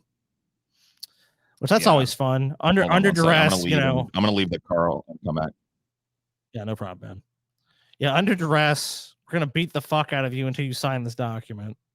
What does it say? You did it. You're guilty. You confess. And that's why they want those confessions, because that's the slam dunk in the case where it's like, well, he said he did it. She said she did this. So lock them up for a long ass time and the case is solved. The police can pat themselves on the back. The district attorney can pat themselves on the back. They can go to the family and they say, we got you justice. This person killed these people and we've brought them to justice. And of course we find out yet again another case of the black guy did it. Black guy done did it. Lock him up for 30 fucking years of his life. I mean, he spent more of his life at this point locked away for something he didn't even fucking do. Yep. Wow. Case. I think that he was probably terrified and he was intoxicated and he probably said whatever he thought they wanted to hear. A confession that didn't match the evidence. It's one reason the federal litigation well, unit remember, you always, it's a common police tactic. To drop all charges. If you work with me, I'll help you. I'll help you. You know, you'll see this a lot of times. Like, just watch police body cam. Well, there's all kinds, right? Well, Paul, imagine like, you tell that story about in Texas, you know, you went behind the Chuck E. Cheese and you bought the weed. Now that cop stops you, Paul, and he has you out and it's like, look, this is Texas, Paul. I could take you in. You could go for a long time if you work with me and just admit you got some in your car. I can work with you, Paul. I can help you out. And if you buy into that, man, I'm in Texas. I don't want to fucking go to jail. All right, officer, I've got a pound of weed. All right, Paul, I appreciate you cooperating, man. Thank you. Where's the weed at? It's right here in the car. Officer, I'm so sorry. You know, thinking this cop's still going to go, okay, well, Paul, you've confessed and all that. I'm going to put your hands behind your back. You're going to jail, Paul. For what? Oh, for dealing narcotics, possession of narcotics, you know, all this stuff. And you're like, what? Oh, yeah. And that's all it was. It was just basically a ruse to get you to confess. It's like, it's all work with you. You look, if you have a jaywalking thing or something like that, something really minor, maybe there's some truth to that. You know, you were speeding and the cop could write a different kind of ticket. If you fucking are doing something highly illegal, the cop's not going to help you. The cop is there to put your ass in jail and make the best possible case for the state against you. Sure. So this guy was definitely read down this. I mean, you imagine this, like in these, you're going against seasoned people. They know how to interrogate people. They'll leave you in there for hours. They'll just have you sit there and they kind of blankly just be like, I'll be writing on a piece of paper or something. Like the interrogation techniques. I mean, unless you're fucking someone that is literally trained against that stuff, you know, you're young, you're 24 years old, you're scared shitless, you've been told that you fucking, or basically your life is over. Because that's the kind of shit they're going to tell this guy. Look, if you did it, I mean, if you're innocent, just talk to us and, you know, you can walk out of here. It's presented as if you have some chance of freedom. You have some chance to get out of this. But these cops, the fix is in. He's never walking out of there. He's never leaving that fucking jail. They're going to nail his ass, get him to say all this stuff and tell him at the end, oh, it's okay. It's okay. And then you get down, they take you down to county and it's like, where am I going? You're awaiting trial. You're going to be criminally prosecuted for fucking arson. You murdered those people. You're not leaving here. Are you kidding me? You can't go home. Meanwhile, all the time that police lied to him. Hello? All right, TJ. Problem solved? No, they were out. Yeah, so TJ didn't do anything. He got pizza and went and sat on his jolly ass. Dude, they were out. Oh, okay. You haven't heard about the national headphone shortage, dude? Okay. That's probably those motherfuckers taking so long to get here. I hope you enjoyed your pizza. Because that's about all that happened with that. TJ took a nice long break. I fucking knew it, dude. People called it. Someone even called in the chat. Dude, I was like, we figured out while you were on break, TJ, that it's been way longer than 5 shows. This has actually been a problem since before the Vosh episode. The whole Vosh episode, there were whole swaths of it where you and him were talking. Get headphones right now. It's okay, TJ. No, I mean, there's no point because he's gonna fucking probably get the headphones tomorrow. It's just the fact that it fucking, and good joke, haha, nice ruse, TJ. I appreciate the fucking pizza rebellion. What ruse? But the rebellion is that it's been 3 fucking months without you having a headphone solution for your podcasting rig.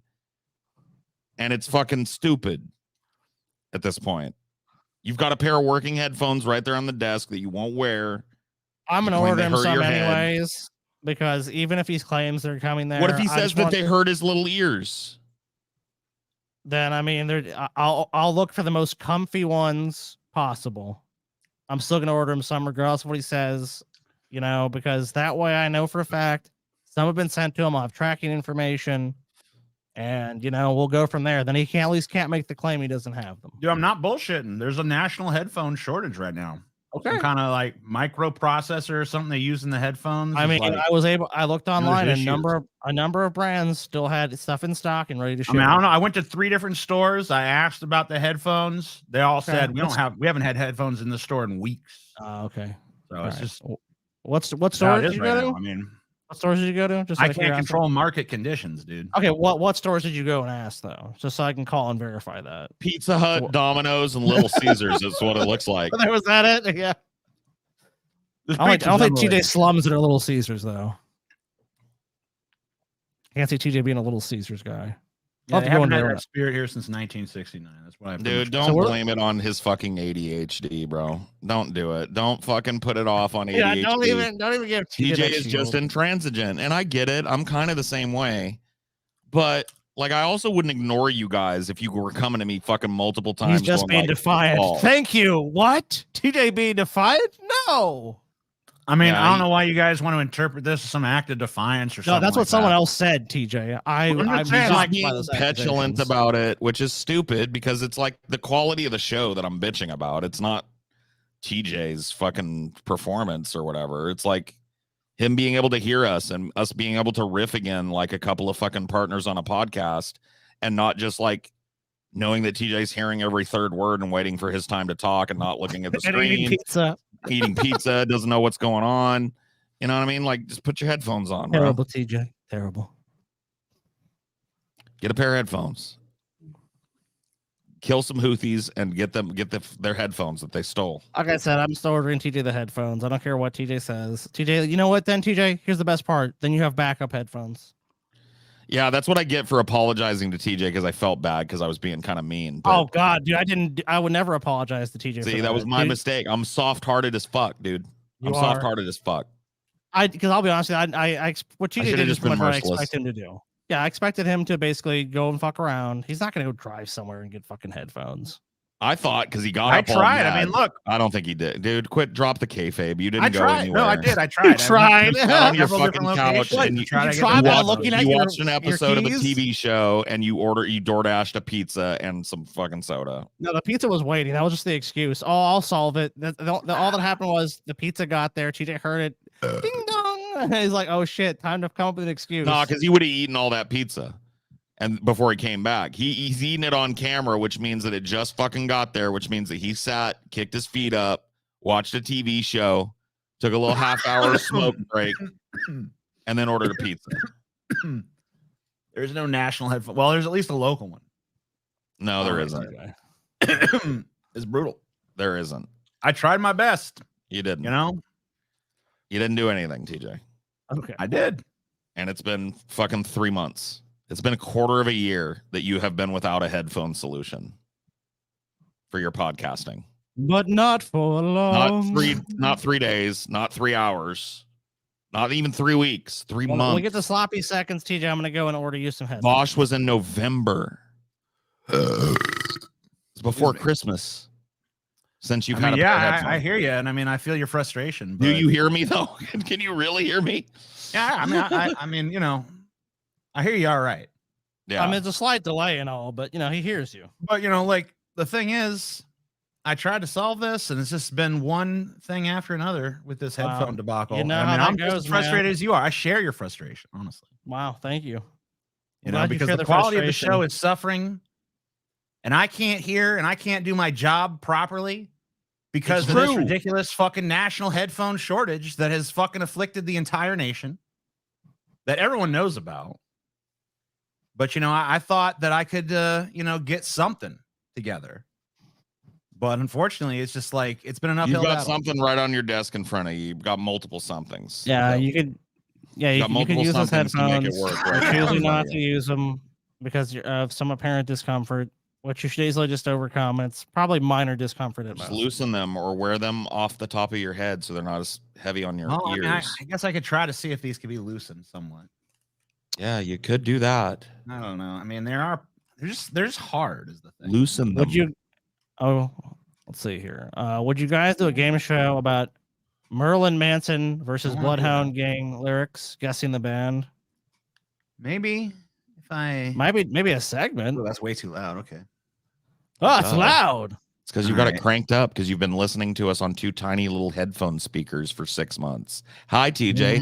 Remember, this is how my voice sounds. All right. Who's that? Is that you, Scotty? I don't know about this. Okay.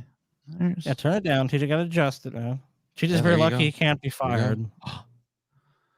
Oh my God, TJ. And now you can hear your own voice and you can hear when other people are talking. Is there and some kind of there's some kind of thing I could put TJ on really my- is the Eric on Cartman my of the iPad? show. Go And put, everything, go put a hoodie on and then put the headphones over the hoodie. Oh yeah, there we go. That might work. I do that sometimes when my ears are kind of sore. They do get sore for the long marathon shows like this. Yeah, I get sore Boy, ears my sometimes. I ears fucking sure rub them is a little getting bit after the show. So yeah, I'll do that. It cushions them a little bit. Or you could do a beanie too. I do a beanie sometimes. Guys, we're doing pretty good. We're at $7.99 right now, by the way. So we're almost to not our final goal. We're getting close to not. I don't think they're gonna finance the shave. I mean, I don't blame them. shave. Yeah, I don't think so. I don't think that's going to happen. But hey, let's make The final goal. I think I still have faith. I gotta have faith. But I mean, yeah, I if you don't guys wanna think the ultimate stretch goal tonight is going to be made. By the way, I will let that goal be a running thing on the next X fucking shows. I don't know, for whatever. Let's just say till the first half of the year is over. Every show will have that Paul will shave for $3,000 tonight, and I will make good on it. But after about 2 or 3 months, I'm pulling it. Okay. And unfortunately, And you I'll guys never don't have offer your again. strongest. Yeah, you don't have your strongest ally, Mr. Naughty Priest. You know what? Never mind. I'm not going to do that because that would dissuade Naughty Priest. And I don't want to do that. Because Naughty Priest, having Naughty Priest not donate for fucking months. You can just invert. You can just do the inversion of it. You can say, you know what, Naughty Priest, about to come off. Oh shit! We can have a war, like a bidding war. I mean, well, Paul, that's politics 101, Naughty right? priests and the beard loyalists versus the heathens that want to see white guilt, Paul. I mean, next episode you can say, look, if we don't get this amount, it's coming off. You'll put Naughty Priest. You mean like holding a gun right to him? Yep. I'll put him in a rock in a hard place. Like, do you want to save the beard? What was the mystery? Look, sometimes mysteriousness. Sometimes, you have to have a little danger, Paul. Gotta have a little danger. Mm-hmm. If you want to see Paul, obviously this episode we can't do that, but that is something you could consider in the future. Sure. Yeah. True. Turn the tables on him. He's like, you know what? You won't get my money for that. You'd say, well, how about would you pay money to save this though? Look at that. Welcome back to the land of the living, TJ. Y'all seem to forget this is the TJ show. TJ presents Deep Fat Fried. Respect his authority. I don't know. It is way more comfortable. But I don't know if I like it aesthetically, though. Scotty has some Zen. I don't care about your aesthetics. Turn your camera off, then. Put the spine onion back up for the rest of the show, then. You don't look that much. I don't care if you wear a hoodie, dude. If you care, I guess it's one thing. It looks a little bit. I don't know. It's just not on brand. I'm not sure. I don't care. Nobody cares. Yeah. Nobody cares. It's been 3 months, TJ.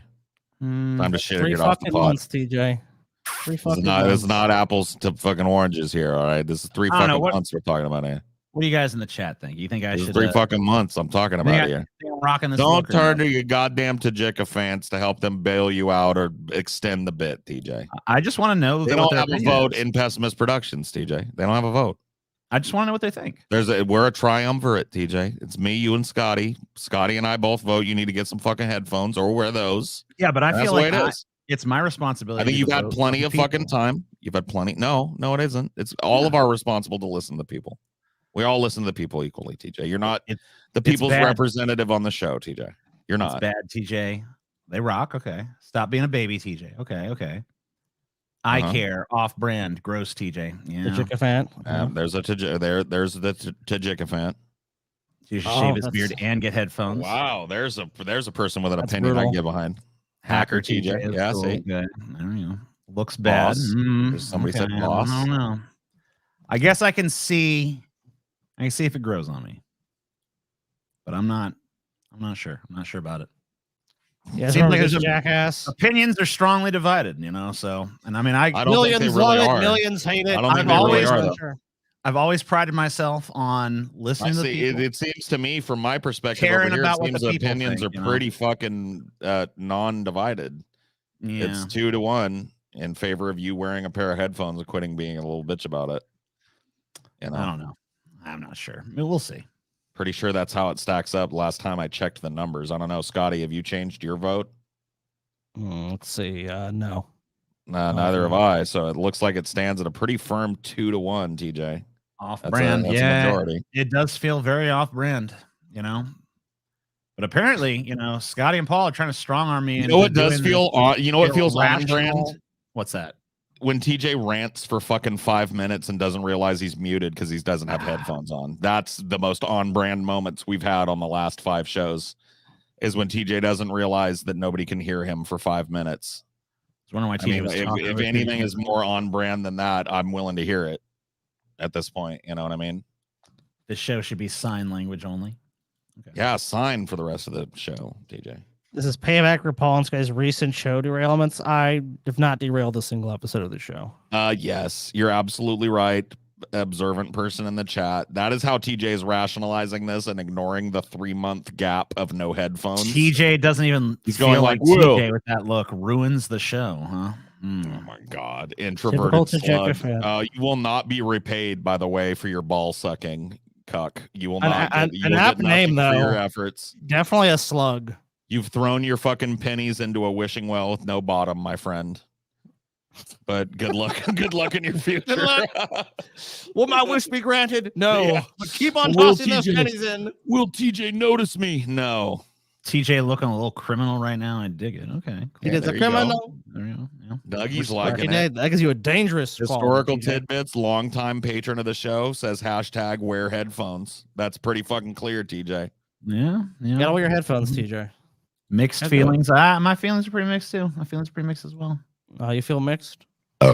Anyway, here's some kids fighting with swords or something. The high school students sparring with real swords in the middle of chemistry class. It's right here. That's how you're supposed to use it like this. Dude, this teacher wanted some freaking blood sports. High school students sparring with real swords in the middle of chemistry class. It's right here. That's how you're supposed to use it like this. And this wasn't teens going rogue, according to a new lawsuit filed by one student who was injured. Their teacher, Loviata Mitchell, announcing earlier on this day in June of 2022 that she had a surprise for the class, telling them to arrange their desks into a circle, handing one student a rapier-style sword and the other a katana, according to the lawsuit. Look, this country has gone off the fucking rails. Dude, what the off fuck the rails. is You know what should going happen to this kid? You know what should happen to this kid that fucking sued? Should be run through. Yeah, seriously, they should chop his head off with that katana. I got a little bruise. It's like, look, bitch. I can understand if this kid got their arm cut off or their leg or something, or even their head. Yeah, somebody got run through or whatever, paralyzed. Yeah, but he got a little cut on his arm and he went and cried to mama about it. What a little bitch, dude.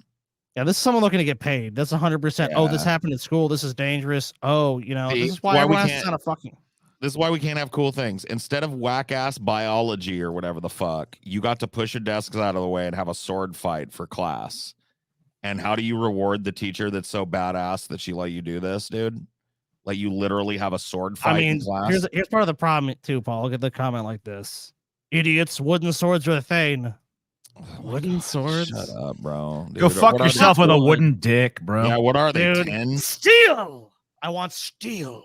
Yeah, these are young men right here, man. They need the strength and certainty of steel in their hands, all right, if they're going to go there's too at many it. people on this planet. Let all the kids in this class fight to the death in glorious battle.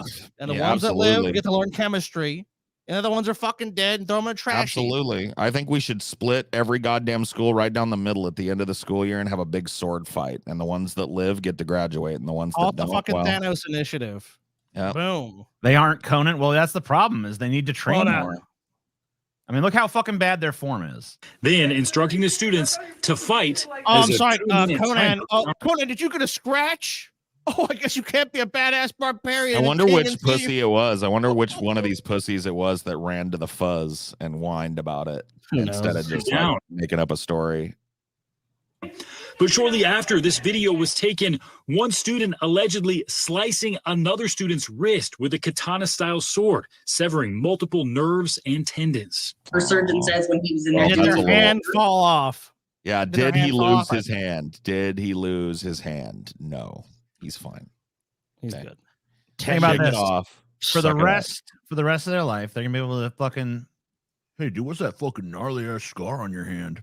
Yeah, I mean, he's gonna be about it. Chicks dig scars. What's the problem? Right, exactly. He's gonna be at a bar and be like, "How did you get that? Let me tell you from my room, baby." I got in a katana fight in high school, and I took a This wound. is so unbelievably dangerous. What the fuck is wrong with that teacher? Gage, as part of my Thanos initiative, you would have been run through immediately. The world is dangerous. People need to learn to defend themselves. Yeah, dude. You know what that kid learned? Guard your hands. Make sure that your hands are well behind the pommel and that you're making sure that you guard your open spots and shit. Next time he'll block that. He'll parry it. He'll riposte, you know? We are believers he'll of remember the pain. Okay. Yeah. The Forge is something that this podcast worships, and I cannot believe someone would say to the contrary. Oh no, man, I got you got to live. Angly shit, dude. What was his reward? What was his reward? Oh, go ahead. I was just gonna say I fell when I was a kid in a fucking skating rink with a bumpy ass floor in one corner and broke my arm. The skating rink? No, my parents did not sue the fucking skating rink. Oh, Paul, but it's so unsafe. They should have sued the skating rink. I fell on people's properties. Like one time, my friend's dog tripped me while I was running down the hill in his backyard, and I broke my ankle. And my parents didn't sue my friend. What? They should have completely sued them. No, they didn't. No, they would have got a nice settlement, Paul. I've fallen on my bikes on other people's property. My parents never sued anybody. It's just pussy shit. It's this fucking goddamn pussy kind of fucking mentality that's taken over America.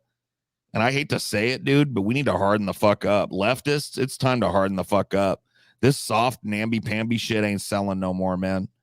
This fucking I'm gonna cry and fucking sue everybody because my kid got injured at school. Your kid was doing something bad.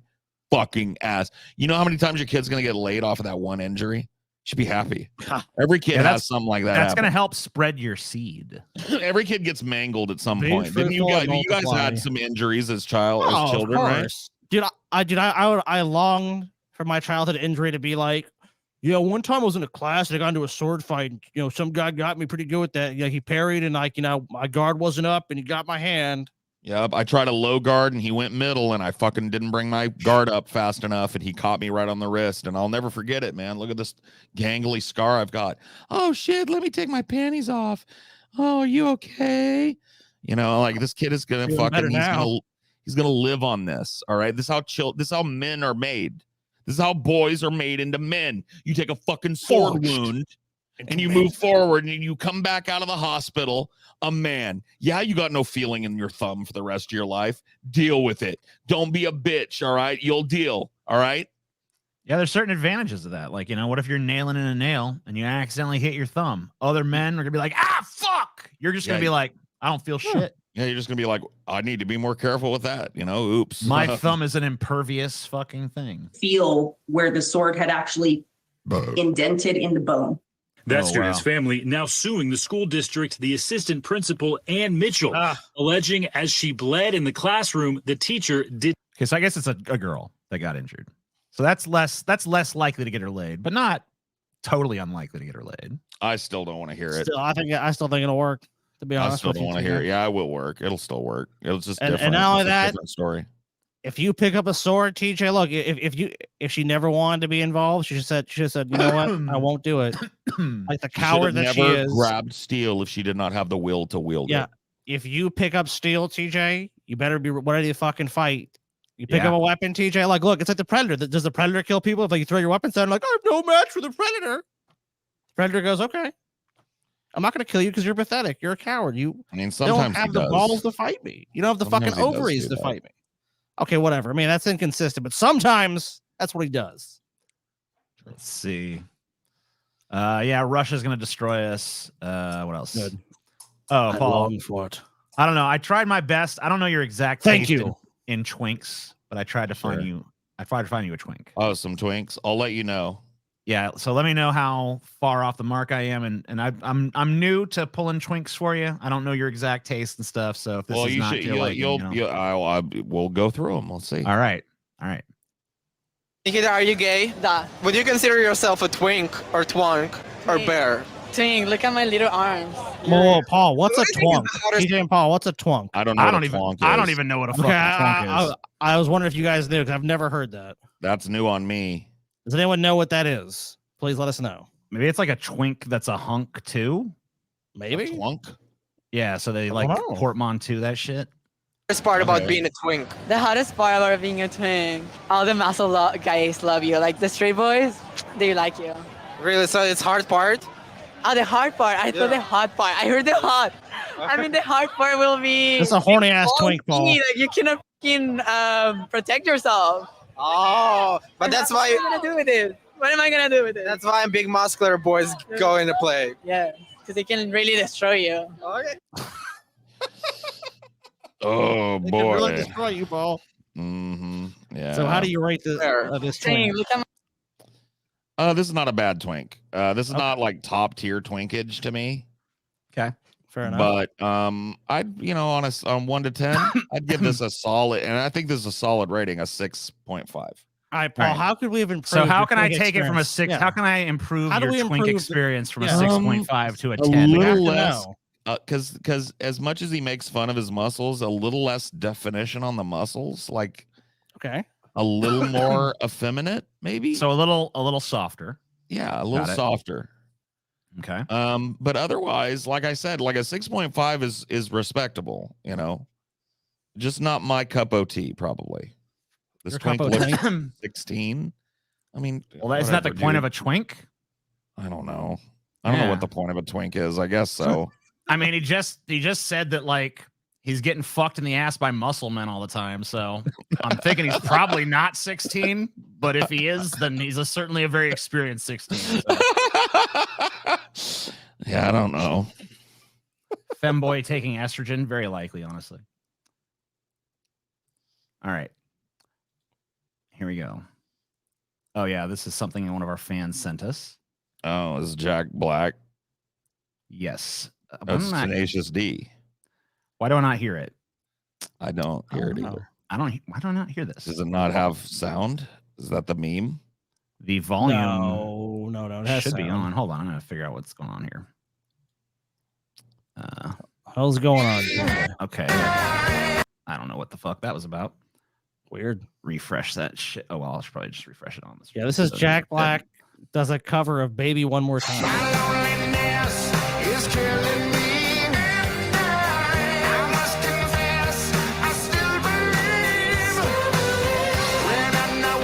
So I don't know if this will trigger any sort of copyright shit or not, but I like it better than that. I like it better than the original for sure. Yeah, we're good. I mean, you know, I gave him extra points, a 6.5, because of the what you call it, the accent got me a little bit. I'm a sucker for the Latin accent. Like the first girl I ever had a real crush on, her name, it's very generic, so I can say it. Her name was Audrey Flores, and I was in love with her. She had absolutely the cutest little like Hispanic accent, and I'm a sucker for it. So yeah, he got extra points because of the accent. I was not a fan of the hair. The broccoli top needed to go. Terrible haircut. Terrible. Grow that hair out, you know. Get some long hair. That'd been cool. Donald Trump is broke. Ha ha ha ha. Let's Poor see. Donald. Oh man, the nunt is really on display bad there too. Donald Trump is broke as shit. Sure, you already knew the former president's empire was built on bankrupt casinos, skyscrapers that are catering in value, fake universities, fake shoes, blah, blah, blah. You know all the stuff. But now it's official because New York Attorney General Letitia James was able to prove it in an enormous victorious civil fraud suit against the former president after presiding judge Arthur F. Engeron first ruled last fall that Trump had manipulated his wealth or his net worth and submitted documents to lenders that clearly contained fraudulent valuations. Wrong. Engeron ruled 2 weeks ago that Trump owed the state of New York $355 million plus interest so for rich. a total of $450 million. So fucking rich. The court gave Trump 30 days to either pay the fine himself or secure a bond for it. Well, I mean, I can't believe this miscarriage of justice, guys, but because Trump is so extraordinarily wealthy, I mean, just reach in the old wallet, just here you go, guys, go. I mean, whatever.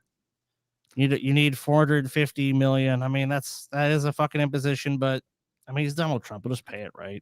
Donald J. Trump offered a New York appeals court on Wednesday a bond of only $100 million to pause the more than $450 million judgment he faces in civil fraud case, saying he might need to sell some properties unless he gets relief.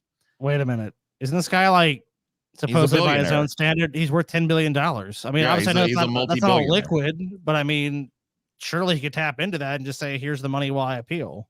Right. The appeals court just rejected that offer and demanded that Trump, for the first time in his life, pay the full tab. The bill comes due after another New York, the E. Jean Carroll thing for $83 million. Trump denied Carroll's accusations. We already know all this. Trump is in, don't say deep. Oh my fucking God. I shouldn't have done this. What did you do? Oh, what have you done, Paul Zigo? What have you done? What have you done? I just fucking absentmindedly clicked on the fucking subreddit, and there's a Paul's naive about AI thread that I want to fucking. I want to die, dude. Paul's naive about AI. Well, I'd say save it. And we can make it a goal next show. Just go die. Oh my God. Well, I'm gonna upvote it to make sure that it gets floated. Because I want to see. I mean, if it's controversial, it'll be. It's got float this up, man. Float it. Float this turd to the top. Executive fucking decision. We're doing it now. Oh my God. Oh man, it's only a couple. Okay, well then that's gotta be our last news story because we gotta move on to goals. It's already done anyway. Okay, cool then. Yeah. Well, there's that transparent PC. I don't want to do it now because I don't want to spend an hour fucking ranting. Well, let more comments. Let more comments come in and shit too.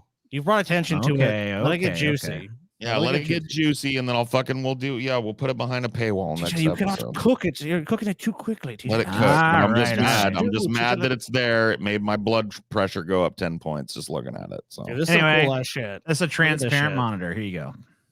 I mean, horrible tech dystopia and everything, but this is fucking neat. This is awesome. I mean, like this opens the door to those like panels on your wall that are like windows that you can also do things on.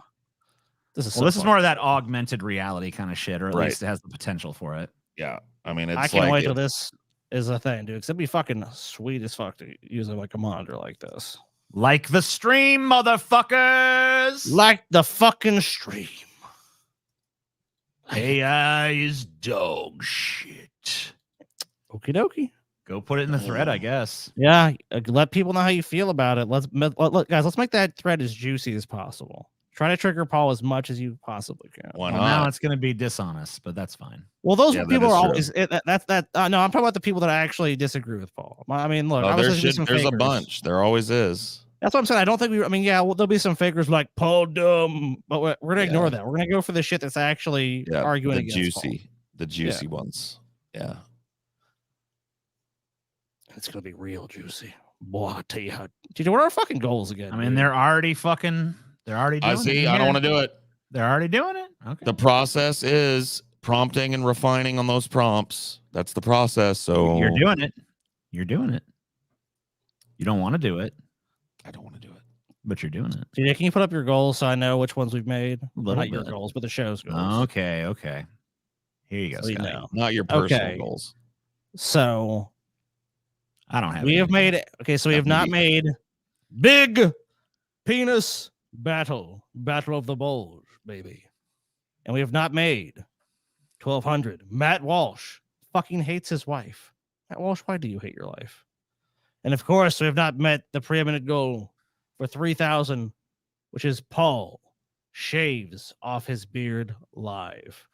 Now we have not made big penis battle teacher. We're getting close. I thought you said we made it. Sorry. I said we had not made it. We are, let's see how far away we are, $65 away. Okay. So we're getting close. Roger that, Skittle. Coming in loud and clear. But you know what? These headphones, even through this, are starting to hurt my ears a little bit. Oh, your ears hurt, man. You'll toughen them up, TJ. I'll do that alternate ear thing, maybe. You'll toughen your ears up, TJ. Yeah, toughen them up. Toughen them fucking little lily white ears Dude, up. my ears have hurt during shows, TJ, but you know what you gotta do? You gotta fucking toughen your fucking ears up, okay? Nah. Suck it up, man. Toughen Suck your it up. fuck. I don't want to hear that, TJ. Don't be a little You're gonna do bitch. it. Why not? Be a man. Are you a mouse or are you a man? Neither. I don't know. Here you go. All right. Be a Here they, is- TJ. Act be like a you're a they. they that has balls in their sack, TJ. Be a fucking they about it. Quit being a bitch. Be a big bald they. Yeah, be a they. Be a them, TJ. This is snapping grannies. The snapping grannies, huh? Apparently, So this this is is like some conservative right-wing humor. grannies? Yeah, it's like right-wing humor. It's like pretty funny stuff. Okay. You'll see. Cool. This is called Use It or Lose It. She's probably trying to say lose.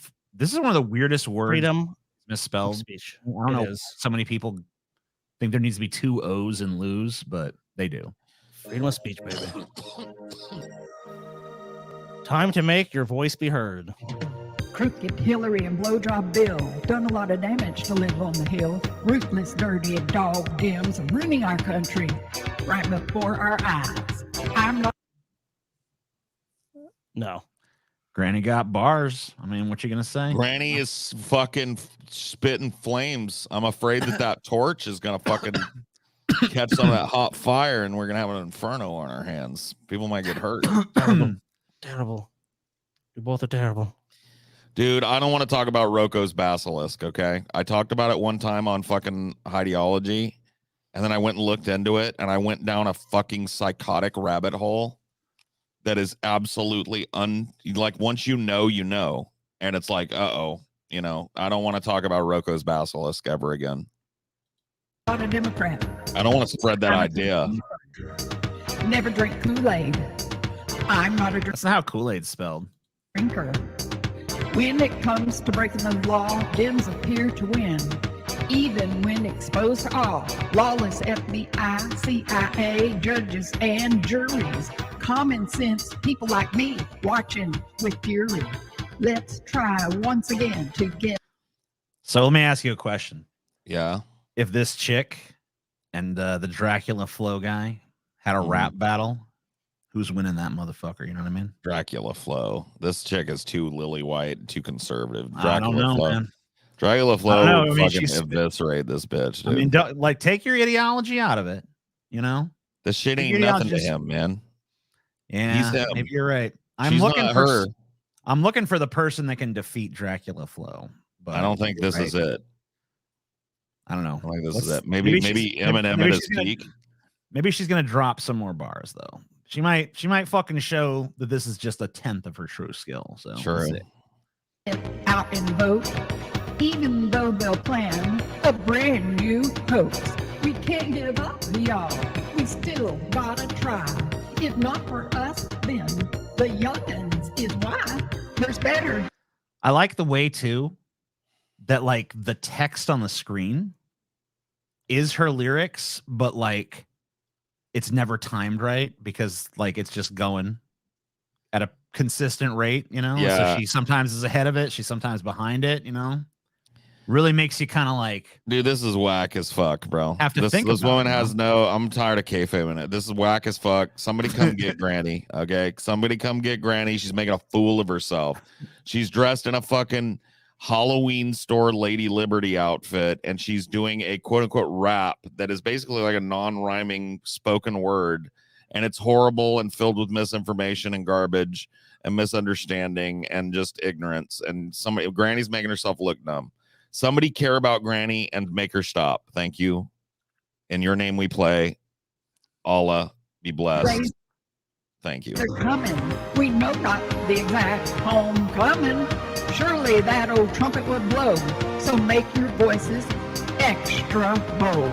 A promise. So this is one of these weirdos that's like a trumpet is going to sound and Jesus is going to come back. This is one of these evangelical weirdos who I just cannot find common ground with. As much as I want to just kick back, like this is so weird and cultish. And the fact that people are indoctrinated into this, people that I love, oh my God, it breaks my fucking heart and soul every day. And I just look at them and I just think like, this is like somebody that would go to my family's church, you know? Just some old lady that just is like, I'm going to do something hip for the kids. Jesus died on the cross. Jesus is the boss. That's actually better than what she's doing. Yeah, that actually rhymed. So, you know, it's like, you know. And it had some kind of like rhythm. I mean, I don't really see the hate in her eyes, honestly. I mean, maybe I'm just not. I don't know. No, they're pretty. She's just pretty vacant-eyed to me. Yeah, I mean, that's really what I see in my family's eyes a lot of the time too. When they're talking about this stuff, is there's like a vacancy. It's not hate, you know. It definitely can be hateful and bigoted, but I don't think these people are naturally hateful people. I just think that they've been indoctrinated into a cult that has it has this like weird nature where it's been adopted by the entire society. You know, it's been like made bona fide by the government and the world at large, and so these people have been indoctrinated into this like mind drain of a cult that makes them do stupid shit like this. I mean, this is not reaching anywhere outside of a church. No fucking atheist is going to watch this and get down on their knees and praise Jesus. You know, this is just time wasting, self-deluded, spiritualist nonsense. And it's making this poor old lady look dumb. And I feel bad for her. The word. The final judge and jury. Like this lady is like my mom's age. And that's what's bothering me about it, I think, is I'm looking at this old lady and I'm seeing my mom. This old lady is like the same age as my mom. My mom is like a legit old lady now, and she's a super Christian. And I could like, I just keep seeing my mom doing this, and I would definitely have to talk to her if she was doing this. I don't know if I could stop her, but I would try and care for her and be like, Mama, you need to stop with that. You got to stop, Mama. Yeah, Mama. It ain't right. It ain't right. I mean, you can do what you want, but politicians, who is king? Now it's our turn. May swift justice bring. And now she's the text crawl is way the fuck ahead of her. Hillary and blowjob Bill down on their dirty knees, begging for mercy from you and me, you and me, and you and me, and you and you, and you and you, and you and me, and you and me. Pray for our world. if you listen to those last few lyrics, you'll see like part of the poison of the cult that I was talking about is this Christian dominionist worldview. So this old lady was just talking about pretty soon all of her critics and all of the people that don't believe will be down on their knees before you and me and you. That's how the song ended. Is like soon all of the scoffers will be down on their knees with you before you and me and you and me.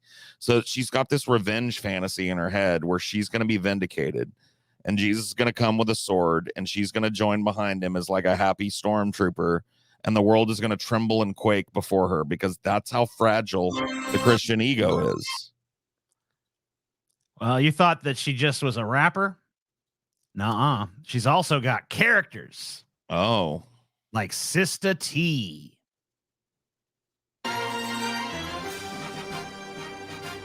Quiet on set. Action. Yeah. Are we ready? Yes, action. Oh, okay. Thank you. You're welcome. Good morning. I'm Sister T. There's been a lot of confusion in biology lately. Yeah. It sure has. You okay, Sister T? You look like you're in a hospital bed. Well, she's dying, you know. She's dying because of the woke mind virus. Poor Sister T. Some people don't know if they were born a male or a female. Can you believe that? I assure you. I mean, can you believe it's even more complex than that? Some people think that that isn't even a paradigm and that people shouldn't be forced to choose between those two things. That's how wacky it's gotten, Granny. Take People away people are internet taking from this. the olds. People are taking this like I've got personal freedom to conduct myself however the fuck I want. Ideology that people like you love so much. And they're taking it to this fucking logical extreme. They're questioning all of these social constructs. And good on them for doing it. But once again, I know it makes people like this terrified. Because it upends the paradigm. It means that Adam and Eve weren't in the garden. It was Adam, Steve, and they, them, and they're in the what the fuck? What are all these other genders that had to be there in the garden? I was born a female 70 years ago. Proof. I was born a twin, but that's Tits or enough. it didn't happen. Tits or it never happened. Come on, Miss Rose. Come on, Sister T, or whatever your name is. Sister T, show me them titty. Show them droopy old sandbags, you old fucking slapper. Come on. Unroll them some bitches. Let's Get see your them. tits out, Granny. Get your fucking tits out, Granny. Like an Irish drinking song. Get your tits out, Granny. Get your tits out. Get your old sandbags out. Yeah, that's one of my favorite Irish drinking pub songs right there. Yeah. That's like a end of the night kind of song, you know? I want to see your withered old prunes underneath the Irish moon. Oh, get your tits out, Granny. Able to have another A beautiful song. It's really, yeah, I mean. Get your fucking tits out, Granny. Get your fucking tits out. Tits Enough out. of this fucking brash talk. Get your fucking tits out or shut the fuck Have to up. feel these dried prunes in your mouth. I need to see them old withered fucking prunes. Get them old figs out, Granny, or shut the fuck up, all right? I've heard enough of your fucking yakking. All right, you did. If you look in the description, she's already Dig her up, Yeah, man. it's a shame. Dig that her ass old up. pruny bitch up. I want to see them old Dig her up. decayed fucking prudes. Show them to me. Give me a nice shag. Give her a nice shag, girl. Is that a drinking song? I thought it was the Irish national anthem. It is, too. It happens to You be. sound Scottish, whatever. Whatever, Close man. enough. Don't It's fucking all the critique same. my Irish accent or I'll fucking give you a box around the ears, boyo. You think you know better than me what a pair of fucking old sandbag titties looks like, boyo. I'll fucking meet you outside the pub and I'll give you a mouthful of your own teeth if you even fucking try to tell me.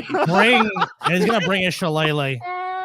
I'll grab me fucking shillelagh, I will. I'll grab me fucking pot of gold, dump it out, and fucking beat you over the head. Holly McGregor. I'll fucking kill you, mate. Anybody in this fucking Hi, horrible boy, island that's for wants the to tell shilling. me I know a pair of old fucking withered up titties better than you two. Hi, That's your it. mom. This is like an Yeah. Irish barroom fight. Who knows the pruny titties more? Get your fucking tits out, Granny. Stop It's called fucking mother. wasting my time. Get your tits out. Don't get me going on that because it ruffles Don't my get me feathers. going on them two fucking withered melons you got hanging, you old winter soldier. Lift that shirt up and let the prunes bobble, lady. I want to see them do the truffle See 'em shuffle. bubble. Every time. Well, fact check this. The Uncle uterus Lou or Grimace. womb is one Let's fact check them titties.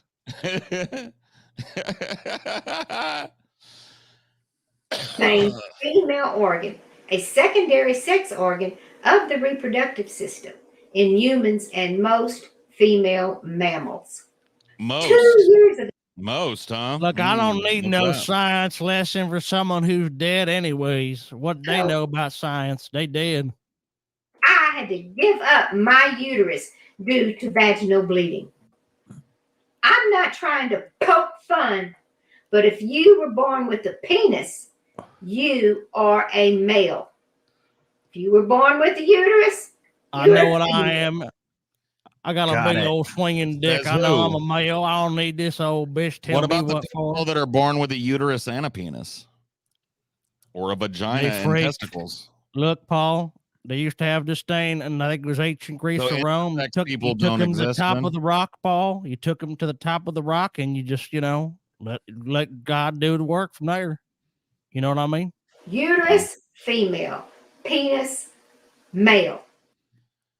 I know. It's just like the dumbest fucking argument. It just ignores like fucking 10,000 years of human philosophical development. It's just like, wee man, pussy, girl. Such a caveman fucking way of viewing reality. And just fucking so sad. I like to know that so many people's inner lives and philosophical lives stop and end at PP equals boy. PP smart equal girl. Pink equal girl. Blue equal boy. Well, I bet you how many people buy into that paradigm where it's like, you have PP, you good. You do not, you useless. I don't know what you two talking about a pair of dimes for. You gonna give me 20 cents, Sonny Jim? Pair of dimes? How about I'll give you a quarterback of knowledge. I don't need a pair of dimes because I'm just gonna give you my 2 cents. Oh, sick burn, bro. There you go. There's your fucking snapping grannies. Well, bitch. I'm glad she's roasted in hell. Yeah, that was the snapping grannies for you. Pretty much a master class in conservative comedy.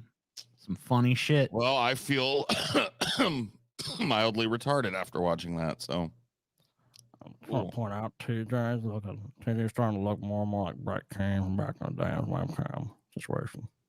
Yeah, maybe I'll just get like a fucking looping gif of myself just like talking behind TJ's got a bunch of filters over himself. He's laying down on his floor of his dirty fucking trailer. Yeah, TJ, you're a fucking piece of shit, TJ. Situation. Do you have a PP though? Because if you do, you're a boy. Yeah, TJ. Do you have a PP? PP equals boy, TJ. I know it's very small. None of this fucking. I don't like gender, so call me. I'm they them. I'm fucking. I'm an NB. No, TJ. Hold on. Pull down your pants right now off camera. Get up, TJ. Pull down your pants. You don't have to pull them all the way down. Just look down the front of them. All right, hold on. I could do that. Okay. Yeah, the only thing we care about, TJ, for your opinion. Yeah, I guess there's kind of something there. There's a PP there, right? Is there some balls there? Do you have a big sack with balls in it? There's definitely some balls there, yeah. Yep. Then you're a boy, TJ. Then you are a boy. Good, TJ. Okay. And that's all there is to it. That's where the discussion ends. Okay. Because I said so. Because it hurts my feelings when you say it's not so. Makes me feel stupid and small and lost in a world that's vastly more complicated than I thought. And I don't like that, TJ. Sorry. Makes me think about things and positions that I've taken, and they start to unravel around the edges, TJ. And it makes me uncomfortable when you take my silly little delusion and you tug the thread. Okay. Paul's a little freak. I'm real sorry about that. Dude, let me tell you something with this Paul character. This guy's a freak. He's a freak. He just wants to have sex with every one of these confused Mr. President, please. People. You're the freakiest freak on the planet. Look, a little pee-pee on you is not bad, Paul. A little pee-pee is not bad. Because I know a woman peed on me, Paul. Would you even know that? Would you even know? Yeah, that fucking Ukrainian hooker you got when you were in fucking Russia and you got peed on in the fucking a little pee-pee, Paul. Look, you stayed in the Moscow fucking Hilton or whatever and you got piss all over you. Expenses paid. All expenses Gargled paid, it. Paul. Look, Paul couldn't even get a trip for more paid of it. for him. No one will ever pay for Paul. No one will ever pay for petulant The Paul. Bible said, I know, dude. Want a double raffle? Bible, great book. I read that book every day. Great book. The Bible said a lot of great things. It is a classic. Book is bullshit. A book is full of I can't bullshit, believe you'd say Sky. that. Bull. No, it's not. Shit. Great book. Tremendous book. Best book I've ever What's your read, favorite Paul. book of the Bible? All of them. All of them. All of them are just Can't equally name good. a favorite. Oh, yep. All great. Every part great. Would y'all support a nationalist labor party that advocates for the working class, a strong Horrible executive, idea. and Horrible. expansion? Awful. I mean, that's A pretty nationalist? No. It's pretty vague shit. It is pretty vague.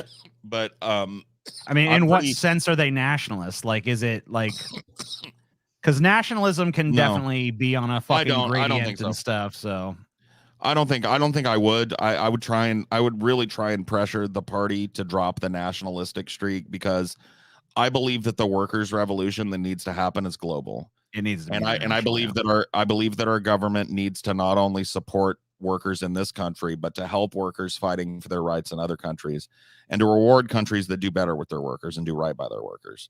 Yeah, And I mean, so workers of the world nationalist- unite is a better, yes, better tagline than like workers I'm an that were born internationalist. on this side of this line unite.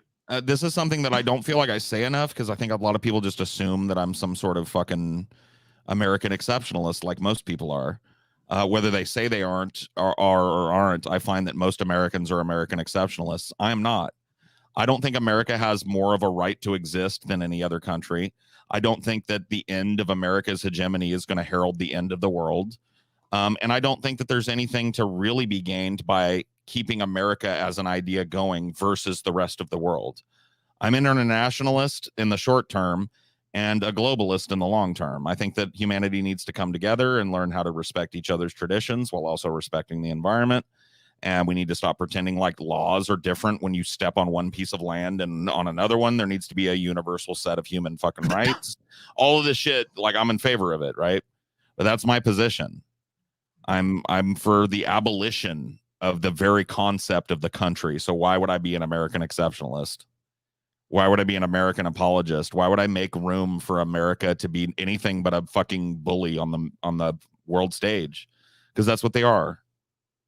But Paul, did you consider Jesus? Oh, I mean, well, the shit. thing about Jesus is, like, I'm pretty sure Jesus was not like a big nation state guy. Jesus said to render unto Caesar what is Caesar's and to make that be the whole of it. So, and not only that, but like according to Christianity, you know, humanity was all created by the same God. Look, this Paul, TJ, I don't know where you met this Paul character, man, but I just think he needs to be locked away in the jail cell. He's just a loony guy, you know. I mean, this guy is saying, look, abolish every fucking border. It's not like he has the power to do it. I mean, thank Lord, the Lord, he doesn't. He's just saying stuff. Thank the Lord, he doesn't. Please, if he had an ounce of power, this world would be workers of the world unite under whatever flag. I'll be standing there with you. Okay, so that's where I'm at. If this guy can even I'm not an American first. I'm a human first, and then an American by birth. No, okay, this guy hates this and country. That's that. He hates this country. I hate this country, but I love the world. I love the world, and I love the land that this country is on. I just hate the fucking Lock him people up right in it. now, TJ. I hate the democratic, If I was quote in unquote, power, you'd be locked democratic up so quick. institutions that have sprung up in it. I hate the fucking controversy of it. I hate the fucking. Yeah, you hate everything. I just hate the degradation of it. I hate the fucking hypocrisy.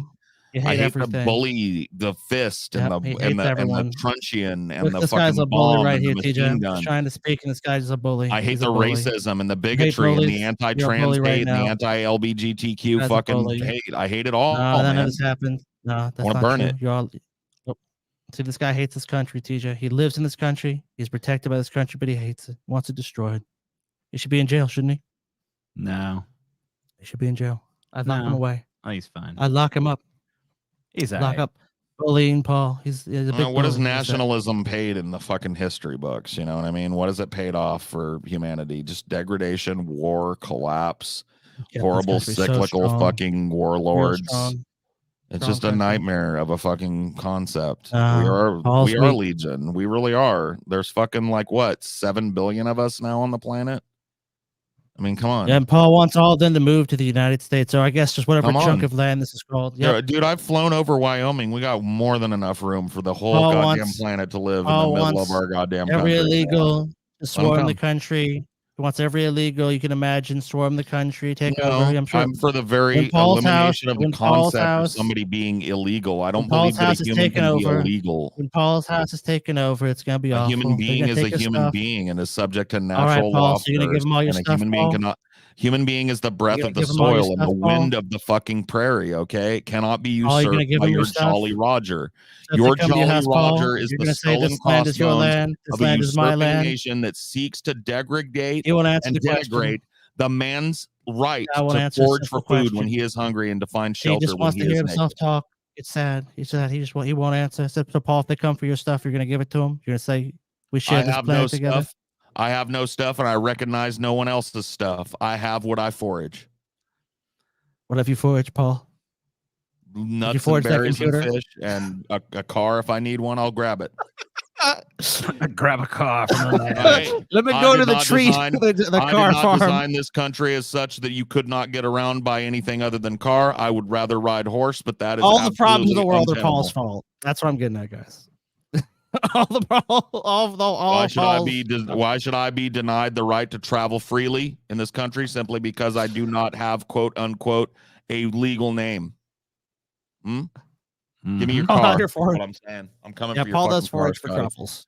I'm gonna steal your car while you're asleep tonight, Scotty. Oh shit! Well, I mean, hey, it's a new paradigm. It's not even my car. It's not even my car. Yeah, private property is bullshit. It's done. Yeah, it's done. All right. So here's some character arcs for you. This is a guy unclowning himself, I guess. Whoa. Top proof that we are not a spinning ball. 100% unrefutable proof of a flat Earth. Flat Earth. The ball is dead. It's flat, guys. It's flat. I was wrong. The Earth is not flat. I was so wrong. The Earth definitely isn't flat. I am an ex-flat earther. You are being manipulated by con men. Wow, what a transitional experience that was. Do you think it's real though? Do you think this guy just realized maybe I can get attention if I pretend to be a flat earther, then suddenly see the truth? Or did he just get taken in? Maybe. It's hard to really know. I mean, I don't know. Obviously, I don't want to question someone's sincerity. I mean, yeah, there are definitely plenty of people out there with like a cynical fucking motive for sure. Let's see. The one's a little blurry, but we can still. I got hugged by a girl. I got hugged by a girl. Okay, congratulations. Wow. I touched a girl. Okay, hopefully it was consensual. I touched a girl's butt. Really hope it was consensual. How to get girls to hug you. I lost my virginity. Okay, that one I don't believe. I got an STD virus. Yeah, I don't believe that one either. I believe it. I choose to believe. But nationalism started both world wars and numerous atrocities. Also almost nuked the planet. Wrong. Never happened. What the hell's going on with this? I don't know. Is this guy killing? Is Gordon Ramsay killing this bird? Gordon Ramsay gets bitten on the nose by a puffin. That's awesome. Ramsay barbecued puffin breast. Oh fuck! All right, I guess he got his revenge. Damn, dude, that is fucking hard. You don't fuck with the Ramsay, dude. Maybe we should stop making fun of his grilled cheese. You think? Yeah, before we end up in one. Yeah, we might end up on the next fucking grilled cheese. Some chopped Scotty. Some sauteed TJ. Gonna be an excellent grilled cheese. Yes, delectable. Jordan Ramsay killing a puffin to show us how he makes mac and cheese. You just call him Jordan Ramsay. Jordan Ramsay? It's Jordan Ramsay, boy. Oh, Jordan Ramsay. I love me some Jordan Ramsay.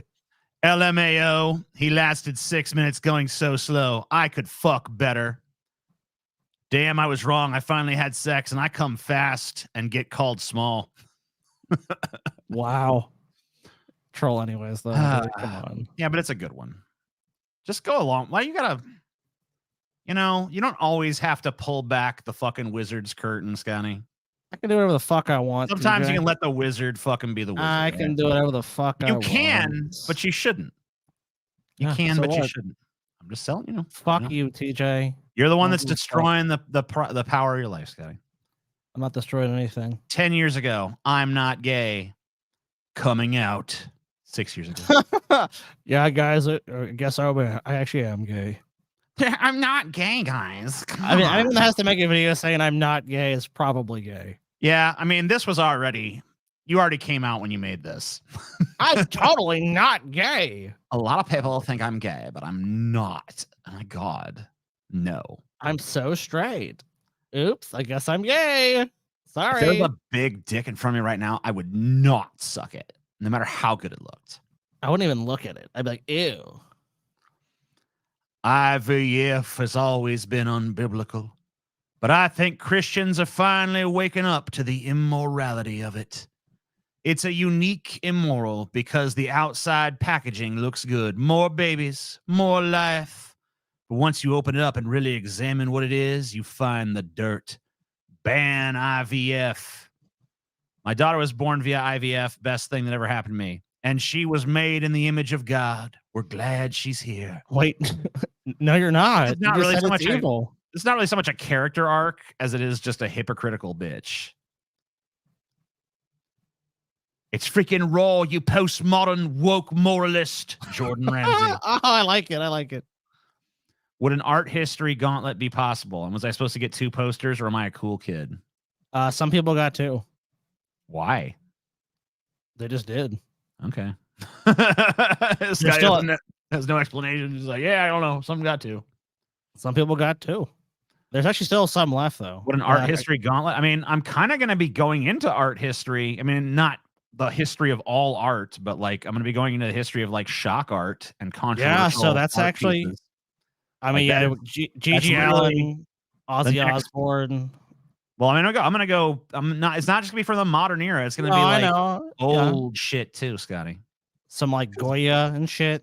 Believe me, art has been stirring controversy for much, well before the 20th and 21st centuries. No, of course. I mean, naturally. Yep. So yeah, that's coming on March 29th. Shock Rock and Shock Art Gauntlet. So yeah, you're pretty much getting your wish.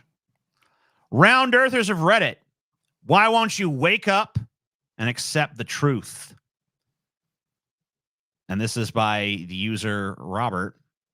4 years ago, Robert said, people who claim to have an awakening or have woke up most likely believe some conspiracy theory or have just joined a cult.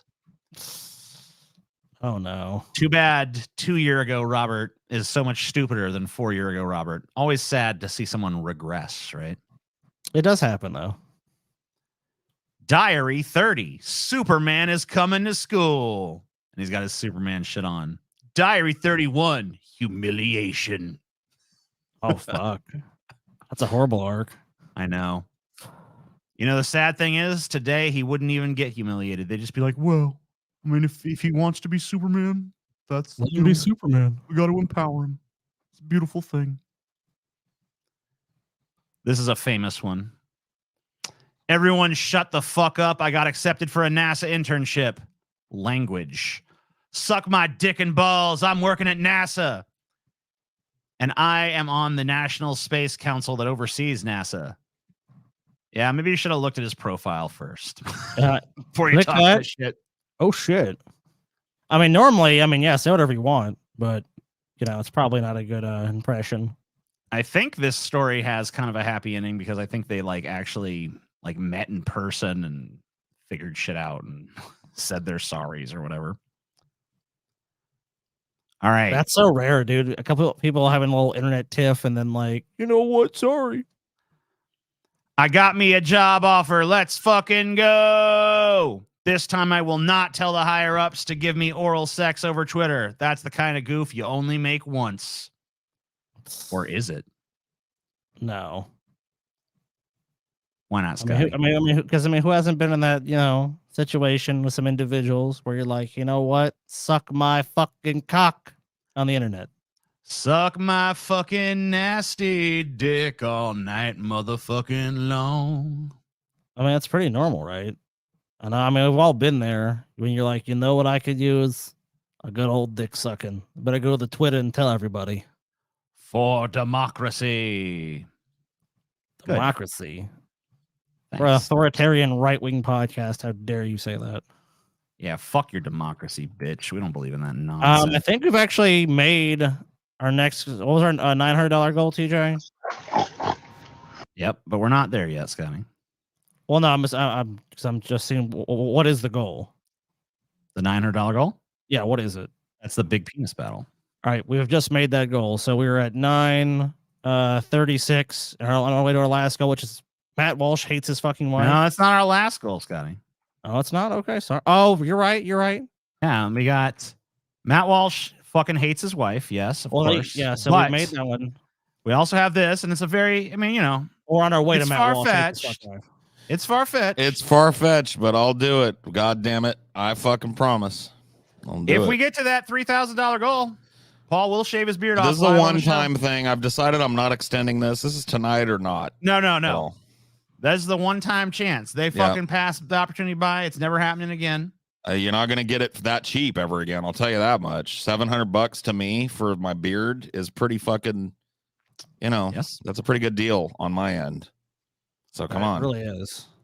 All right. So let's take a look at some cringe. What is this?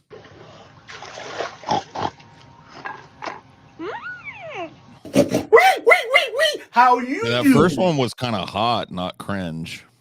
Yeah, I was hoping I wasn't the only one thinking that. No, I kind of like He the is like- piggy girl. Maybe I'm into my piggy God. girls. Maybe I've just never seen a piggy girl. Let's do that again. Yeah, I definitely don't hate it. I mean, the author of Going Ham. See, you're not even, dude. You're not Why would even a trying. pig? Why would a pig be wearing a fucking t-shirt of a pig? That don't even make sense. Yeah, it doesn't. You just like That painted doesn't yourself actually, pink or got a real bad sunburn and put on your wife's beanie. I mean, come on, bro. This is low effort shit. you doing? I was doing fine until your ass came along. All right, so this is supposed to be the cringiest one of all. I don't know. So far, no, but we'll see. Okay. Okay. Okay, that wasn't very cringy. That was just dumb. Whatever. That was just dumb, Scotty. Piggy girl was hot, yeah. And the fat guy was cringe, but just kind of like lame cringe. So let's take a Hey, look. Paul, let's see if you guys like this one. What's this? What is a Caillou?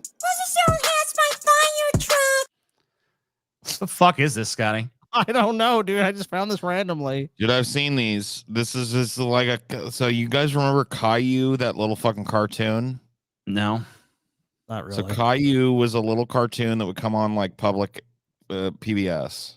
Mm-hmm. It's like a PBS cartoon. So like with Mr. Rogers and those sorts of things. And he was like a little French boy named Caillou. And he's got a sister named Rosie. I remember this because I've watched it a couple of times with a kid that was living with me, my fucking roommate's kid.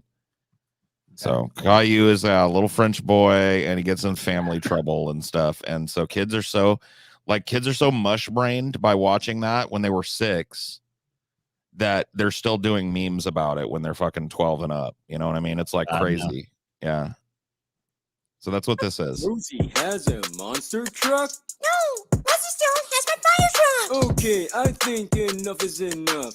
Rosie, give Caillou back his stuff. Rosie still wants to keep the fire truck. Scotty? Yes? I fucking hate you for pulling this shit, dude. What is this shit?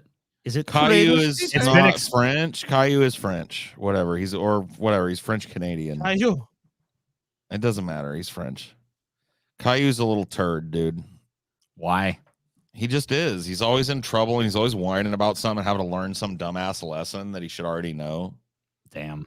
Like, don't come to mama every time fucking Rosie steals your fire truck. Maybe try and settle it yourself. You know? He's a little bitch, dude.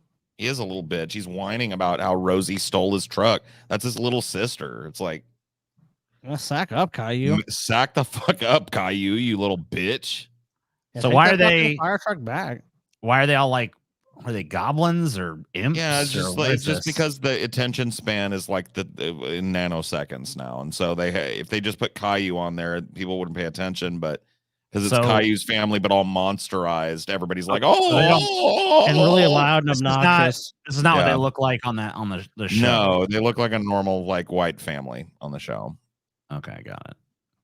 Rosie, it's Caillou's fire truck. Caillou has the fire truck. Caillou has the fire truck. Caillou has the fire truck. Caillou has the fire truck. Caillou has the fire truck. Caillou has the fire truck. Caillou has the fire truck. Caillou has the fire truck.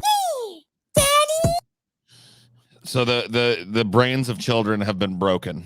I would have never fucking Yeah, spent 5 inexorably seconds watching this broken. as a child. The fucking dude, the covenant has been broken. The 7th seal has been fucking broken. The beast will soon, the beast with many heads will soon fucking rise out of the ocean and usurp the land. We've done it finally. We've poisoned them. These little zoomies and these little gen alphas that are coming along, they are fucked, man. They're fucked. These poor little zoomies. What do we do to them? It's the end. Their brains are broken.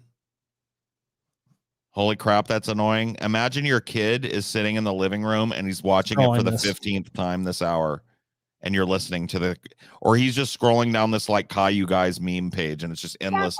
Caillou, what is it, Daddy?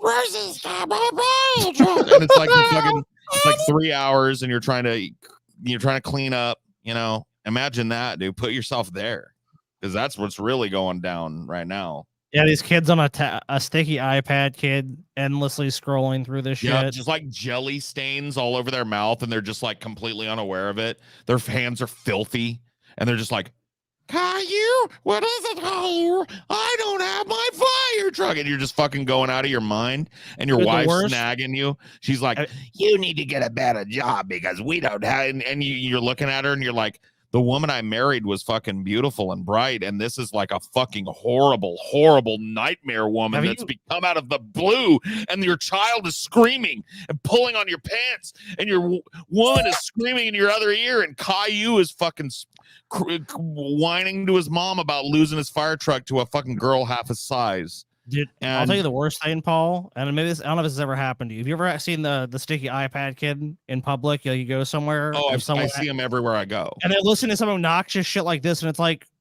hey, dude, guys. When I went and got my haircut, there was a little kid, and I had to assume he was autistic because the dad, there was a little toddler girl. There was a dad in there getting his haircut. He had a little toddler girl. And a boy that was probably like, I would say, I don't know, I'm bad at the ages, but 6 or 7, I would say, right? And he was laying on the bench. So he was laying on it, not sitting on it. So the whole bench, the comfy bench, was taken up by this one kid, and he's laying on his belly on it, and he's got his phone in front of him, and he's got it at max volume, and he's playing some fucking Pixar movie I didn't recognize at full max volume in the middle of the fucking haircutting place. It was nuts. Yeah, it's like I was just watching this, and his daughter. So his daughter was like I said, toddler. Looked like she's probably been walking maybe like 3 or 4 months. Still a little unsteady on her feet. She's filthy, just like because she's been crawling around on the floor. So her hands are all dirty, and she's got snot like dribbling down, and she's got like a little toy that she keeps like bringing over to me, like she wants me to play with it, and it looks like it like got pulled out of a donkey's ass. It's fucking filthy. So there's like this filthy little urchin running around, and this boy that's so autistically fucking disconnected from the world that he has to have his phone on full volume and watch fucking cartoons, and this one dude in charge. And I was like, Lord, thank you for my fucking infertility. Thank you so fucking much that when I was misled and tried to do this, Lord, that you didn't let me do it. Thank you so much, God. Oh my God, because that guy looked like he was on his last rope, like he was about to fucking have. Yeah, I've seen that a number of fucking times. It's like it's the same defeated dad usually. It's just like, okay, they're just numb to it. Like that, it's literally blaring through like a grocery store or a restaurant or someplace. And it's like it's bizarre. Or you just see the more garden variety, which is like there'll be like 2 parents and then their kid will just be on an iPad. It's like, why even bring your kid? Like, it's heartbreaking. I understand. I'm not trying to make fun of the kid for being autistic. That wasn't my point. It was just unreal looking at this dude's life, just getting a haircut so he doesn't look like a dirty, shaggy hippie at work. And dude, it was, I would be done after an hour of that. I wouldn't be able to, and he does it all day, you know, and I'm just like, fuck, man, I'm just not cut out. I just can't. I am tired of hearing about this skibbity toilet shit, so I'm gonna look at it. All right. You've seen it. We've watched it on the show. I never saw it. We watched it together on the show. All right, let's I brought it up when it was super hot. We have 6 months ago. You have shown me on the stream before, TJ, which I appreciate tremendously. And I was trying to grease and weasel my art into the show somehow, some way. Either way, here's to many more years of the show. Thank you.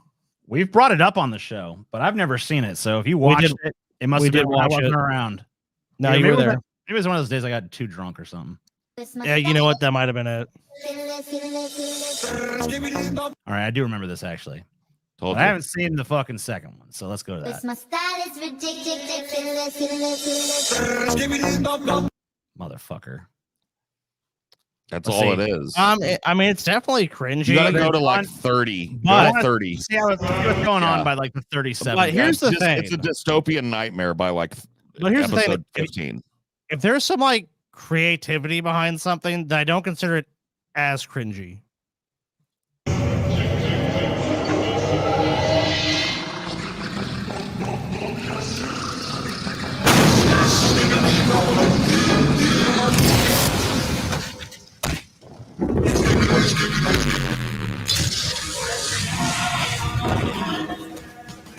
Oh shit. Is this like Skibbity Tiananmen Square? I guess. So like these, they're these videotape. They're like video camera head guys, and they fight the Skibbity toilets. And the war escalates between them. It starts off with just fist fights and shit. Then it's guns. Then it's like it ends up they have mechs. Like they have opposing Skibbity mechs that fight each other. I mean, this shit gets epic, dude. I watched the whole thing up to a point. And Skibbity fucking mechs? Yeah, it's like Skibbity fucking Judgment Day. Look at it. Whoa. So here's the camera guys. Holy shit, it is. I told you it's Skibbity Judgment Day.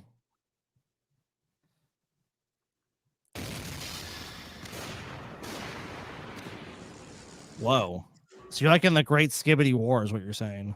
Yeah, it's like it's the war to end all wars. I mean, is it cringe? Yes. War. Yeah, but at the same time, like it's pretty creative cringe. Mm-hmm. It's epic cringe. It's hella real. Get it? Yeah, beat that. Oh yeah, shit! What is this? Dude, there is a dude. Pause this real quick. Yeah. Oh shit! This is one of those fucking. But this is like a dystopian, like, Mad Max mech. Because after the world falls, is like the Skibbity toilet mechs. Because if you go back a few episodes, they're like super futuristic. But now look at it; it's like a junker mech. You know, it's been thrown together by the last remaining Skibbities who are fighting over this irradiated wasteland of a planet. You know, damn, pretty fucking poignant shit.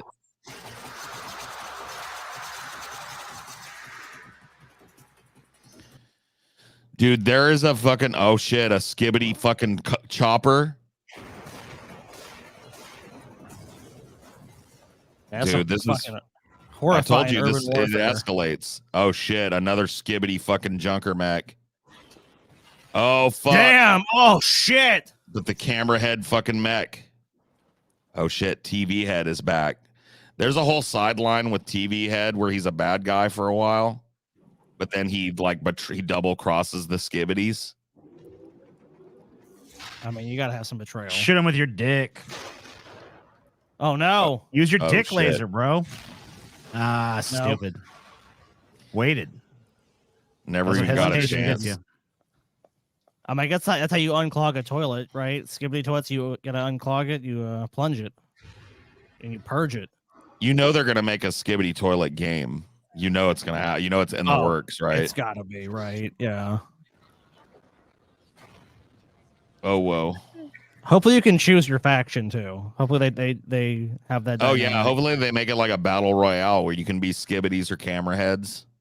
Well, that's always what I loved about the Warcraft games, like Warcraft 1 and Warcraft 2, was you got to do the human campaign, StarCraft games as well.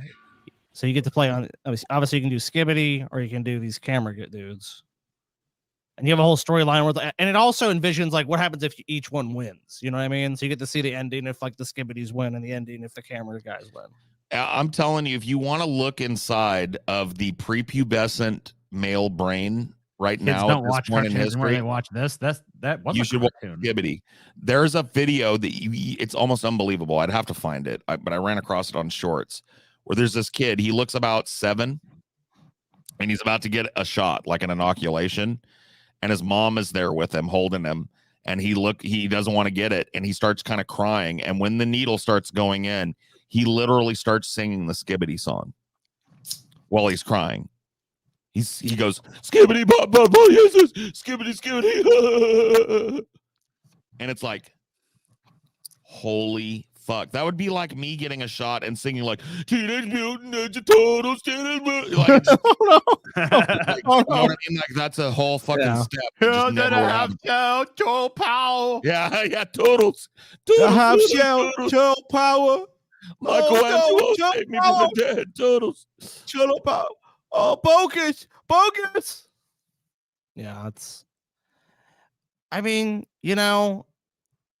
I get it that this is infiltrating society and a lot of kids and stuff, but a lot of it's just lazy parenting too. Just letting their kids have unlimited amount of time on devices. Not really saying that not really policing what these kids are watching. That little boy was in another universe. When it was time for his dad to leave, his dad had to like talk to him 5 times to just get him to put down the Skibbity. and like go like, oh, and then the kid woke up and immediately was like, I want to get a haircut. And the dad was like, we're getting a haircut for you tomorrow. I booked one for you tomorrow. We don't have time today. We're going to go get lunch. Aren't you hungry?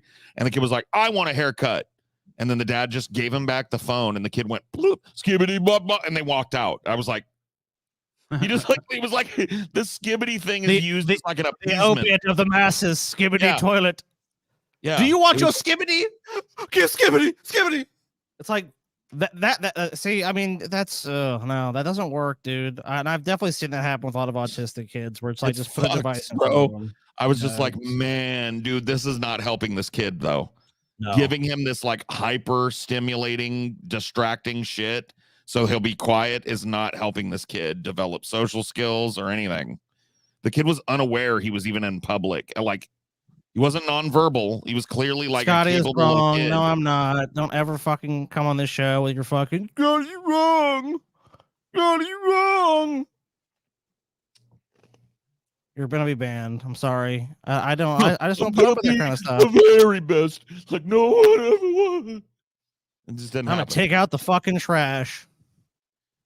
There's something new in the world. Okay, I found the video of the kids singing Yeah. "Skibbity Toilet." What's it called? I'll look it up and I'll send it to TJ. What's it called? Because we got to see it. I mean, like, look, we just talked about Give it is. Scotty is Skibbity correct. bop bop bop. Thank Yes, you. yes. Skibbity bop beep beep. Well, it doesn't matter. Scotty's They've never been wrong. silenced. It's the first thing you learn. Scotty is always correct. Yes. Even if I'm wrong, I'm right. He's wrong for the right reasons. Yep. That's what I Always found. correct. On the rare occasion that Scotty is wrong, he is wrong for the correct reasons. Look, and I look at people. I admit, and a couple times in my life, I was. It's horrifying. It's hard to admit. I had a moment where I thought I was wrong, but luckily I was right still. But I mean, a couple times I know what it's like to be wrong. Like for like a split second, I'm like, "Was I wrong about that?" And I was like, "Oh, actually, I was right." So there you go. But I kind of know. Oh, TJ found it. No. Here it is. You ready?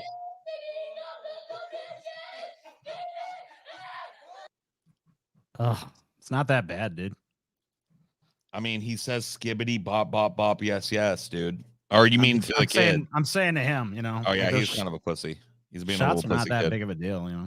No, they're not. Especially nowadays, they're tiny little pinpricks. Yeah, like you can't even fucking barely feel the fucking things. Welcome back, everybody.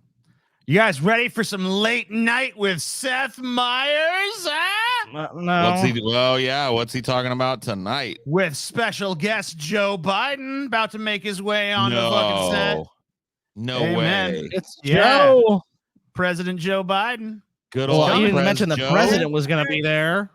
The Prez is going to be How on did I Seth not hear Meyers' about show, this man. cultural event, dude? Joseph we were talking about the fucking first Biden show back in and 2014. just a little bonus Amy Poehler, I guess. There you go. Your fellow guest, he was kind enough to follow you that night, Vice President Joe Biden. Yeah, that was He was very, out very there with special. us, Very and, special. He was a class act. Yeah. We did try to get him for our 10-year anniversary show. Obviously, he got a bigger job now, so he was unavailable. Oh, you couldn't get him? I couldn't get him now. Oh, I could get him.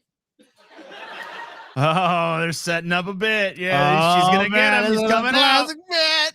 Oh, that classic bit. We couldn't get him. But you know what? I feel a bit coming. I just so happened to have got him. So Dude, here he is. When did Amy get those polars, dude? I don't know. Hey, Mr. President.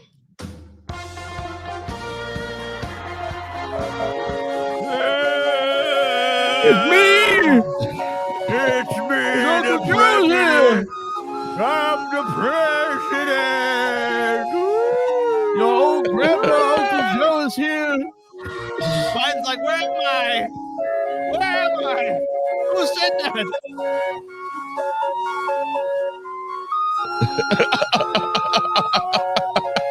Oh, you got lost. It's okay, Joe. Go this way. The nice man will show you where to sit. Yes, go this way, Joe. Right this way, Joe. Yes, Joe, right this way. Yes, Joe, look, sit. This is your chair. That's That's the chair. Joe. Oh, yeah, this is the chair. Everyone has to be like, Joe, you sit here. Right here, Joe. What's There. this chair I hear people talking about all the time? And his briefing was probably just where to sit. All right, Joe, you're going to walk in. Now, don't get distracted by the shiny lights. Keep walking forward, Joe. Look, Seth's going to meet you halfway. He's going to shake your hand. He's going to show you. He's going to guide you where to sit. Amy Polish is going to help you, too. They're both going to point at your seat. If they point and they keep pointing, that's where you go sit down. Joe, do you have that? Huh? All right, Joe, we'll start from the top. It's like, how many times? That was probably his prep for this fucking show. So it doesn't look like he's totally fucking lost. Tales from the Crypt. Good to be back. Why haven't you invited me earlier? Well, you know, you were. Hey, good to be Why back. aren't you invited me earlier, Jack? I'd have come anytime, drop anything for you, Seth Meyers. Yeah, dude. You know how Seth gets him on the show. He's got some fresh baked chocolate chip cookies. How fresh? Oh, they just came out of the oven, nice and good. Fresh out of the oven, Jack. Oh, I so love good. sweets. Well, how many? Was it a lot of mint chocolate and not mint, I mint love chocolate? sweets. Oh, yeah. Is it loaded down with them chocolate There's chips? only 3 things I love, and they're all sweet. Dude. I love sweet food. I love that sweet pussy, and I love the sweet blood of them dead Palestinians right Oh, there. yeah, Jack. Oh, Yeah. yeah. Them's the 3 sweets At I least love. he's being entertaining, Despot. Look at this. Look at all this festivity while Palestine is being fucking scoured by Let's flame. level that country.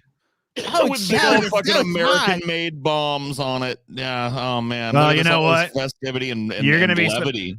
You're gonna be surprised that Seth Meyers is actually gonna ask him. Oh, he's about gonna all ask some that. hard-hitting questions. Yeah. It's gonna be crazy, Wow, I did not know. 2014, dude. Amen, bro. Amen. this show would make it 10 years. Is Amy Poehler gonna sit there looking uncomfortable while he asks the hard-hitting questions? Because why is Amy Poehler there? I don't get why she's still there. Because she was there 10 years She's the ago. one, man. Can She's she the one. skibbity skedaddle? Can we flush her down the skibbity toilet? Is Biden's face full of Botox? It is. It is, yeah. Oh my God, more than that. He's had probably lifts and shit done. If you really look at Biden's face now versus back then, it's way more than Botox. I mean, Biden's 80 years old. His He's had face does not look 80. significant Yeah. plastic surgery. Just look at his hair in the 80s and his hair now, and you know that he's at least had some kind of fucking hair transplant. Bro was reanimated. Appreciate the honesty, you know? No, you guys actually, you've been colleagues before. You worked together. You did an episode of Parks and Recreation. We talked about it back in 2014. Are you kidding me? I bragged about that for a long, long time. That was really fun. That was before. I bragged about that for hours, Jack. I said, you know what? If I can get a piece of that fine ass poontang, I'll do it, Jack. And I did. I done it for America, TJ. I done it. Yeah, poor Grampy. This is the best gig you ever had.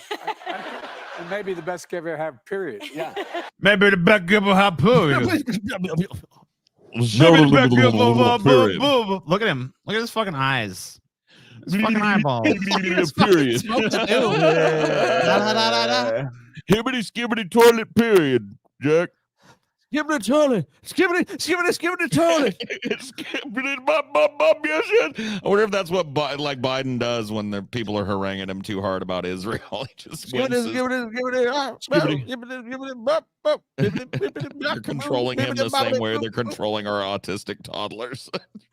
Maybe it's a good strategy. As soon as Biden gets off the stage, one of his handlers hands him the skibbity. Here you go, Mr. President, you skibbity. Oh, thank you. That was rough. I need some skibbity. Skibbity stat. Oh man, the camera heads are gonna kick this fucking skibbity toilet's fucking ass, Jack.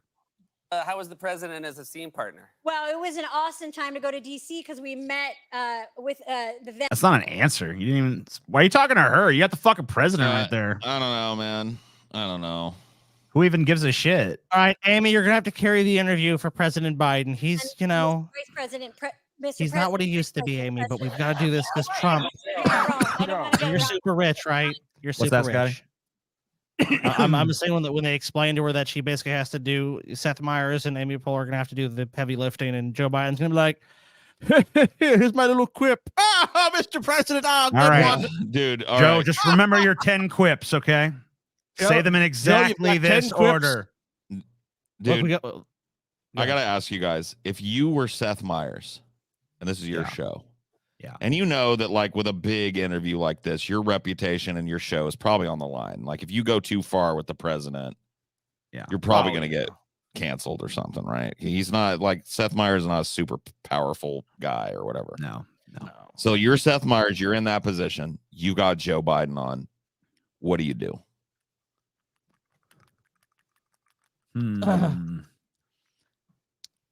I mean, if I'm thinking about that, I want the show to be successful going forward in the mainstream media, you're just going to get something like this. Here's the thing. Even if you're going to, if you fucking strike the right balance, you could actually fucking get yourself a little street cred from it. But you don't want to go too far and fucking fuck yourself by making powerful enemies. But if you like, I don't know, had like a few little subtle jabs in there and people picked up on it, that could actually fucking raise your profile. You just find a couple of little jokes. It sounds like we run the gamut. Honestly, Scotty sounds like he would probably try and be safe and keep his reputation intact, which is totally understandable. I mean, you don't get a second one. I would have Seth Meyers make a couple of like good-natured jokes. Sure. Jokes, but nothing of substance. Well, you are Seth Meyers in this. Ultimately, it's your decision. Yeah. How do you? Yeah, it's gonna be a couple of lighthearted little jabs at him. That's like, don't eat too much ice cream, Joe. TJ's thinking about maybe strategically throwing some more fucking some sharper barbs in there to get a little street cred, and mine is totally over the top. Yeah, yours would just be like, just destroy it all, burn it down. No, one shit. Have you guys seen Carrie? Yes. All of a sudden, both Amy Poehler, her ample cleavage, and this old grandpa would be drenched in synthetic blood. And I would stand up and I would say, the blood of Palestinian children is on your hands. Cease fire now. And I would repeat it until the network cut the feed. And I'd go to jail. And when I got out, I'd be a fucking hero. I would have an immediate offer from some lefty fucking network or some podcasting network. I'd be huge. I'd be the next fucking god, dude. Well, there you go. Sometimes you got to dump pig's blood on these motherfuckers for them to know. Sometimes you got to dump a little pig's blood on the president. Yep. But we met people from both sides. There's no fucking way that they didn't have fucking like this. There's no way they're broadcasting this shit live and shit. No, this is fucking recorded. taped. And if this didn't go well, this would never fucking see the light of day. No, it's probably heavily edited as is, I would imagine, since it was not, it did not broadcast live. So sides of the aisle, and then if you remember, we did that scene together, and then the sex scene. Oh, that one. That scene where I buried my old withered face in them ample I thought we titties said that we weren't supposed to talk about that on camera. But okay. Oh wait, that wasn't a scene. That was afterwards. That was the price for me showing up. what is this? Mr. President or Mr. Vice President, you want to be on Parks and Rec? Can somebody do an Only eye if I line can on Biden right motorboat here? them titties. Can somebody do an eye line on Biden right here? Right here? Because I mean, here he's looking at her face. Do you think? Well, 'Cause hold I on, think the eyes are perked up, but I think the balls are down. Let's see. You remember we did that scene together. Like right when he turns his head back towards her, he sneaks a look. See? Oh, he did, dude. Yep, he did. What is this lady doing here? And I think he's ever staring so right around subtly- here. He ever so subtly looked down, then he looked back up. I think he's staring right around here because he can dart his eyes down and get that cleavage, but still ostensibly be looking at her mouth and face. Like, is this? Dude, I know this. I know this move, dude. I've done it a million times. You I sly have old mastered bastard, this you. art.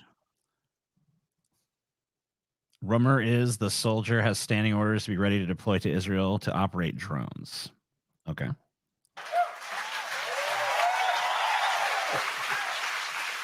I have one. I want to look to the future, but one last glance to the past. In 2014, you had just called LaGuardia a third world airport, and you had to fly into LaGuardia to come to this show.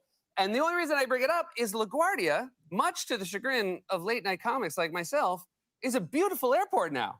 It's a beautiful airport. And it really does. Woo! Look, Joe, you're so amazing. Good Normally, job fixing that LaGuardia is airport, terrible to Joey. fly into. I Wow, mean, what awful, a stroke. LaGuardia used to suck, but now that you're president, it's Amazing. great. Yeah, it just smells like roses. Oh, summer yeah. breeze. I love, but I almost want to fly just so I can travel People, through they LaGuardia say people now, want you to know? fly there just to experience what an airport should be like. Thanks to Joe Biden. You know, if I was flying somewhere, I'd go to LaGuardia and drive the rest of the way. Even if that made the trip longer, that's what I'd do because LaGuardia is such a nice fucking airport. Look, if I ever had the privilege of going to the great city of New York, I'm going to fly in there intentionally. To what infrastructure spending could do. Sometimes it takes a long time, but it's really worth it. Have you been to LaGuardia recently? I have, but it didn't take me a hell of a long time. Yeah. Because I'm the fucking president. I mean, he's right about that. It's not. He's not waiting. We had infrastructure week every week. Yeah, you did. We actually got it done. How can you be the leading country in the world with it ranked number 13 in terms of infrastructure? It's not good. Mr. President, I can't hear you. Have we gone up since you've been president? No, but we're on our way, Jack. Okay. We're on our way, Jack. We're getting a lot of things changed. You got a lot of things changed, and I want to ask about that. And speaking of change, one of you motherfuckers changed my diaper. You, Amy. I'd rather you do it. My diaper. Yeah. My diaper. I mean, I've been stewarding this for 20 minutes. I made a poo-poo in my diaper, Paul Zigo.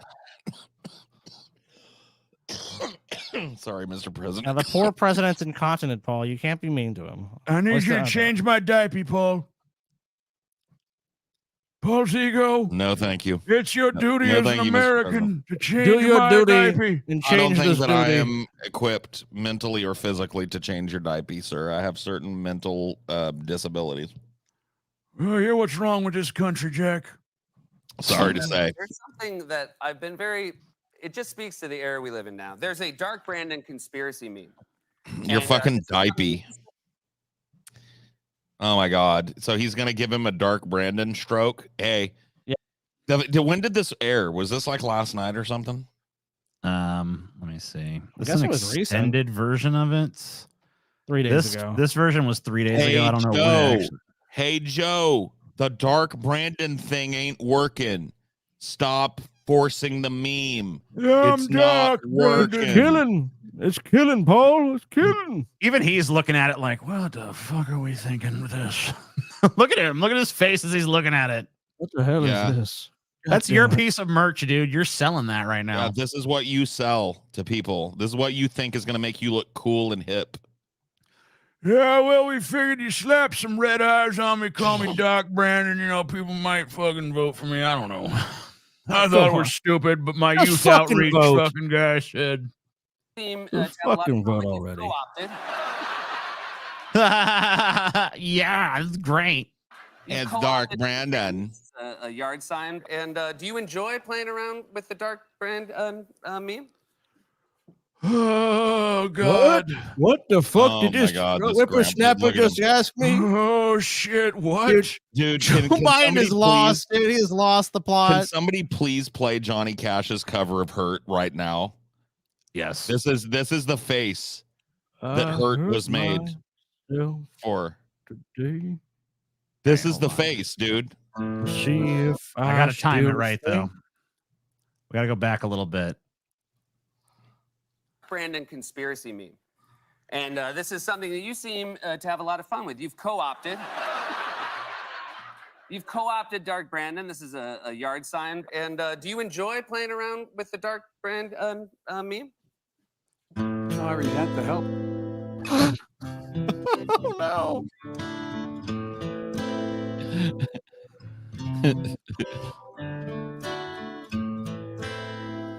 I hurt myself today. Probably about as much as we can get away with that. Yeah, probably. That would have been cool if you'd hit You'd it. only done it like got that on there 20 seconds ago. Let's I watch. resent the hell out of it. Okay. I bet about 30 years old ago, Grandpa could have put them fucking glasses on and not looked like an old doddering man. But them days is over. I resent the fucking. And by the way, I want to remind everybody, by the way, that the president is doing jokes where he puts on a pair of $400 Ray-Ban aviator blackouts while Palestinian blood runs in the street and American bombs fall on the last fucking. I'm bastions. quiet. You're just a little buzzkill. This is what he's doing. He's You're a fucking buffooning and buzzkill, clowning Baldigo. and You're vaudevilling buzzkill. around while the blood of Palestinian children soaks every fucking bit of his presidency. This is what they do. This is what fucking oligarchy looks like, folks. This is how he appeases you while a genocide is being carried out that you paid for, by the way. Your tax money, your payments, your fucking sales tax money, all that tax money that you paid for those bombs that are falling on those babies, and this fucking president is doing an ice unfunny, cream. I can't Let put me on my tell you fucking something. sunglasses Does joke. anyone here have some ice cream? Can I give you a little piece of advice, Sonny Jim? Sure, No. fucking midnight prairie, whatever. Go ahead. Nobody likes a Debbie Downer. Gotcha. Turn that frown upside down, Jack. I just wanted to remind people that this happened 3 days ago while that fucking massacre was either about to happen or currently happening. And here's Joe Biden. Here's what the president of the United States and the leader of the free world is doing as bombs are falling in Gaza. Go. Y'all fellas have some ice cream? Isn't it hilarious? Isn't the Palestinian children's blood hilarious as it spurts from the stumps where their limbs used to be attached? As their lifebloods run out and their crying parents run through the streets looking for help that isn't there? Isn't that fucking hilarious? Look at him. God damn, he's so cool and relatable. Doesn't this make you sick? Where's the seriousness of our politicians anymore? There was a time that at wartime, the president wouldn't have dreamed of going on one of these fucking ball washing interview shows to give an unserious interview and do memes.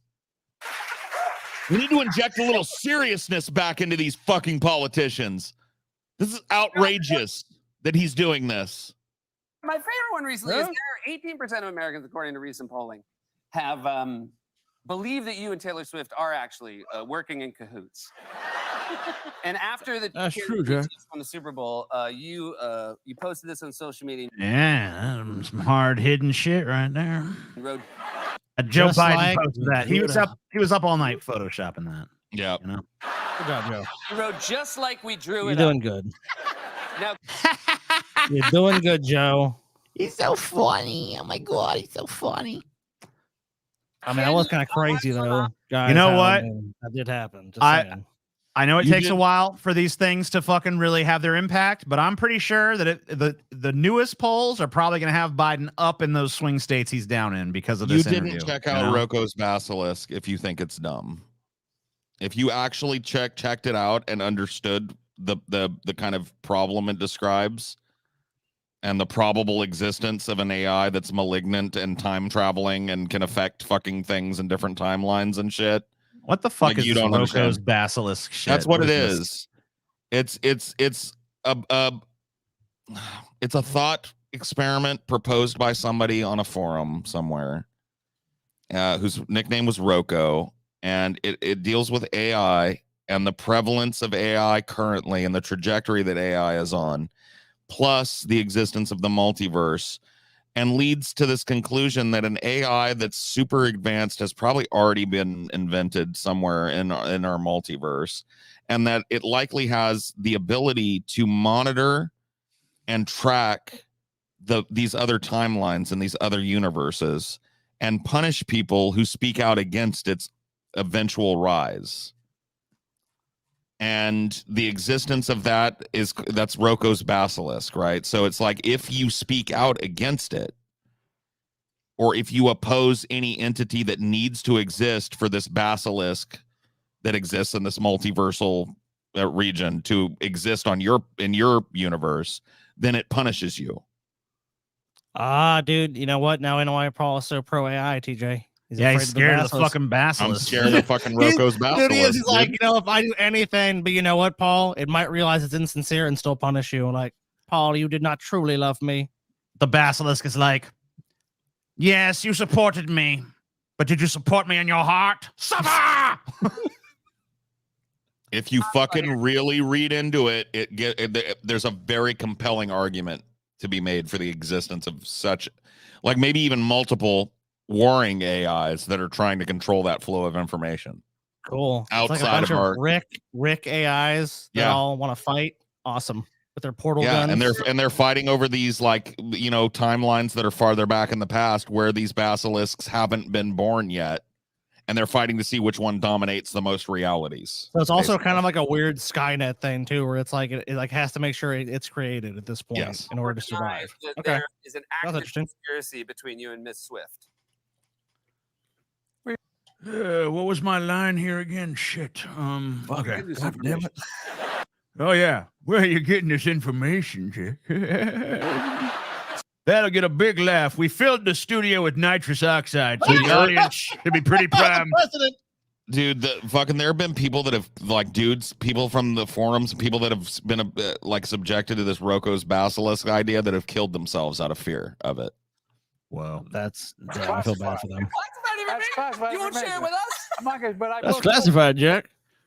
That's classified. Now get your assified. It endorsed me in 2020. Unfalsifiable paranoia, says you.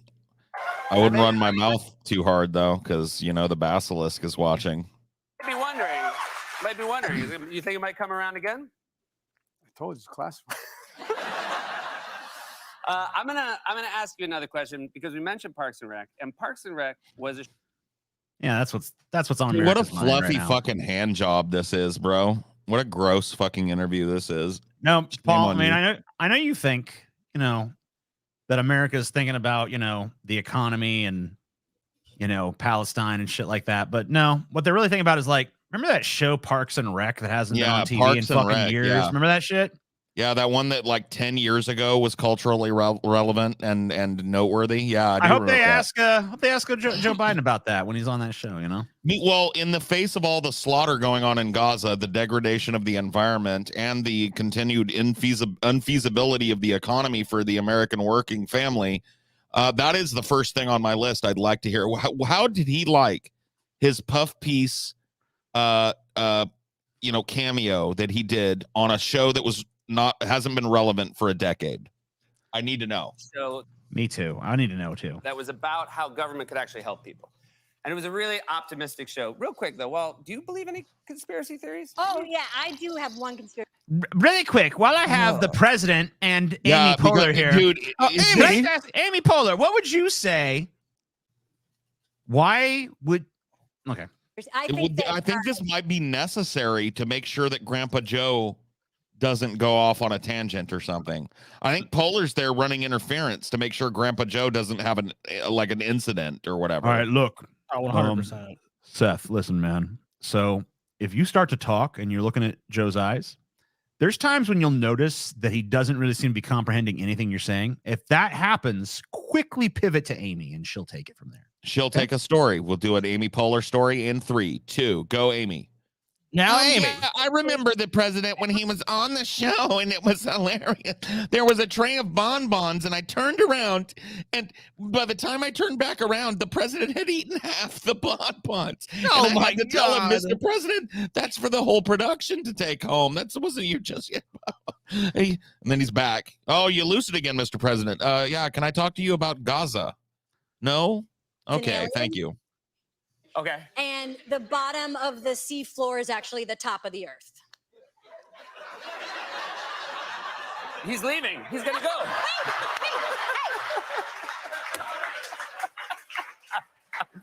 I told you to stop telling And there was people. some nervous laughter here because they didn't know if he was joking or actually wandering away. Okay, he's joking. Thank God. Oh, he thank knows. goodness. Oh, he it knows was a this joke. Oh, okay. He was making a joke. Okay. He's not doing that thing he's done a billion times where he wanders off in the middle of something. All right, so Parks and Rec was about optimism. You, I believe, are more optimistic about this country than certainly I am, than a lot of people are. Why do you continue to be optimistic? Mr. President, why do you love America so gosh darn And why do you much? believe in us so much? Cause I'm rich, Jack, and life is fucking good when you're rich, baby. And I want that gravy boat to keep on pouring for the rest of my life. Maybe I got 10, 15 left if I'm lucky. And man, I'm gonna stay fucking filthy rich. Why do you think all us politicians live so long, Jack? We got a lot to live for. All that money and power. This nation, despite everything that's happened in recent years. Look, I tell every world leader, and I mean this sincerely, Never underestimate the ability of the American people. There's nothing. Never beyond done domesticate the ability of the American people. I agree, Mr. President. You know what? When he's right, he's right. You never want to domesticate the debility of the American people, Mr. President. That's you are true. fucking absolutely correct on that one. I never heard a writer fucking thing in my life, man. I mean, if you don't domesticate the disability of American people, then how do you even call for freedom and democracy? I don't know. I'm You not can't sure. even do it. It can't even be done, dude. Every single crisis we've ever been in, we've come out stronger than we went in. Everyone. Okay. It's kind of debatable, but you know. Every crisis, yeah. Yeah. I don't think we were I mean, no, I don't really buy that, Mr. President. I think we're a lesser country since 9/11 and our horrible and fucking catastrophic response to it. And I think most people feel the same way, Mr. President. I don't think we really bounced back Well, from you're that. just an asshole, Jack. Fat. People kept Quiet, buying. fat. Listen, people kept buying things, and that's really all we needed to do. True. That is true, Mr. President. Sorry. And we're the best. You know, I've told. Buy or die. I was asked by Xi Jinping about when I was in the Tibetan mountains. Wow. Thank goodness he named Xi Jinping and not the leader of China from 30 years ago. Because he's done that before. I was there with Fu Manchu. I was there with Hong Fai-wen. I was there with General So himself. And he told me everybody was kung fu fighting, Jack. It was the damnedest thing. General So. I was there with General So, and he offered me some chicken, Jack, and it was delectable. It was the best chicken I'd ever had. Dude, mine's out of his fucking mind. I didn't actually, be honest with you, I didn't like it. The For me, rise of it was just chicken so-so, you know? Oh, wow. Good one, Joe. Said, yeah, one word. Possibilities. America believes anything is possible. Yeah. Woo. That is a terrifying, terrifying sentiment if you really think about it. Anything is possible. Yeah. Anything is possible. So tomorrow we could just all blow up because you're asleep at the wheel. Cool. Thanks for that reassurance, Mr. President. What happened to America is fine and will be fine on my watch? No, anything is possible. What a fucking ominous portent that was just laid on us. Did he just say the quiet part loud? Oh, he always does this when he actually talks about America. It's basically like, it could turn out good. I mean, it is theoretically possible. It probably won't for you, but for me, it probably will. Oh, yeah. Well, for Grandpa Joe, I mean, I've got a golden ticket. People here step up, and look what's happening. We got the best economy in the world now. We got a long way to go, but the best in the world now. And we're going to get better. Best if you're rich. If you're rich, it's a great economy. Woo, I say. I've made so much fucking money. God, I'm filthy rich. Yeah. Yeah, that's some stuff. Ain't that a thing?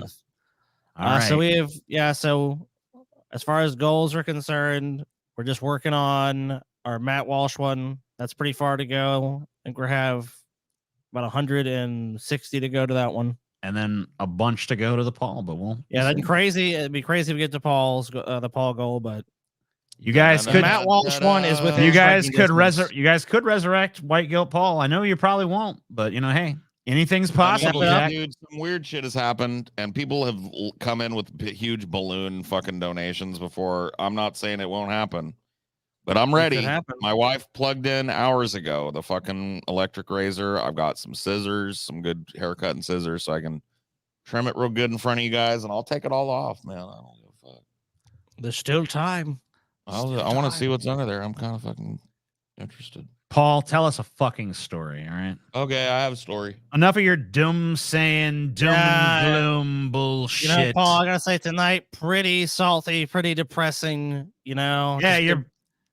Every time we try to have a little fun on the show, you're just like, genocide, this, bloodshed, politicians ain't serious. Kids are all autistic retards. I mean, what's next, Paul? The world's going to hell in a handbasket. God damn it, Paul.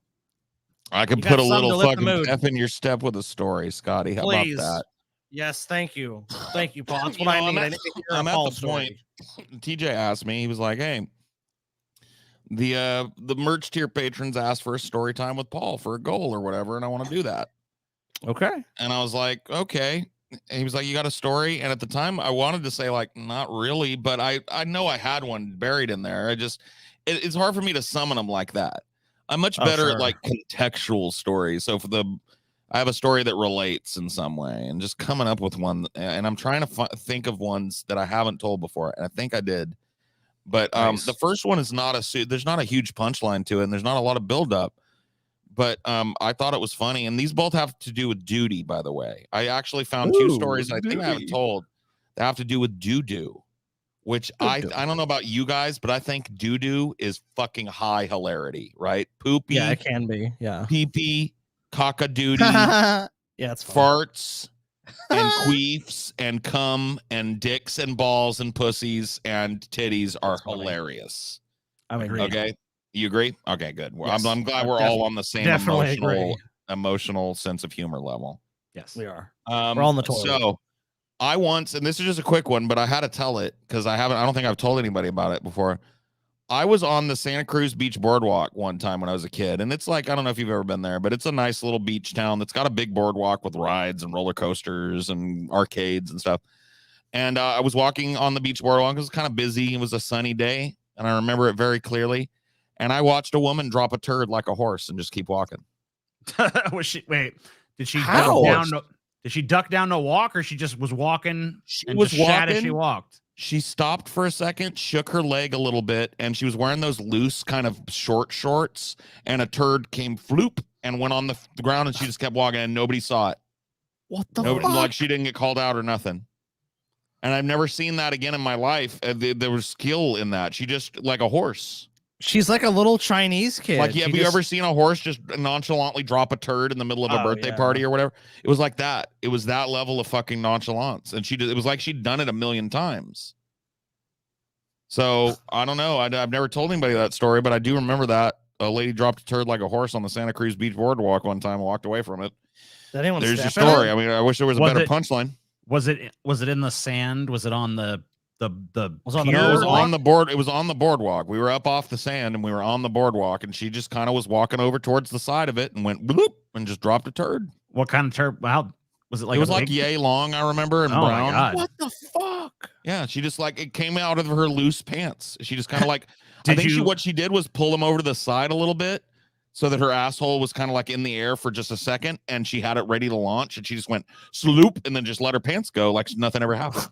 Jesus. I guess some people just don't want to be bothered. They can't stop, man. Was she attractive? No, she was a big fat lady. I remember that. Oh, laziness. Did anyone notice the turd afterwards, or you just not kept that walking? I heard? I never heard somebody scream turd, turd. And when I told my parents about it later, they didn't believe me until I walked back and showed them, and there was a turd there, and they were like, "Oh my God." Like, what the fuck? But I didn't hear nobody go like, that lady dropped a turd like a horse or nothing. I didn't say nothing until after she'd walked away because I don't want to make a fuss, you know? Jesus. My parents told me not to make a fuss like that. You never talk shit about a stranger in public.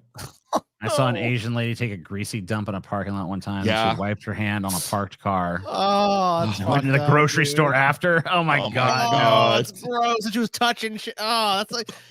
Then she was Dude, fucking mucking around with produce and shit. Yeah, no. I did. I remembered where the fucking dirty deed fell, dude. I walked him back to the fucking trash can right next to where it was. It was like right along the edge of the boardwalk.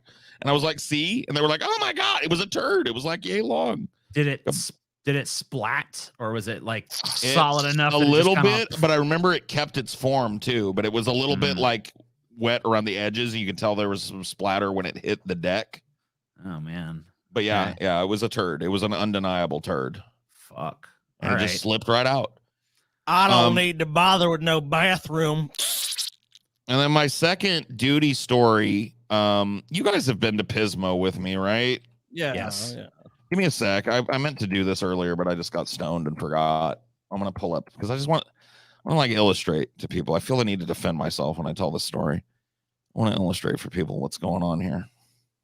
I'm gonna use this opportunity to go to the bathroom for a quick. Now, I could just shit right here. Man, you know what? Yeah, you could just fucking drop a turd like a horse. And just take a fucking big old shit right on the show. I don't have to shit. I just have to piss. Oh, too bad. And someone said, DFF, I once saw a guy drop a deuce in the middle of Georgia Avenue in DC. I once saw a dude just randomly That's taking pretty a crazy. piss. Taking a piss, and I was like, it was right before our Seattle meetup with DP, and I was literally walking to the venue we were having the meetup at, and there's an alley like nearby, and some guy just whipped his dick out and just started pissing like a fucking massive fucking stream into a wall. I'm just like, okay, well, that's Seattle for you. Yeah, there's some people that don't give a fuck, man. If they gotta go to the bathroom, they're just going wherever the fuck they're standing. So this is Pismo Beach here. You can see my cursor, right? Yeah.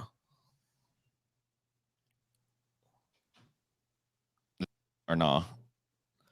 You're kind of cutting out. Okay. Yeah, you're cutting out, Paul.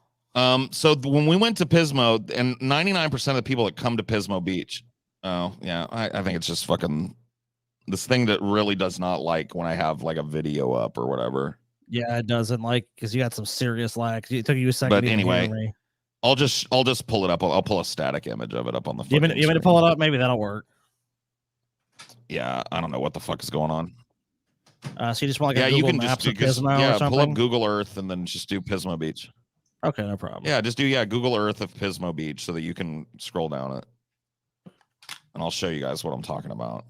Yeah, I'll pull it up. And yes, this is a duty story. Okay, dude, you're gonna pull it up, no problem. Yeah, I'm back here. Let me leave the studio and come back. I'll be right. Pismo Beach, Pismo. Dude, Pismo is an awesome place.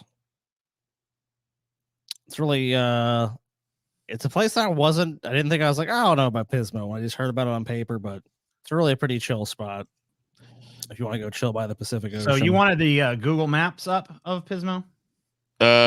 Or like the Google Earth or whatever. I guess Google Maps will work just of the Pismo area. Okay, hold on. I can get it to be. It doesn't matter.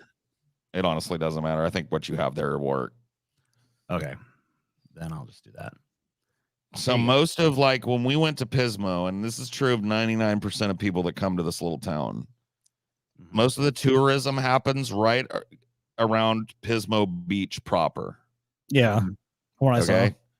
And we went there and north up the beach. We walked to the rocks at the end of Pismo Beach here. And that's where most people, that little stretch of beach in front of the city is usually where people go. But if you go down south and keep going, you will see what's called the Sand Highway. This is, yeah. No, that's fine. This is the Sand Highway. And this is right. If you just get on Pismo Beach and walk south, this is where you end up. It is a huge dune park. Huge stretch, and it's miles. It's like 10 miles long of dunes. It's one of the longest strip of dunes. Yeah, that there. Why am I glitching? Oh, it's because I have this open still. Let me just close that. Okay, hopefully that fixes it. I didn't hear you glitching, but yeah, here you go. Anyway, so my family used to go on the dunes with the Jeep and shit. We drive way down the beach where you're way far away from town, right? Sure. And they do provide some porta potties and whatnot out there, but they can be few and far between. And we went way down the beach. So I remember one time I was probably like 7 and I had to poop real bad. We were down there and we'd set up like a little tent or whatever. And I just assumed we had like a pot for people to poop in. And I was like, Mom, I gotta go boom boom or whatever. I gotta take a shit. And she's like, well, she pointed up the beach. And I swear to God, dude, it looked like a mirage. It looked like it barely existed. You know what I mean? The porta potty. And I was like, I'm not going to make it, Mom. I'm going to shit my pants. And she goes, well, you better go get in the ocean then. And that's all she would tell me. And so I was like, fuck, all right. So I waded out into the ocean and I pulled my trunks down, right? And I kind of squatted down and made it look like I was just playing, but I was shitting, right? And I let the shit out. Well, as I'm shitting, I have my back turned to the waves and a wave hits me as I'm shitting. Okay. And it rips my fucking shorts off because they were halfway, they were around my ankles. Right. And my shorts are gone now. It's like you saw how the seaweedy ocean, it just ate my shorts. And so now I'm literally naked from the waist down with a shitty ass in the ocean. And I got nowhere to go. And so I literally stayed out there for 3 hours before somebody came. What? Your parents didn't check you? They're just like, oh, they just thought I was playing. They were just like, oh, look at PJ. And they'd wave to me and I was going like, Oh, You know, and they're just like, waving oh, look back. at him. Why is he crying? He's crying He's tears cutting of up. joy. TJ's out there cutting up and having a good time. Pass me another Bud Light, honey. You know, that's what it was. Right. And yeah. so 3 hours I was in the sea with no pants. And then I had my little sister went and got my mom. And then my mom came and gave me a towel so I could fucking keep my dignity while walking back onto the goddamn fucking beach. So there you go. That's story time with Paul tonight. Those 2 duty stories that I've never told before. Double duty, a double-decker deuce from your friend Paul Zigo. There you go. I love it. Beautiful. It's a beautiful story, Paul. I liked it. I had fun with it. All right. Enough of this bullshit. Let's talk about what really fucking matters in life. What's big fucking dicks? Dicks? The battle of the bulge. Not dicks, Paul. Big dicks. Big schlongs, would you say? Schlong. I haven't used the word schlong in quite some time. A schlong. Would you say big wang? Hang out with your wang out. You know, I don't usually use that word, but sure, man. You need to start using it. I love schlong and wang. Why wouldn't you use it anymore? So Dude, TJ, this is our 900 goal, right? Yes. All right, so guys, it's our last goal we funded for the night. If you want to see it, keep going. Keep on donating.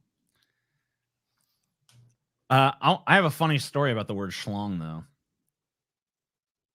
I think I know what it is. Yeah, so I used to know this dude named Nick Prejean. Prejean. And he was my friend. He was like anyway, we used to fucking, yeah, he was a delinquent for sure. We used to make fun of Scotty. Well, we were making fun Oh of my Scotty. god, it's like that had to be one of your favorite pastimes. Well, we did make fun of you a lot, but we you know, there was a song that got popular around that time. It was a remake of Killing Me Softly with his song.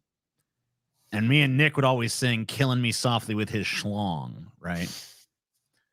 And we thought it was the funniest shit. We were like, killing me softly with his schlong. Yeah, they did it endlessly. They would sing that over and over again. So anyway, one day Scotty comes to us and he's like, guys, I was listening to that song. And he's actually not saying schlong, he's saying song. So you guys have actually been singing it wrong this whole time. And they were just like cracked up, like, oh my god, dude. He thought that's how the song actually fucking went, man. I did, dude. I honestly thought that's how the song went. I don't even know how old were you at that time, Scott? You're like fucking 7 or something.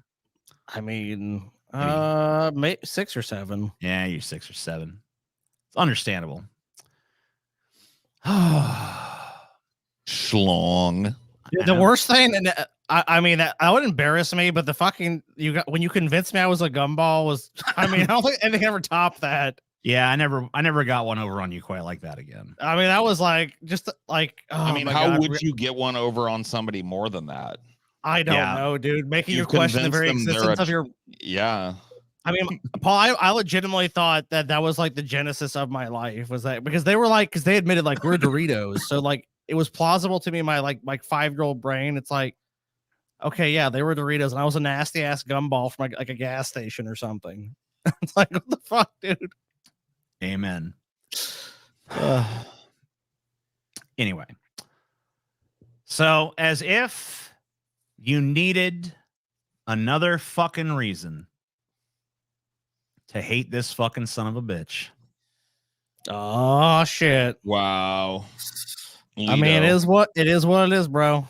Lido Petito. Look at him go. Wearing a lady's blazer.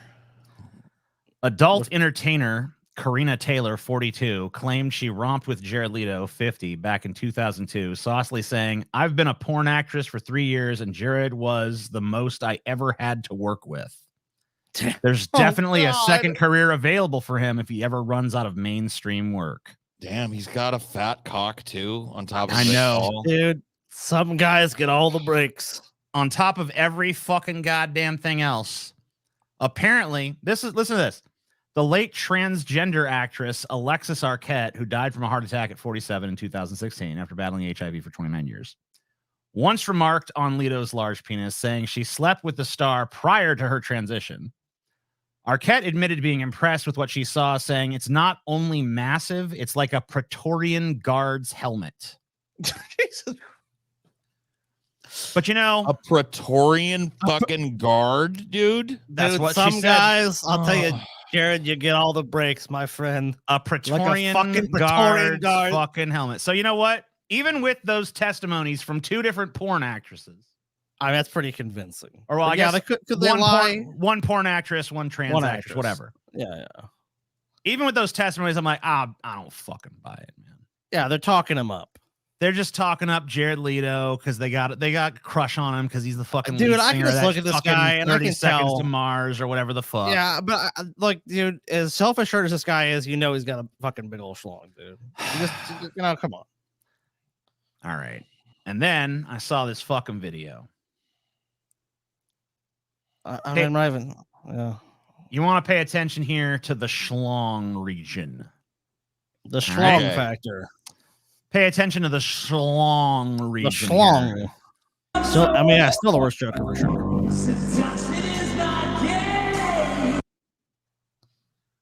Oh my fucking dude, it's a God. python, dude. It is.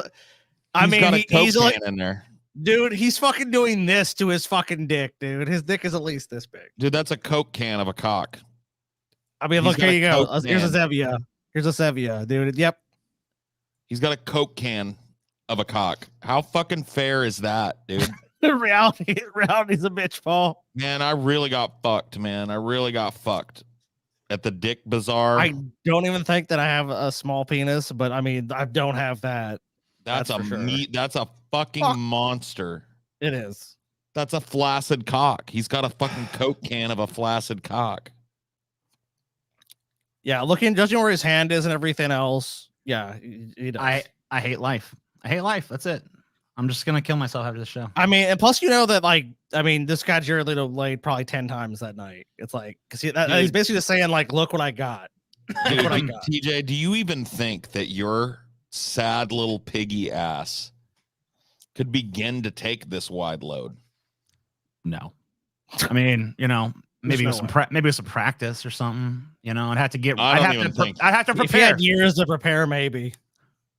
I mean, I've taken some. I mean, whatever. I'll tell you what I'm doing. Super into everything, but you know, it's not my first rodeo. You've taken some wide loads, but you think this one's wider, is what you're saying? I mean, if it's like that. I mean, he's not hard even.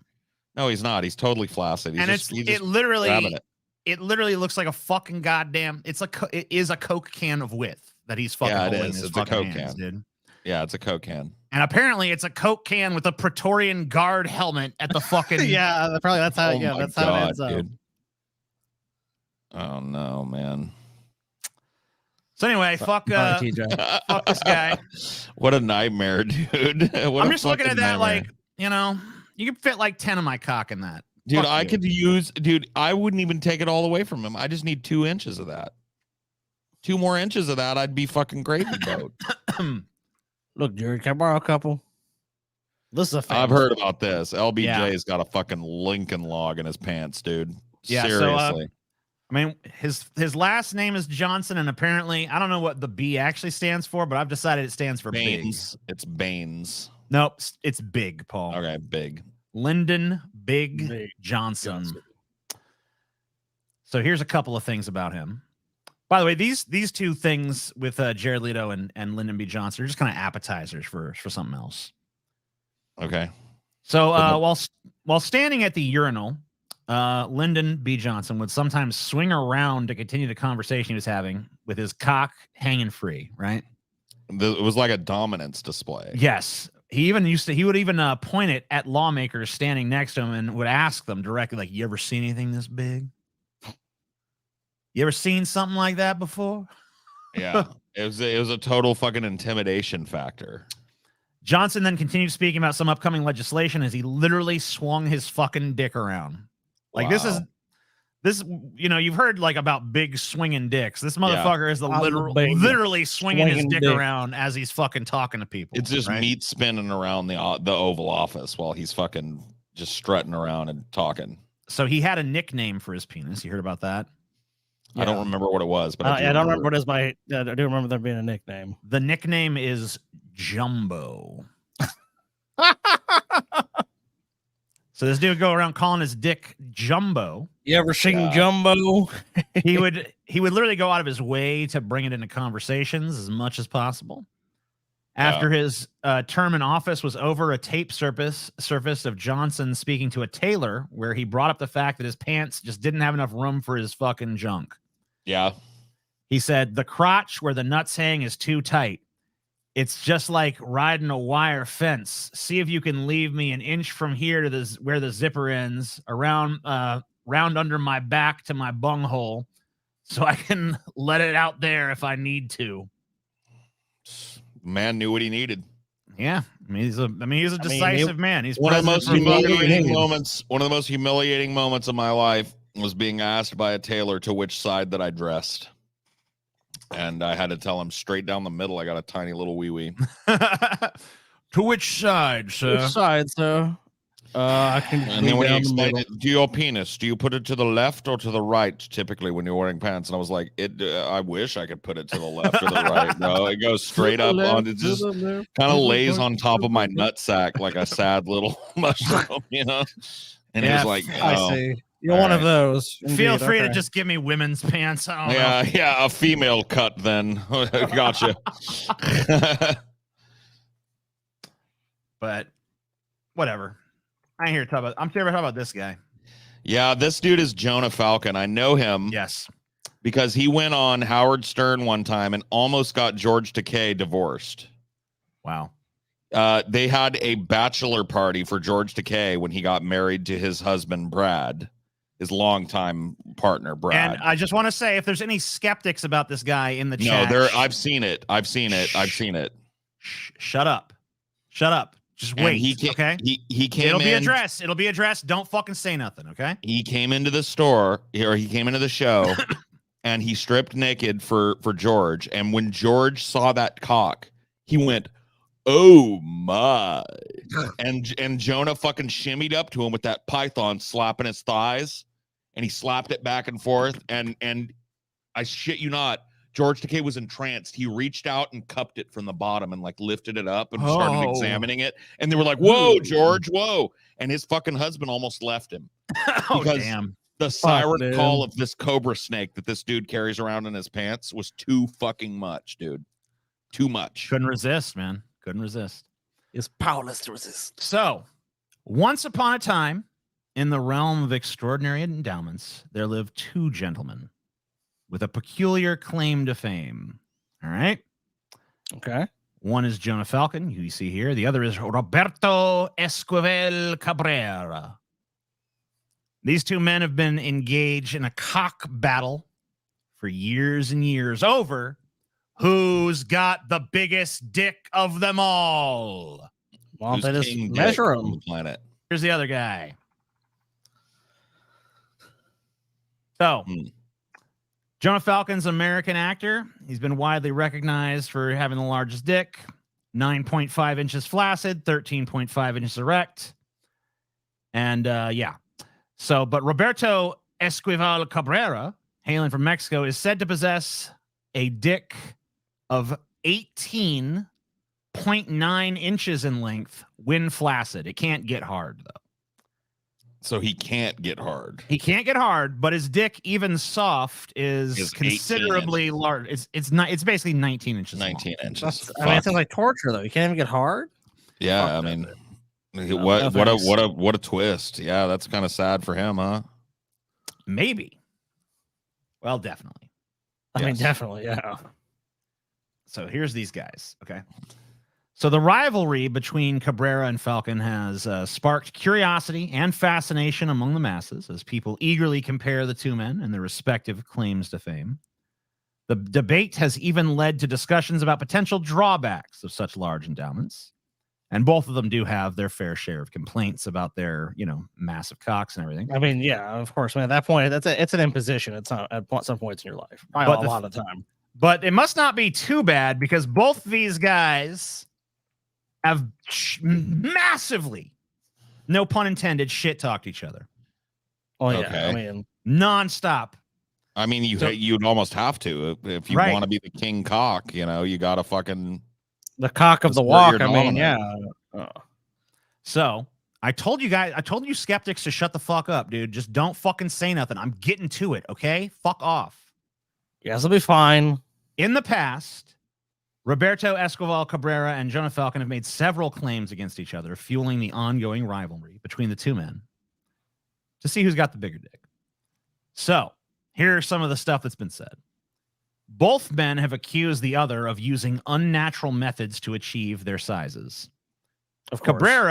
Cabrera claims that Falcon's 9.5-inch flaccid and 13.5-inch erect measurements are the result of surgery or other artificial means, while Falcon has suggested that Cabrera's 18.9-inch flaccid and 19-inch flaccid and nothing erect, because he can't get erect, are due to injections or implants. So there is a world record for this, and the two men have both been in heated debate over who holds it. So while both men have been recognized by various sources, the exact measurements and criteria for the records are still a point of contention between them. So they're all like, well, it depends on how you measure. Right. They've both also claimed that the other one has exaggerated their difficulties in life over because they're both kind of sad sacks about their huge cocks. Right. They're like, it's actually a curse. Yeah. So they have a similar MO basically. Right. They're like, who's the bigger sad sack? And Who's both the of them guy are like, he's whining on this. I'm the one who's really got it bad. He's just a fucking bitch. He cheated. No, he cheated. They've also been engaged in a war over who can get the most media coverage, who can get the most media attention, who's the most successful, right, etc. Cock of the walk, man. And they both have and I need to make sure really quick that we don't have, that this is not going to pop up on the screen before I go to this next tab here. Yeah, be careful, TJ. Be very, very careful. This is a dangerous one. Yeah, don't vosh us, TJ. All right, we're good. We're good. It's not going to display it. So okay. I want to make no sure. Horse porn. Well, not yet. Not until YouTube changes its guidelines. Sure. All right. So here's the reason why both of these guys have some doubters. All right. Some doubters. Okay. Fair enough. Some doubt in people's minds. So in the case of Roberto, stretching the truth. Doctor insists man with the world's longest todger. This is my first time hearing this word. World's longest todger. It's a British thing. They call it a todger. Todger. It's todger.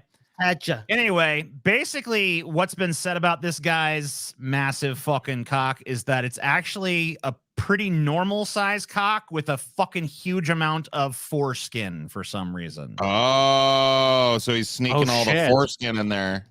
Yeah, so I've seen dudes that have like extra foreskin. This guy happens to just have an insane amount of extra foreskin. Now that's not just blubbery foreskin. Yes. So what this guy is claiming as his cock, I mean, I guess foreskin is part of the cock though.